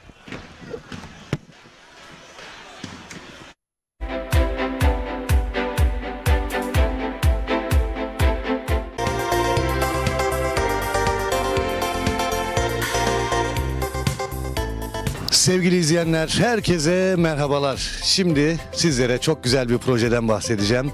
Herkesin beklediği, aylardır sorduğunuz bu proje artık faaliyete girdi. Ekin Gayrimenkul bünyesinde. Biz şu anda Gelibolu'dayız, Bolayır köyündeyiz ve çok güzel bir projeden bahsediyorum. Burada toplam 50 parsel var. Hani diyordunuz ya şöyle Saros Körfezi'ne yakın bir yer ayarlayın, bulun, bizlere sunun, biz alalım. İşte Marmara Denizi'ne yakın olsun, denize yakın olsun. Biz biraz daha İstanbul'dan uzaklaşmak istiyoruz diye birçok talepte bulunmuştunuz. İşte bizler yaklaşık 3-4 ay çalışmanın sonucunda şu anda üzerinde bulunduğumuz parselimizin satışına başladık. Kıymetli izleyenler. Evet, 225 metrekare olaraktan toplam 50 parselimiz var. Bu 50 parselde 225 metrekare ve bir parselimiz kısa süreliğine kampanya dahilinde 449 bin lira. Evet, gerçekten çok güzel bir yer. Otobanı zaten görüyorsunuz ekranda. İnanılmaz güzel bir yerden bahsediyorum. Şu anda ekranda gördüğünüz parsellerimiz, bakın Saros Körfezi'ne 2,5 kilometre mesafede, araçla 5 dakikada inebiliyorsunuz. Hemen diğer tarafı Marmara Denizi, yine aynı şekilde 2,5 kilometre. Yani burada Marmara Denizi ve Saros Körfezi'nin tam ortasında otobanın hemen dibinde muhteşem bir proje. Ve aynı zamanda şunu da belirtmek istiyorum. %40 imarı var. Evet, imarlı. İmar planı içerisinde. Etrafı görüyorsunuz zaten. Hemen evlerin yanında elektriği, suyu, her şeyin mevcut. Ulaşım derdi yok. İstanbul'dan otobana bağlanıyorsunuz. Direkt Bolayır'a kadar, arazinin başına kadar gelebiliyorsunuz. Öyle güzel bir yer. Bence bir zaman ayırın. Çünkü burası sizin için bulunmaz bir şey. O kadar net söyleyebilirim. Ve ben de çok heyecanla anlatıyorum. İnşallah ben de buradan kendime bir parsel alacağım. Çünkü böyle yazın gelip kafamızı dinleyebileceğimiz, ondan sonra aracımızla hemen Saros Körfezi'ne gidebileceğimiz veya biz dedik ki Marmara Denizi'ne gidelim, denize girelim. Hangisini arzu ediyorsak, çocuklarımız hangisini istiyorsa oraya götürebiliyoruz. Gerçekten müthiş bir yer. Dediğim gibi %40 imarlı, güzel bir konumda. Elektriği, suyu mevcut, yolu mevcut ve Bolayır'dan bahsedeyim biraz sizlere. Bolayır daha öncesinde beldeydi. Şu anda halen aynı nüfus içerisinde. İçerisinde kasabı var, marketi var, her şeyi mevcut. Yani burada Bolayır'a da zaten yürüme mesafesinde, yürüyerek gidebiliyorsunuz. Gerçekten güzel bir yer. Bir vakit ayırın. Hafta içi, hafta sonu fark etmez. Vaktinizi verin bizlere. Gelin görün. Bizim ne demek istediğimizi anlayacaksınız. Evet, kısa süreliğine 225 metrekare imarlı, %40 imarlı parsellerimiz 449 bin lira kampanya fiyatıyla. Şu anda burada da 50 adet parselimiz var. Belki de bu anonsumdan sonra birçok kişi arayacak. Birçok kişi ben de geleyim göreyim diyecek. Geç kalmayın, siz de arayanlar arasında olun ve şansınızı arttırın diyebilirim. Peki Saros Körfezi duydunuz mu bilmiyorum. Saros Körfezi kendi kendini temizleyen özelliğine sahip. Yani su kendi kendini temizliyor. Deniz kendi kendini temizliyor. Son derece böyle güzel, suyun böyle altını, kumlarını görüyorsunuz. Çok güzel bir denizden bahsediyorum sizlere. Gelin, ilerleyen zamanlarda buraya bir hobi bahçesi yapabilirsiniz. Evinizi yapabilirsiniz. İmarlı olduğunu özellikle söylüyorum sizlere ve en önemli ayrıntısı, bakın 449 bin lira. Emsalleri bunun daha da çok yükseğinde ama bizler Ekin Gayrimenkul olarak bizleri izleyen, Radyo Ekin dinleyen, bizlerin dinleyenleri, izleyenlerine böyle bir kampanya yaptık. Ekran altındaki numaramıza hemen bir çağrı bırakın, sizleri arayalım. Talep çok ama bakalım ne kadar zaman sonra yine bu çalışmalara devam edeceğiz ve sizlere ne kadar istediyseniz bizler o kadar yerde çıkartacağız ve herkesi bir arsa sahibi yapacağız. Deniz, Deniz dediniz. İşte denize 2,5 kilometre mesafede, araçta 5 dakika mesafede. Elektriği, suyu, her şeyi mevcut. Yerleşimin içinde zaten. Merkeze, Bolayır merkeze çok yakın. Bolayır merkezinde her şey var. Alışveriş yapabilirsiniz. Kasabı var, bakkalı var, ilkokulu var. Her şey mevcut. Otoban zaten görüyorsunuz, hemen dibimizde araçlar geçiyor. Etrafımızda evler var. Burası hemen ana yol. Buradan yoldan geçebiliyorsunuz. Otobana bağlanabiliyorsunuz. Yani hemen sol tarafımda evler var. Burası bir yerleşim alanı. Sizler de buraya ikamet edebilirsiniz. Buraya yerleşebilirsiniz. Yazın geldiği zaman denize evlatlarınızla birlikte, çocuklarınızla birlikte gidebilirsiniz. Sonra ne yapıyorsunuz? Tatile gidiyorsunuz. Binlerce lira para harcıyorsunuz. Ama burada kendi yeriniz olduğu zaman, bir de Saros Körfezi dedim ya, kendi kendini temizleyen bir deniz. Buradan bir yer alın. Gerçekten dua edeceksiniz. Çünkü günden güne artıyor fiyatlar. Günden güne değerleniyor. 449 bin lira artık hiçbir şey değil. Burası için hele hiçbir şey değil. Elektrik var diyoruz, suyu var diyoruz. Yeriniz belli. Şu anda izliyorsunuz, beton direkler dikilmiş değil ama geldiğiniz zaman muhtemelen bütün arazinin etrafı telle çevrilmiş ve herkesin yeri, numaraları belli olmuş olacak, bu bir şekilde göreceksiniz. Tapu masrafını ödemiyorsunuz. Ulaşım dediğim gibi çok kolay. Otobanın hemen dibinde. İstanbul'dan otobana bağlandığınız zaman yaklaşık 2 saate kadar, 2 saat 15 dakika gibi sürede buraya varabiliyorsunuz. O da hiçbir şey değil zaten. İstanbul'u şöyle düşünün. Beylikdüzü'nden Tuzla'ya gitseniz bu süre daha da fazla bir süre ama otobandan geliyorsunuz, hiç yorulmadan, zorlanmadan ailenizi alacaksınız. İster pikniğinizi yapın, ister Saros Körfezi'ne gidin, ister Marmara Denizi'ne gidin. Bu fırsatı değerlendirin diyorum ben. Bu fırsat gerçekten kaçmaz. Ekran altında numaramız var. Arayın, çaldırın. Aklınıza takılan bir şey varsa sorun. Servis saatlerimizi öğrenin. Ve fiyatımız da geçici bir süreliğine 449 bin TL. 225 metrekare buradaki parsellerimiz. Toplam 50 adet var. Bakın 50 adet var. Şu anda binlerce insan bizi izliyor. 50 adet belki dediğim gibi şu reklamı izlediğinizin haftasında bitecek. Ama siz de ya ben sonra arayayım demeyin. Bence bunu iyi değerlendirin. Çünkü diyorum ya, Marmara Denizi ve Saros Körfezi'nin tam ortasında, otobanın yanında. Arsa alacağınız zaman bunlara dikkat edin. Bakın otoban yanındaysa, yol kenarındaysa burası değerlenecek yerdir ve değerli bir yerden bahsediyoruz. Ben hem size otoban diyorum, hem Saros Körfezi diyorum, hem Marmara Denizi diyorum, hem yerleşim yeri diyorum, hem elektrik hem su. Yani burada yok. Her şey mevcut. O yüzden değerlendirmenizi özellikle istiyorum. Gelin bir görün, kararınızı öyle verin. Ekran altında numaramız var. Bir kez çağrı dahi atmanız yeterli ve fiyatımızı tekrar söylüyorum. Tapu masrafı bize ait. Bu bir kampanya fiyatıdır. Burasını tanıtmak için uygulanan bir fiyattır. Bu fiyat belki bir hafta sonra olmayacak, belki 10 gün sonra olmayacak veya bu projeden sonraki projelerde olmayacak. Bu projede yerinizi almak için ekran altındaki numaramızı arayın. Burası Gelibolu, Saros Körfezi'ne 5 dakika, Marmara Denizi'ne 5 dakika mesafede, otobanın hemen dibinde, elektrik, su, her şeyi mevcut ve yol kenarında güzel bir proje. Evet, ekran altında numaramız var. Bir çağrı atın yeterli. Tapu masrafı almıyoruz. Takas seçeneğimiz var ve servislerimiz ücretsizdir. Şimdiden alanlara hayırlı uğurlu olsun. Ben buranın lokasyonundan da bahsetmek istiyorum. Şu anda biz arazimizin hemen yanında, parselimizin yanında bulunan yolun üzerindeyiz. Bu yol otobandan çıktıktan sonra Bolayır'a giden yol. Hemen arka tarafımız zaten görüyorsunuz ki otoban. Otobanın arka tarafı da Saros Körfezi. Buradan belki kameralardan net göremiyorsunuz ama çıplak göze baktığınız zaman, buraya geldiğiniz zaman denizi görebiliyorsunuz. 2,5 kilometre. Şöyle bir döndüğümüz zaman, bu tarafa da baktığımız zaman hemen evlerin yanı başındayız. Bunu görüyorsunuz ve üzerinde bulunduğumuz yol Bolayır'a giden yol ve hemen bizim arazimizin yanındaki yol. Hemen orada ben dedim ya, elektrik var, su var dedim. Zaten elektrik direklerini görüyorsunuz hemen arazimizin yanında ve su altyapısı da hemen yine bu ana yolun hemen yanında ve yine bizim arazimizin başında. Yani bizlerin elektrik, su sorunu yok. Yerleşim içerisinde yazlık yapabileceğiniz %40 imarlı Saros Körfezi'ne araçla 5 dakika mesafede, 2,5 kilometre ileride, yine Marmara Denizi'ne aynı şekilde gerçekten güzel bir konum. Ekran altındaki numarayı arayın. 225 metrekare %40 imarlı parsellerimiz kısa süreliğine 449 bin lira. Şimdiden alacaklara hayırlı uğurlu olsun.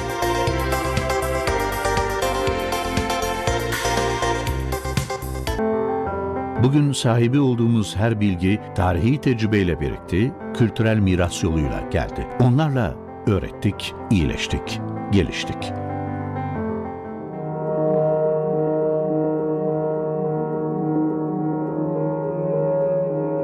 Kültürel mirasımıza vurulan her darbe, hayallerimize, bilime ve geleceğimize vuruluyor.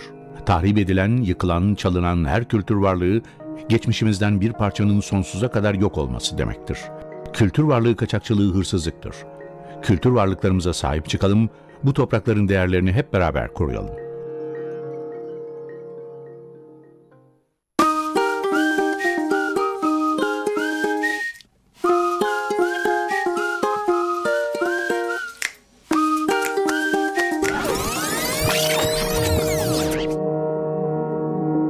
Tarihi eserler ve mekanlar tüm vatandaşlarımızın sahibi olduğu ortak değerlerdir. Onları korumak ve gelecek nesillere ulaştırmak hepimizin vatandaşlık görevidir. Kültür varlıklarına verilen her türlü zarar suçtur. Kültür varlıklarımıza sahip çıkalım, bu toprakların değerlerini hep beraber koruyalım.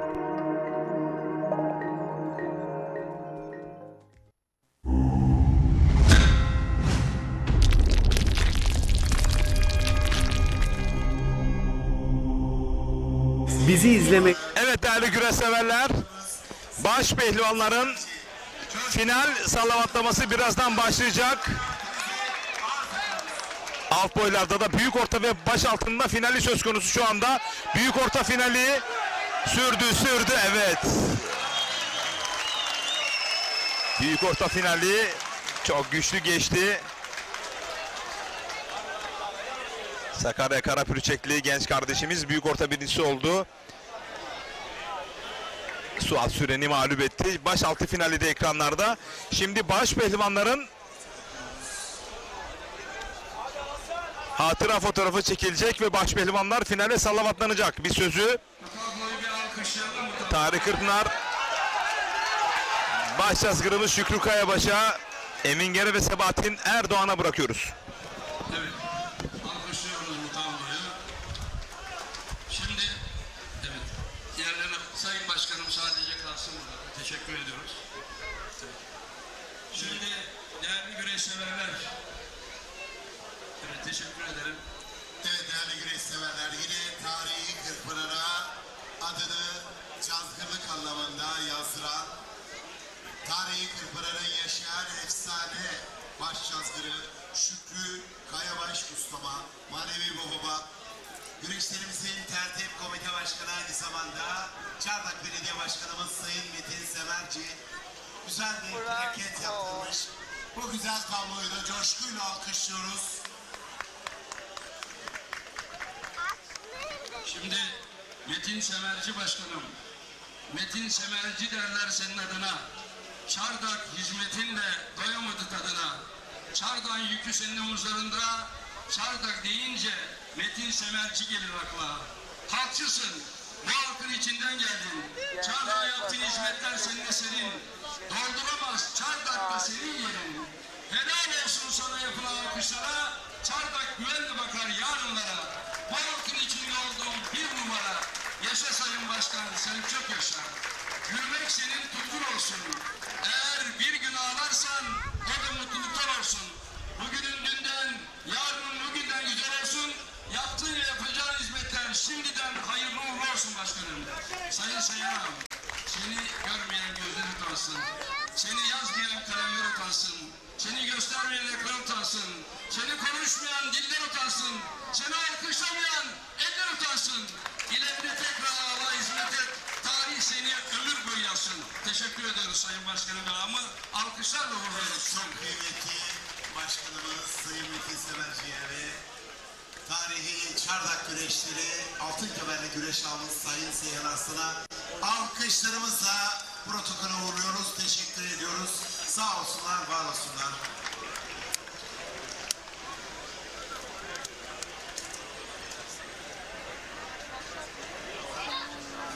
Evet yine baş pehlivanımız Nedim Gürel, Cazgır Emingir abi.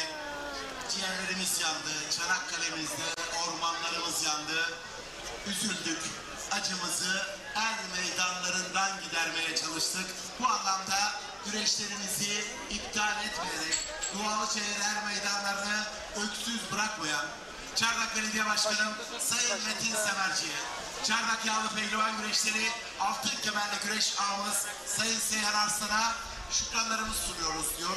Baş pehlivanlarımız adına değerli başkanımıza, değerli ağamıza teşekkür ediyor. Alkışlarımızla protokole uğurluyoruz.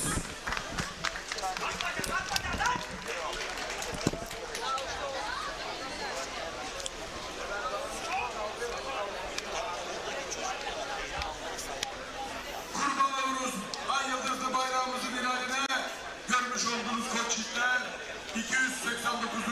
Çardak Er Meydanı'nda güreş yapacaklar baş pehlivanın finaline. Değerli güreş severler, Kocaeli Büyükşehir Belediye Başkanımız Doçent Doktor Mahir Büyükömür'ün başkanı pehlivanı. Yine bugün Er Meydanımızda Kocaeli İzmitli ünlü iş adamı.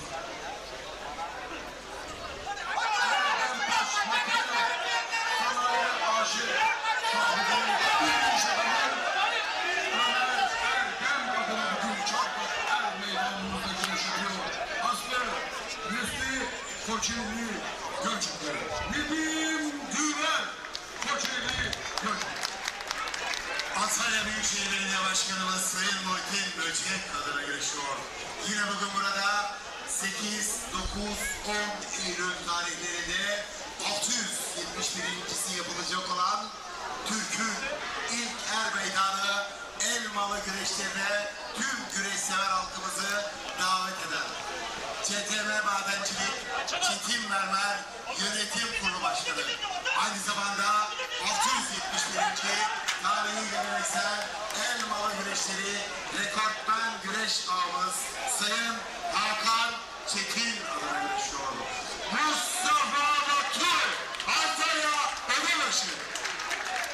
Başbakanın final müsabakasını Çardak Er Meydanı'nda defalarca güreşen, bu sahalarda defalarca birinci olan Çanakkale'mizi Tarih Kırkpınar'da defalarca temsil eden altın madalyalı olan Çanakkale bölgesi hakemlerimizden Sayın Halit Altıntaş hocam yönetecektir. Arz olun.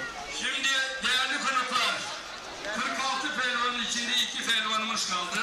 Sizlerden son kez kuvvetli bir moral alkışı istiyorum. Alkışlar sizden konuşanlardan. Evet, sallavatlanacak şu anda baş pehlivanlarımız. Avrupa'dan Çin Seddi'ne Türkiye'den başka Türkiye yoktur. Ezan oldum, bilmedim ben. Şehit oldum, ölmedim ben. Bayrak oldum, inmedim ben. Adım Müslüman, soyadım Türkoğlu, Türk'üm ben. Orta gelir bizim kökümüz. Hazreti Peygamberimiz, manevi gücümüz. Fatihler, Kanuniler, Mustafa Kemal'ler yüzümüz. Askeriz bu vatana, çünkü Türkoğlu, Türk'üz. Doğduğumuz yılı sordular, 19 Mayıs 1919 dedim. Yaşadığı yeri sordular, ölmedi. Şöyle efsane Şükrü Kayabaşı'nı ekranlara alabilirsek değerli yönetmenim. Bu yıl son yılı. Önümüzdeki yıl veda ediyor.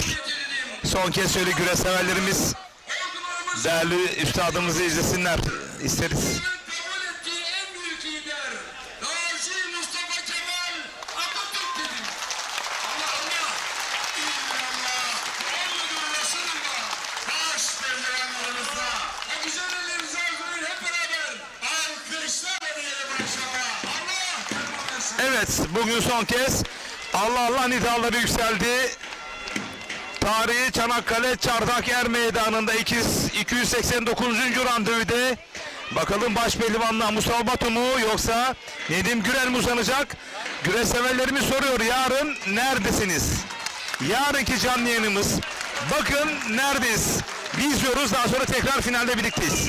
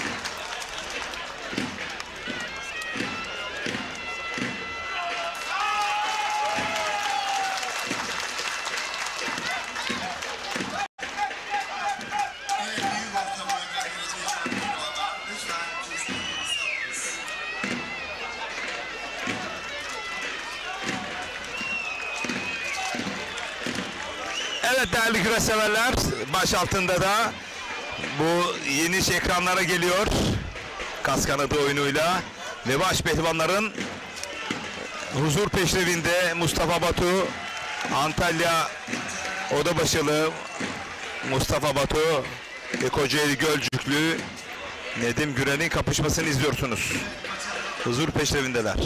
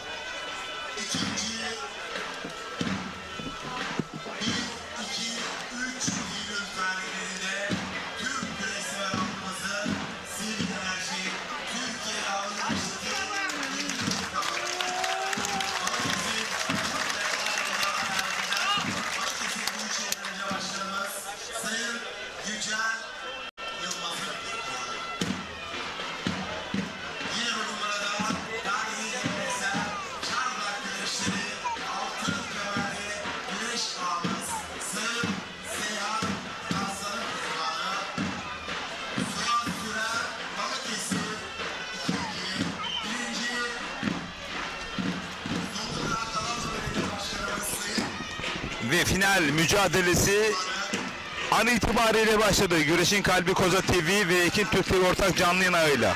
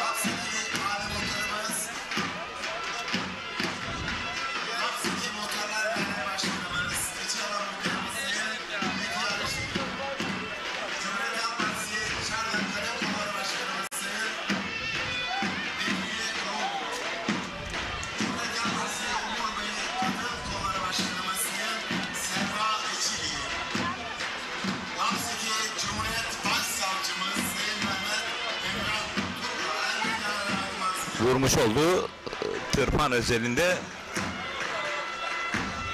bir açıklama yaptı Mustafa Batu.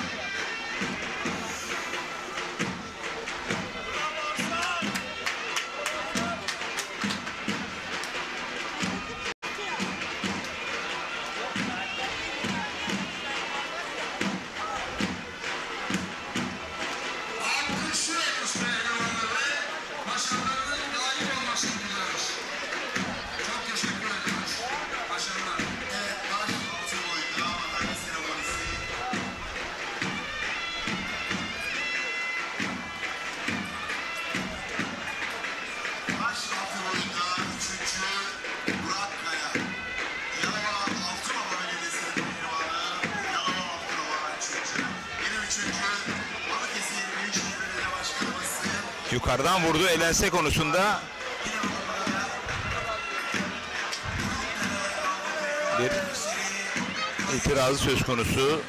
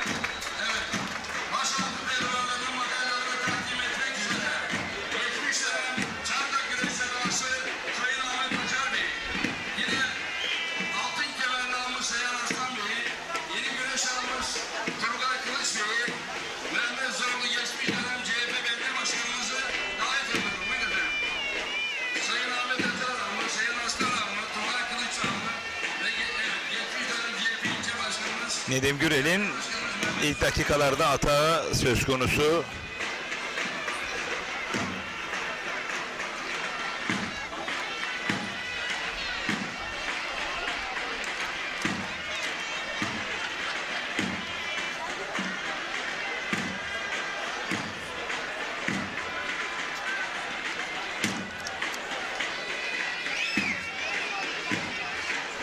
Zafer Taşbilek yağlı güreşi ivme kazandıran İbrahim Türkçe ve Karakuca güreşini yine eski günlere döndüren Şahin Opur Başkanımıza güreş camiasına teşekkürler demiş.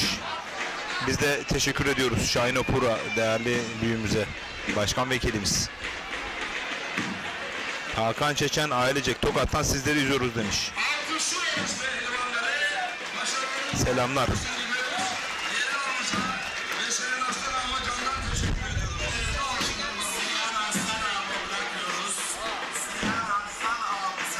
Mustafa Batu rakibi Nedim Gürel'i bastırdı.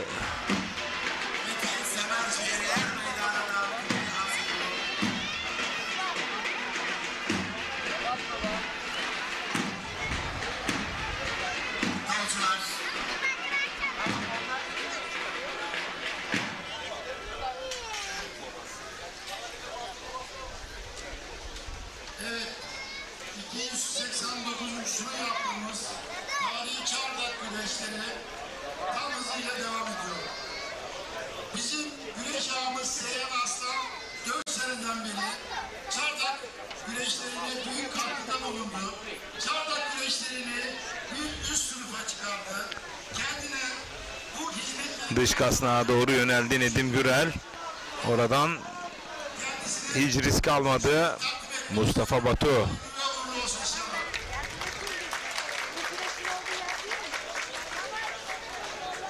Ümmet Koçak yarın neredesiniz usta demiş. Az önce VTR'imizi izlediniz. Bu arada yan kazıktan bir anda etrafında bir daire çizdi Mustafa Batu. Yarın Muğla Seydi Kemer 8 Zümrüt Çayırı Er Meydanı'nda olacağız. Ümmet Koçak.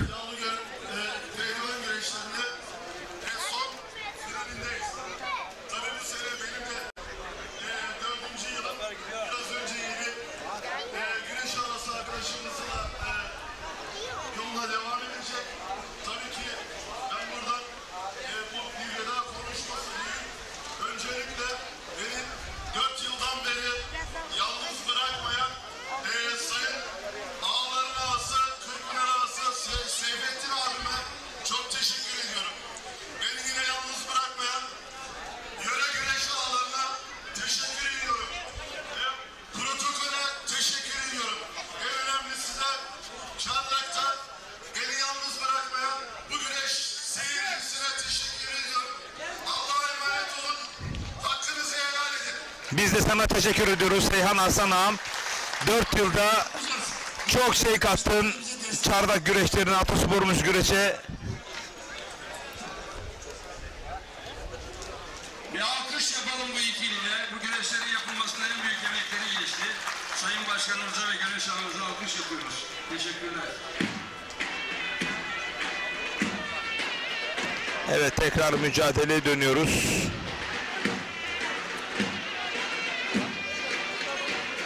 Nedim Gürel Mustafa Batu'yu bastırdı.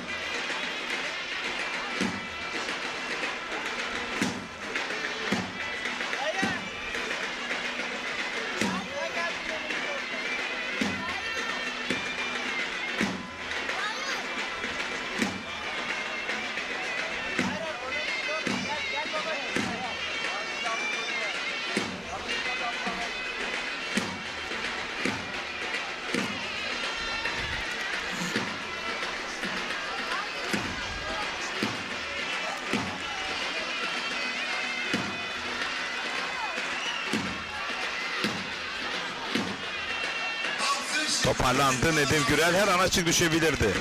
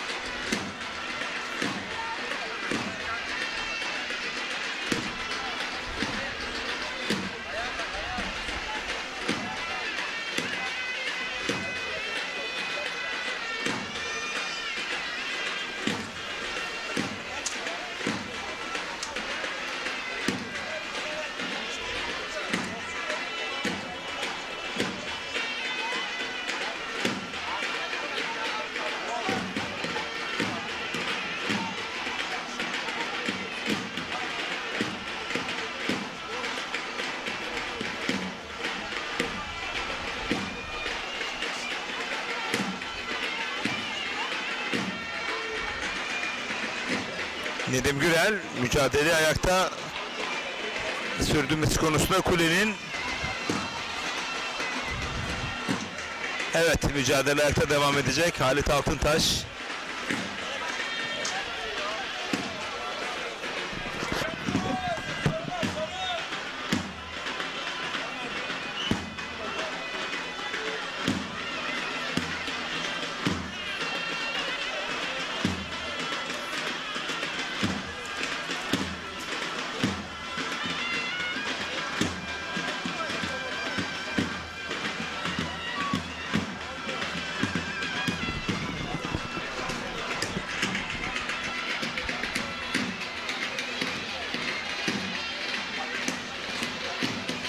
tek aldı Mustafa Batu. Dış kasnaktan sürüyor Nedim Gürel.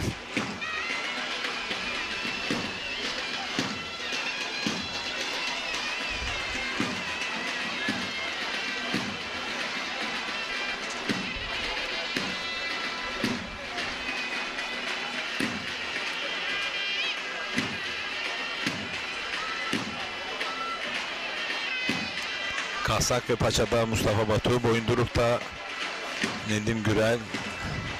İplere doğru bir hamlesi söz konusu. İpleri yakaladı Nedim Gürel. Bakalım bu onun için bir avantaj teşkil edecek mi? Dış kasnakta aynı zamanda. İpleri bıraktı, dış kasnağa yöneldi.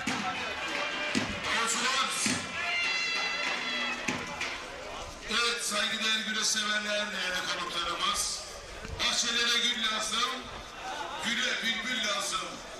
Er meydanında kıran kırana güreş yapan baş pehlivanlara aziz seyircimden kocaman alkış lazım.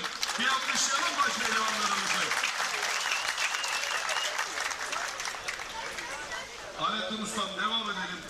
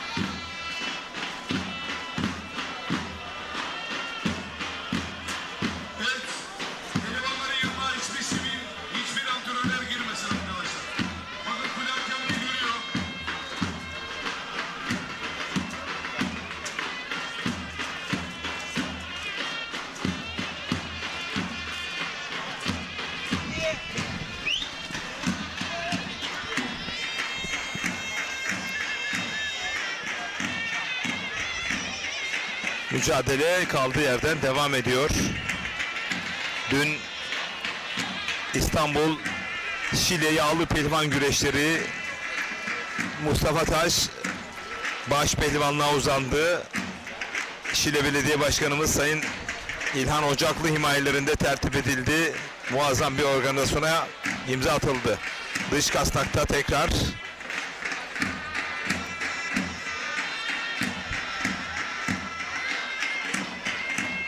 Nedim Gürel, Mustafa Batu mücadelesi yerde devam ediyor. Bu arada dış kasnaktan yaydırdı, bir anda açık düşebilirdi. Şu anda kapaklandı. Herhangi bir sarma ya da köle girişim içerisinde değil. Puanlamaya doğru evrilir mi? Çok net söyleyemem ama güreş %50 ortada. Bunu söyleyebilirim.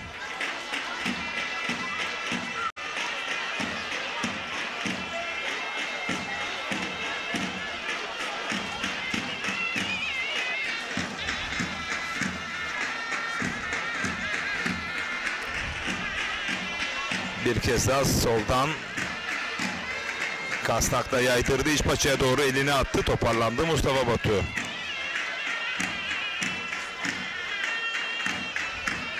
Geçen yılda burada final yapmıştı Nedim Gürel.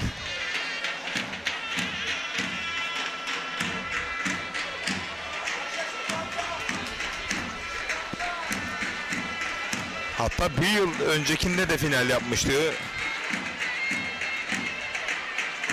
İsmail Balaban'ı mağlup etmişti finalde. Geçen yılda Cengiz Han Şimşek'le güreşmişti. Bu yılda Mustafa Batu'yla. Nedim Gürel çardak güreşlerini, havasını sevdiğini söyleyebiliriz.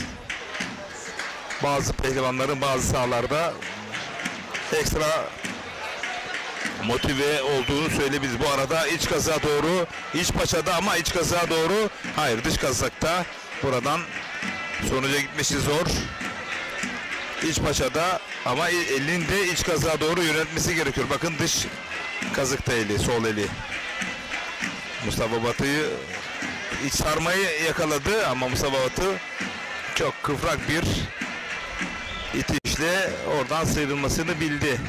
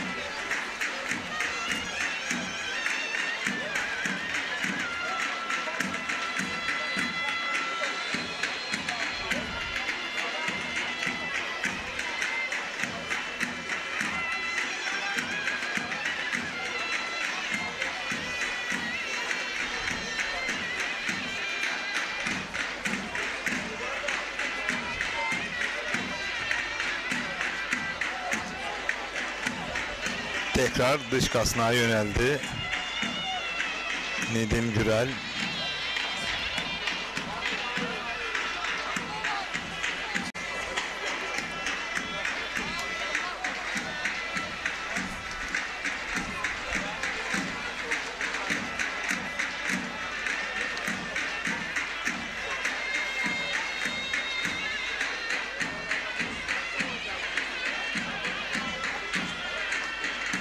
Bir kas kanadı arayışı içerisindeyken iyi kapaklandı.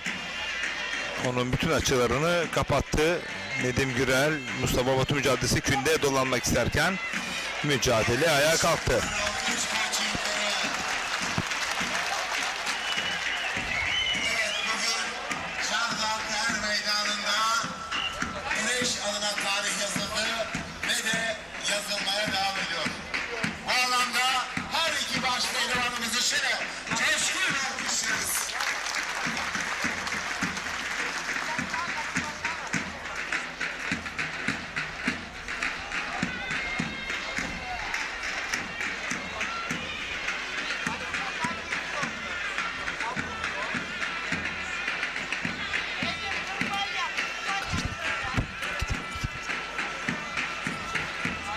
Evet, şu anda 3 ya da 4 dakika kaldı puanlama anonsunu duymak için değerli güreş severler.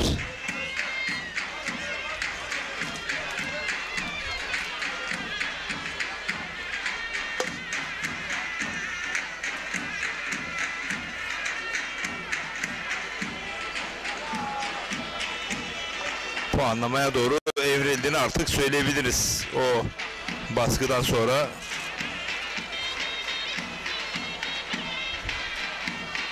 Artık iki baş pehlivan da puanlama moduna girdiler mental olarak.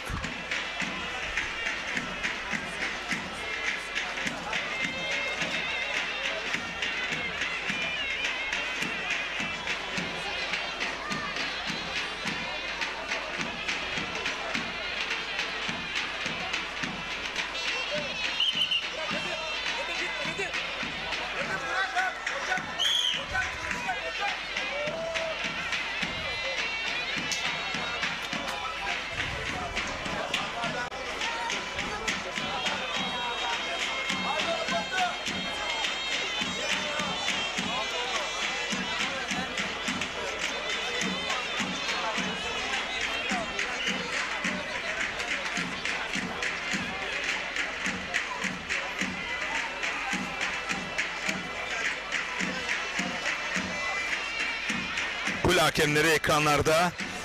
Ekrem Yavuz, Türk Havlu Güreşi'nin Koca Yusuf lakaplı baş pehlivanıydı. Şimdi kulede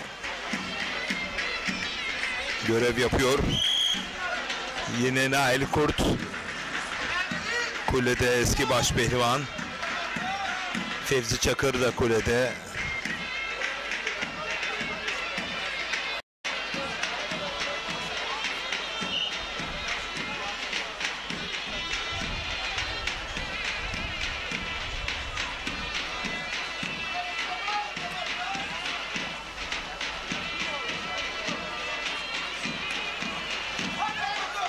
Yani kazık yan paçada.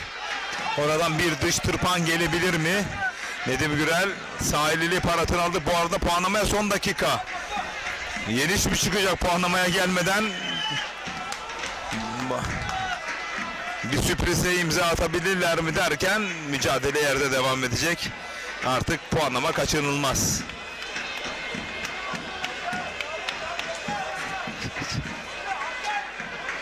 Son 3 dakika. Puanlama bir paça kazık.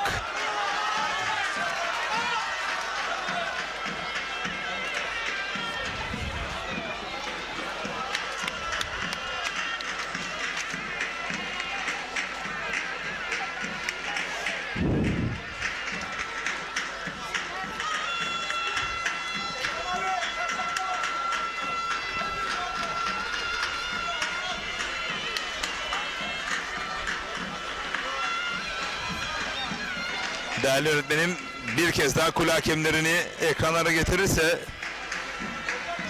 güreş severlerimiz o heyecanla izledikleri eski baş pehlivanları kulede görmek istedikleri mesajlarını yolluyorlar. Tabii ki takdir değerli öğretmenimizin.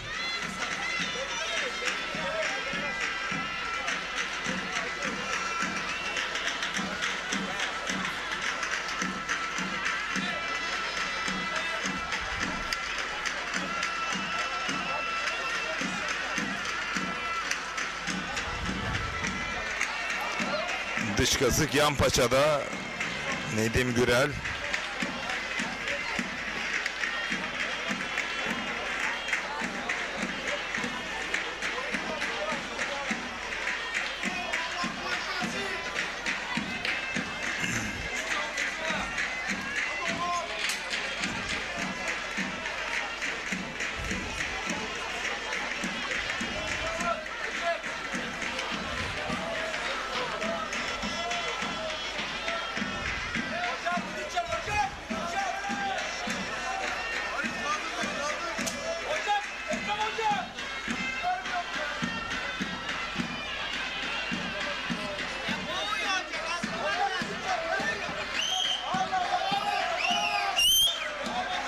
Düdüğü çaldı, mücadele ayağa kaldırdı. Halit Altıntaş eski başaltı pehlivanlarından. Evet, puanlama anonsu geldi.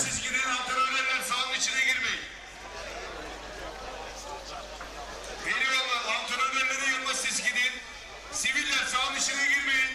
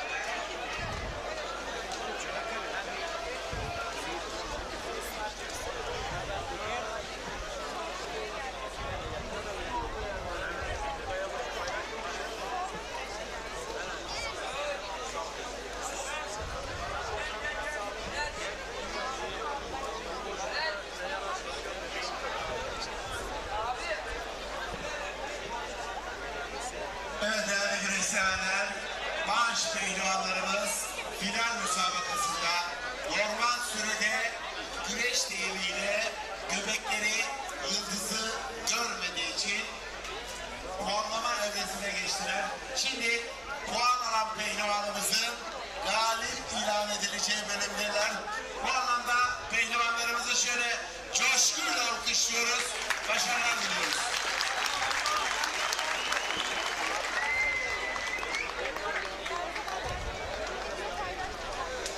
Evet, son kez yağlanıyorlar puanlama öncesi.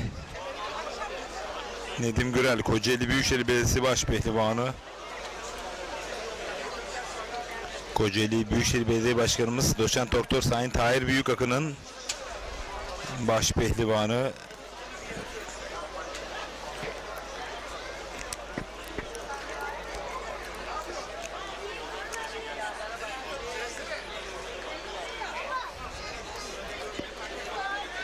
Evet, Kurtali'yi Mustafa Batu bağlıyor.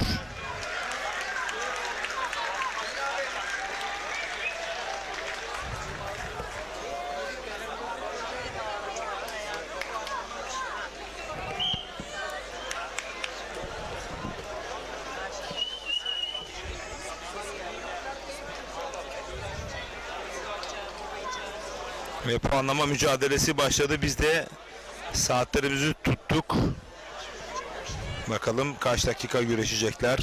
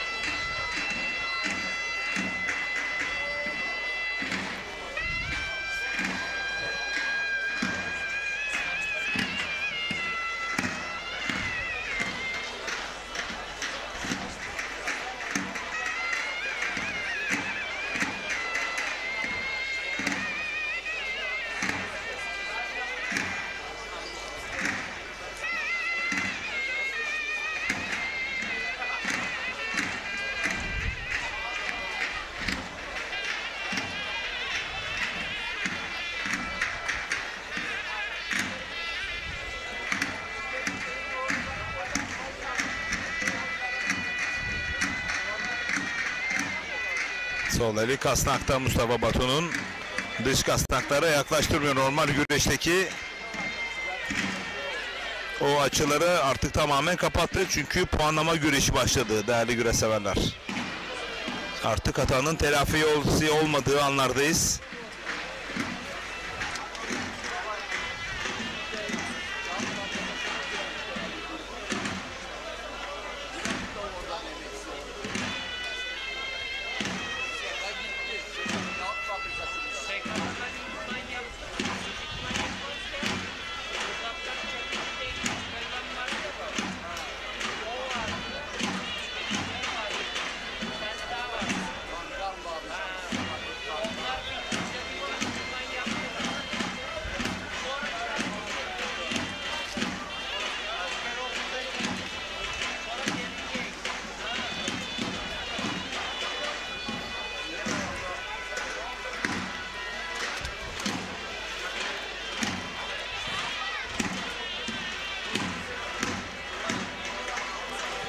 Nedim Gürel sürüyor rakibi Mustafa Batu'yu.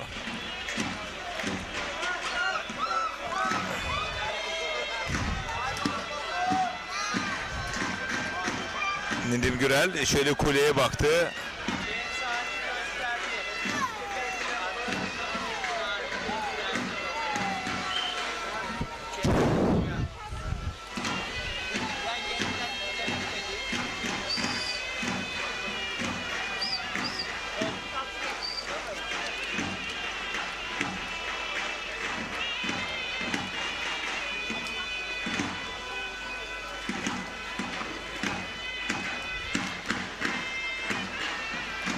Dış kasnakta Nedim Gürel hemen yanına doğru çekti. Her an bastırabilir. Evet, bastırdı, blok etti. Nedim Gürel 289. randevuda kazanan baş pehlivan oldu değerli güreşseverler. Mustafa Batu sarıldılar, helalleştiler. Evet, bir kez daha tekrarını izliyorsunuz değerli güreşseverler. Hakikaten her ikisi de alkışı fazlasıyla hak ediyor.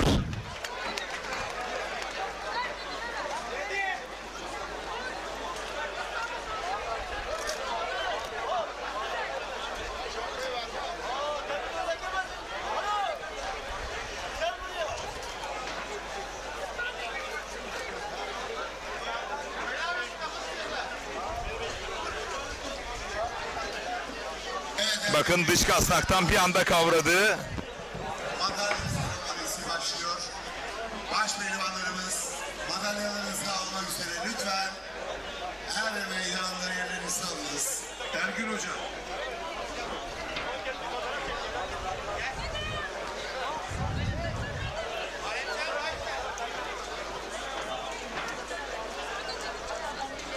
Evet Recep abi. Hayırlı günler. Seni tanıdım şimdi. Televizyonda ben de görüyorum. Ben de görüyorum devamlı da. Karşıdan görüp şurada bizim akrabaya dedim bak bir Recep dostu yapma ya dedim. Hadi hayırlı günler.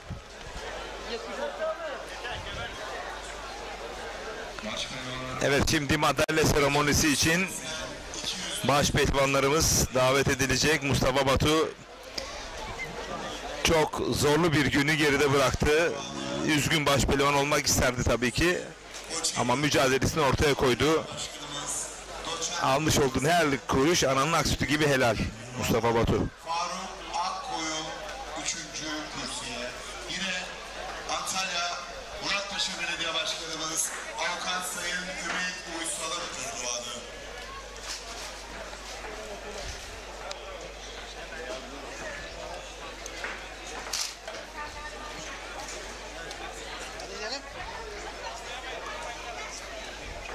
Yine bugün burada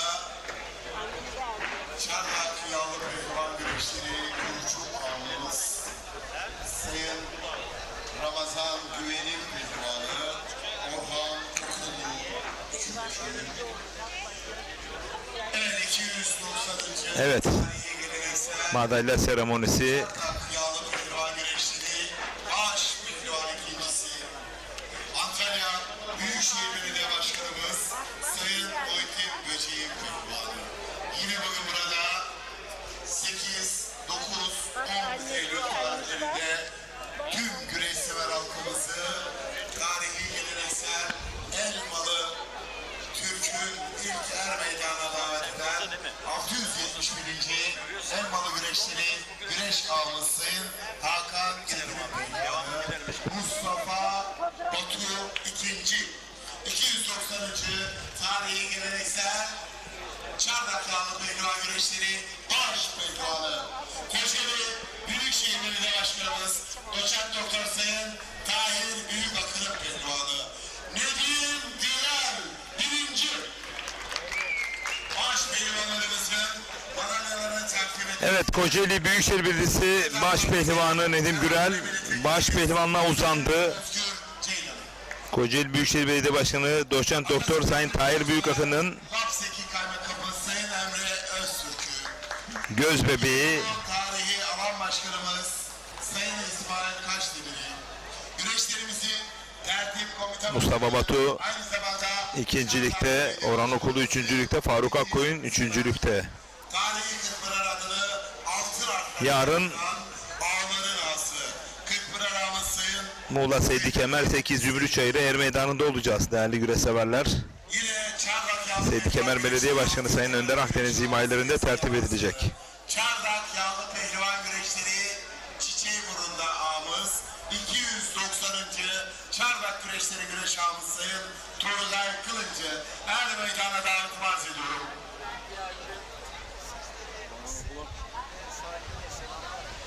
Evet, birinci baş pehlivanımız Nedim Gürel'in altın madalyasını Cumhuriyet Halk Partisi Çanakkale Milletvekilimiz Sayın Özgür Ceylan takdirler. Normal yani. Ya yarın gene güreş var. Yine baş pehlivan ikincisi Mustafa Batu'nun gümüş madalyasını Lapsiki Kaymakamı Sayın Emre Özgür takdirler. Tabii. Burada olmadı. Üçüncü baş pehlivanımız Orhan Okullu bronz madalyasını Gelibolu Tarihi Alan Başkanımız Sayın İsmail Kaşdemir takdim ediyorlar. Yine üçüncü baş pehlivanımız Faruk Akkoyun'un madalyasını güreşlerimizin tertip komite başkanı aynı zamanda Çardak Belediye Başkanımız Sayın Metin Semerci takdim ediyorlar.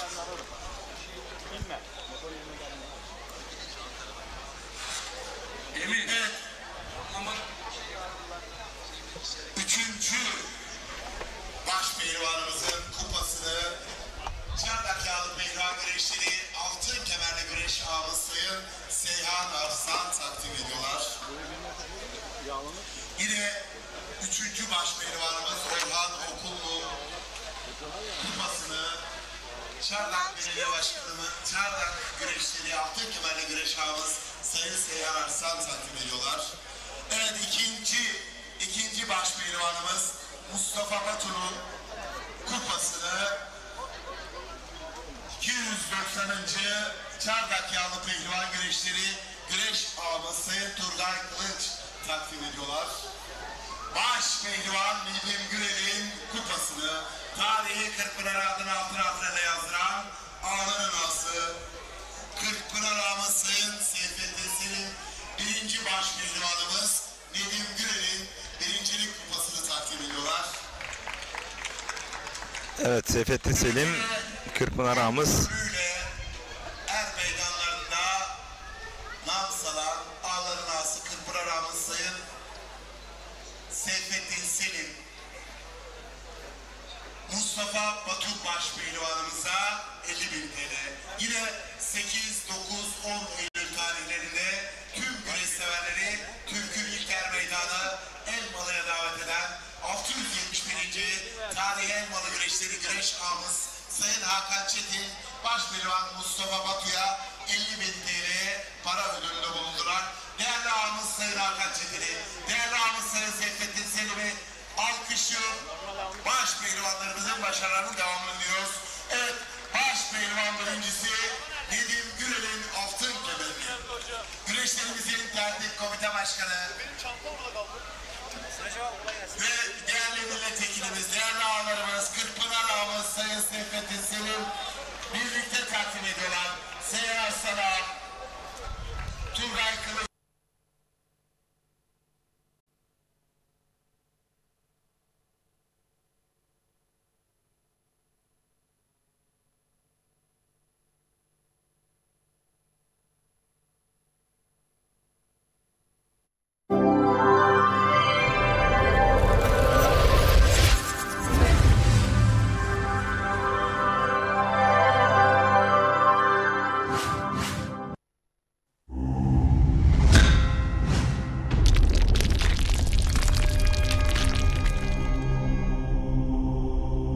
Bizi izlemeye devam edin.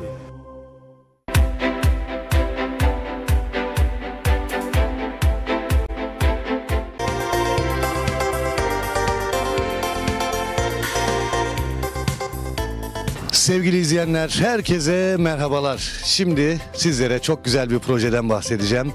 Herkesin beklediği, aylardır sorduğunuz bu proje artık faaliyete girdi. Ekin Gayrimenkul bünyesinde biz şu anda Gelibolu'dayız, Bolayır köyündeyiz ve çok güzel bir projeden bahsediyorum.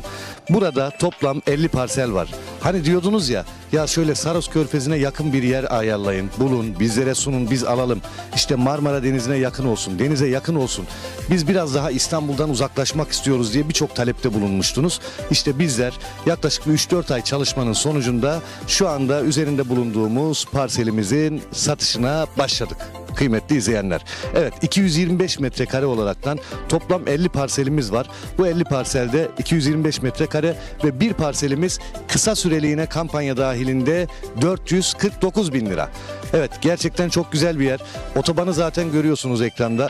İnanılmaz güzel bir yerden bahsediyorum. Şu anda ekranda gördüğünüz parsellerimiz, bakın Saros Körfezi'ne 2,5 kilometre mesafede, araçla 5 dakikada inebiliyorsunuz. Hemen diğer tarafı Marmara Denizi, yine aynı şekilde 2,5 kilometre. Yani burada Marmara Denizi ve Saros Körfezi'nin tam ortasında otobanın hemen dibinde muhteşem bir proje. Ve aynı zamanda şunu da belirtmek istiyorum. %40 imarı var. Evet, imarlı. İmar planı içerisinde. Etrafı görüyorsunuz zaten. Hemen evlerin yanında elektriği, suyu, her şeyin mevcut. Ulaşım derdi yok. İstanbul'dan otobana bağlanıyorsunuz. Direkt Bolayır'a kadar, arazinin başına kadar gelebiliyorsunuz. Öyle güzel bir yer. Bence bir zaman ayırın. Çünkü burası sizin için bulunmaz bir şey. O kadar net söyleyebilirim. Ve ben de çok heyecanla anlatıyorum. İnşallah ben de buradan kendime bir parsel alacağım. Çünkü böyle yazın gelip kafamızı dinleyebileceğimiz, ondan sonra aracımızla hemen Saros Körfezi'ne gidebileceğimiz veya biz dedik ki Marmara Denizi'ne gidelim, denize girelim. Hangisini arzu ediyorsak, çocuklarımız hangisini istiyorsa oraya götürebiliyoruz. Gerçekten müthiş bir yer. Dediğim gibi %40 imarlı, güzel bir konumda. Elektriği, suyu mevcut, yolu mevcut ve Bolayır'dan bahsedeyim biraz sizlere. Bolayır daha öncesinde beldeydi. Şu anda halen aynı nüfus içerisinde. İçerisinde kasabı var, marketi var, her şeyi mevcut. Yani burada Bolayır'a da zaten yürüme mesafesinde, yürüyerek gidebiliyorsunuz. Gerçekten güzel bir yer. Bir vakit ayırın. Hafta içi, hafta sonu fark etmez. Vaktinizi verin bizlere. Gelin görün. Bizim ne demek istediğimizi anlayacaksınız. Evet, kısa süreliğine 225 metrekare imarlı, %40 imarlı parsellerimiz 449 bin lira kampanya fiyatıyla. Şu anda burada da 50 adet parselimiz var. Belki de bu anonsumdan sonra birçok kişi arayacak. Birçok kişi ben de geleyim göreyim diyecek. Geç kalmayın, siz de arayanlar arasında olun ve şansınızı arttırın diyebilirim.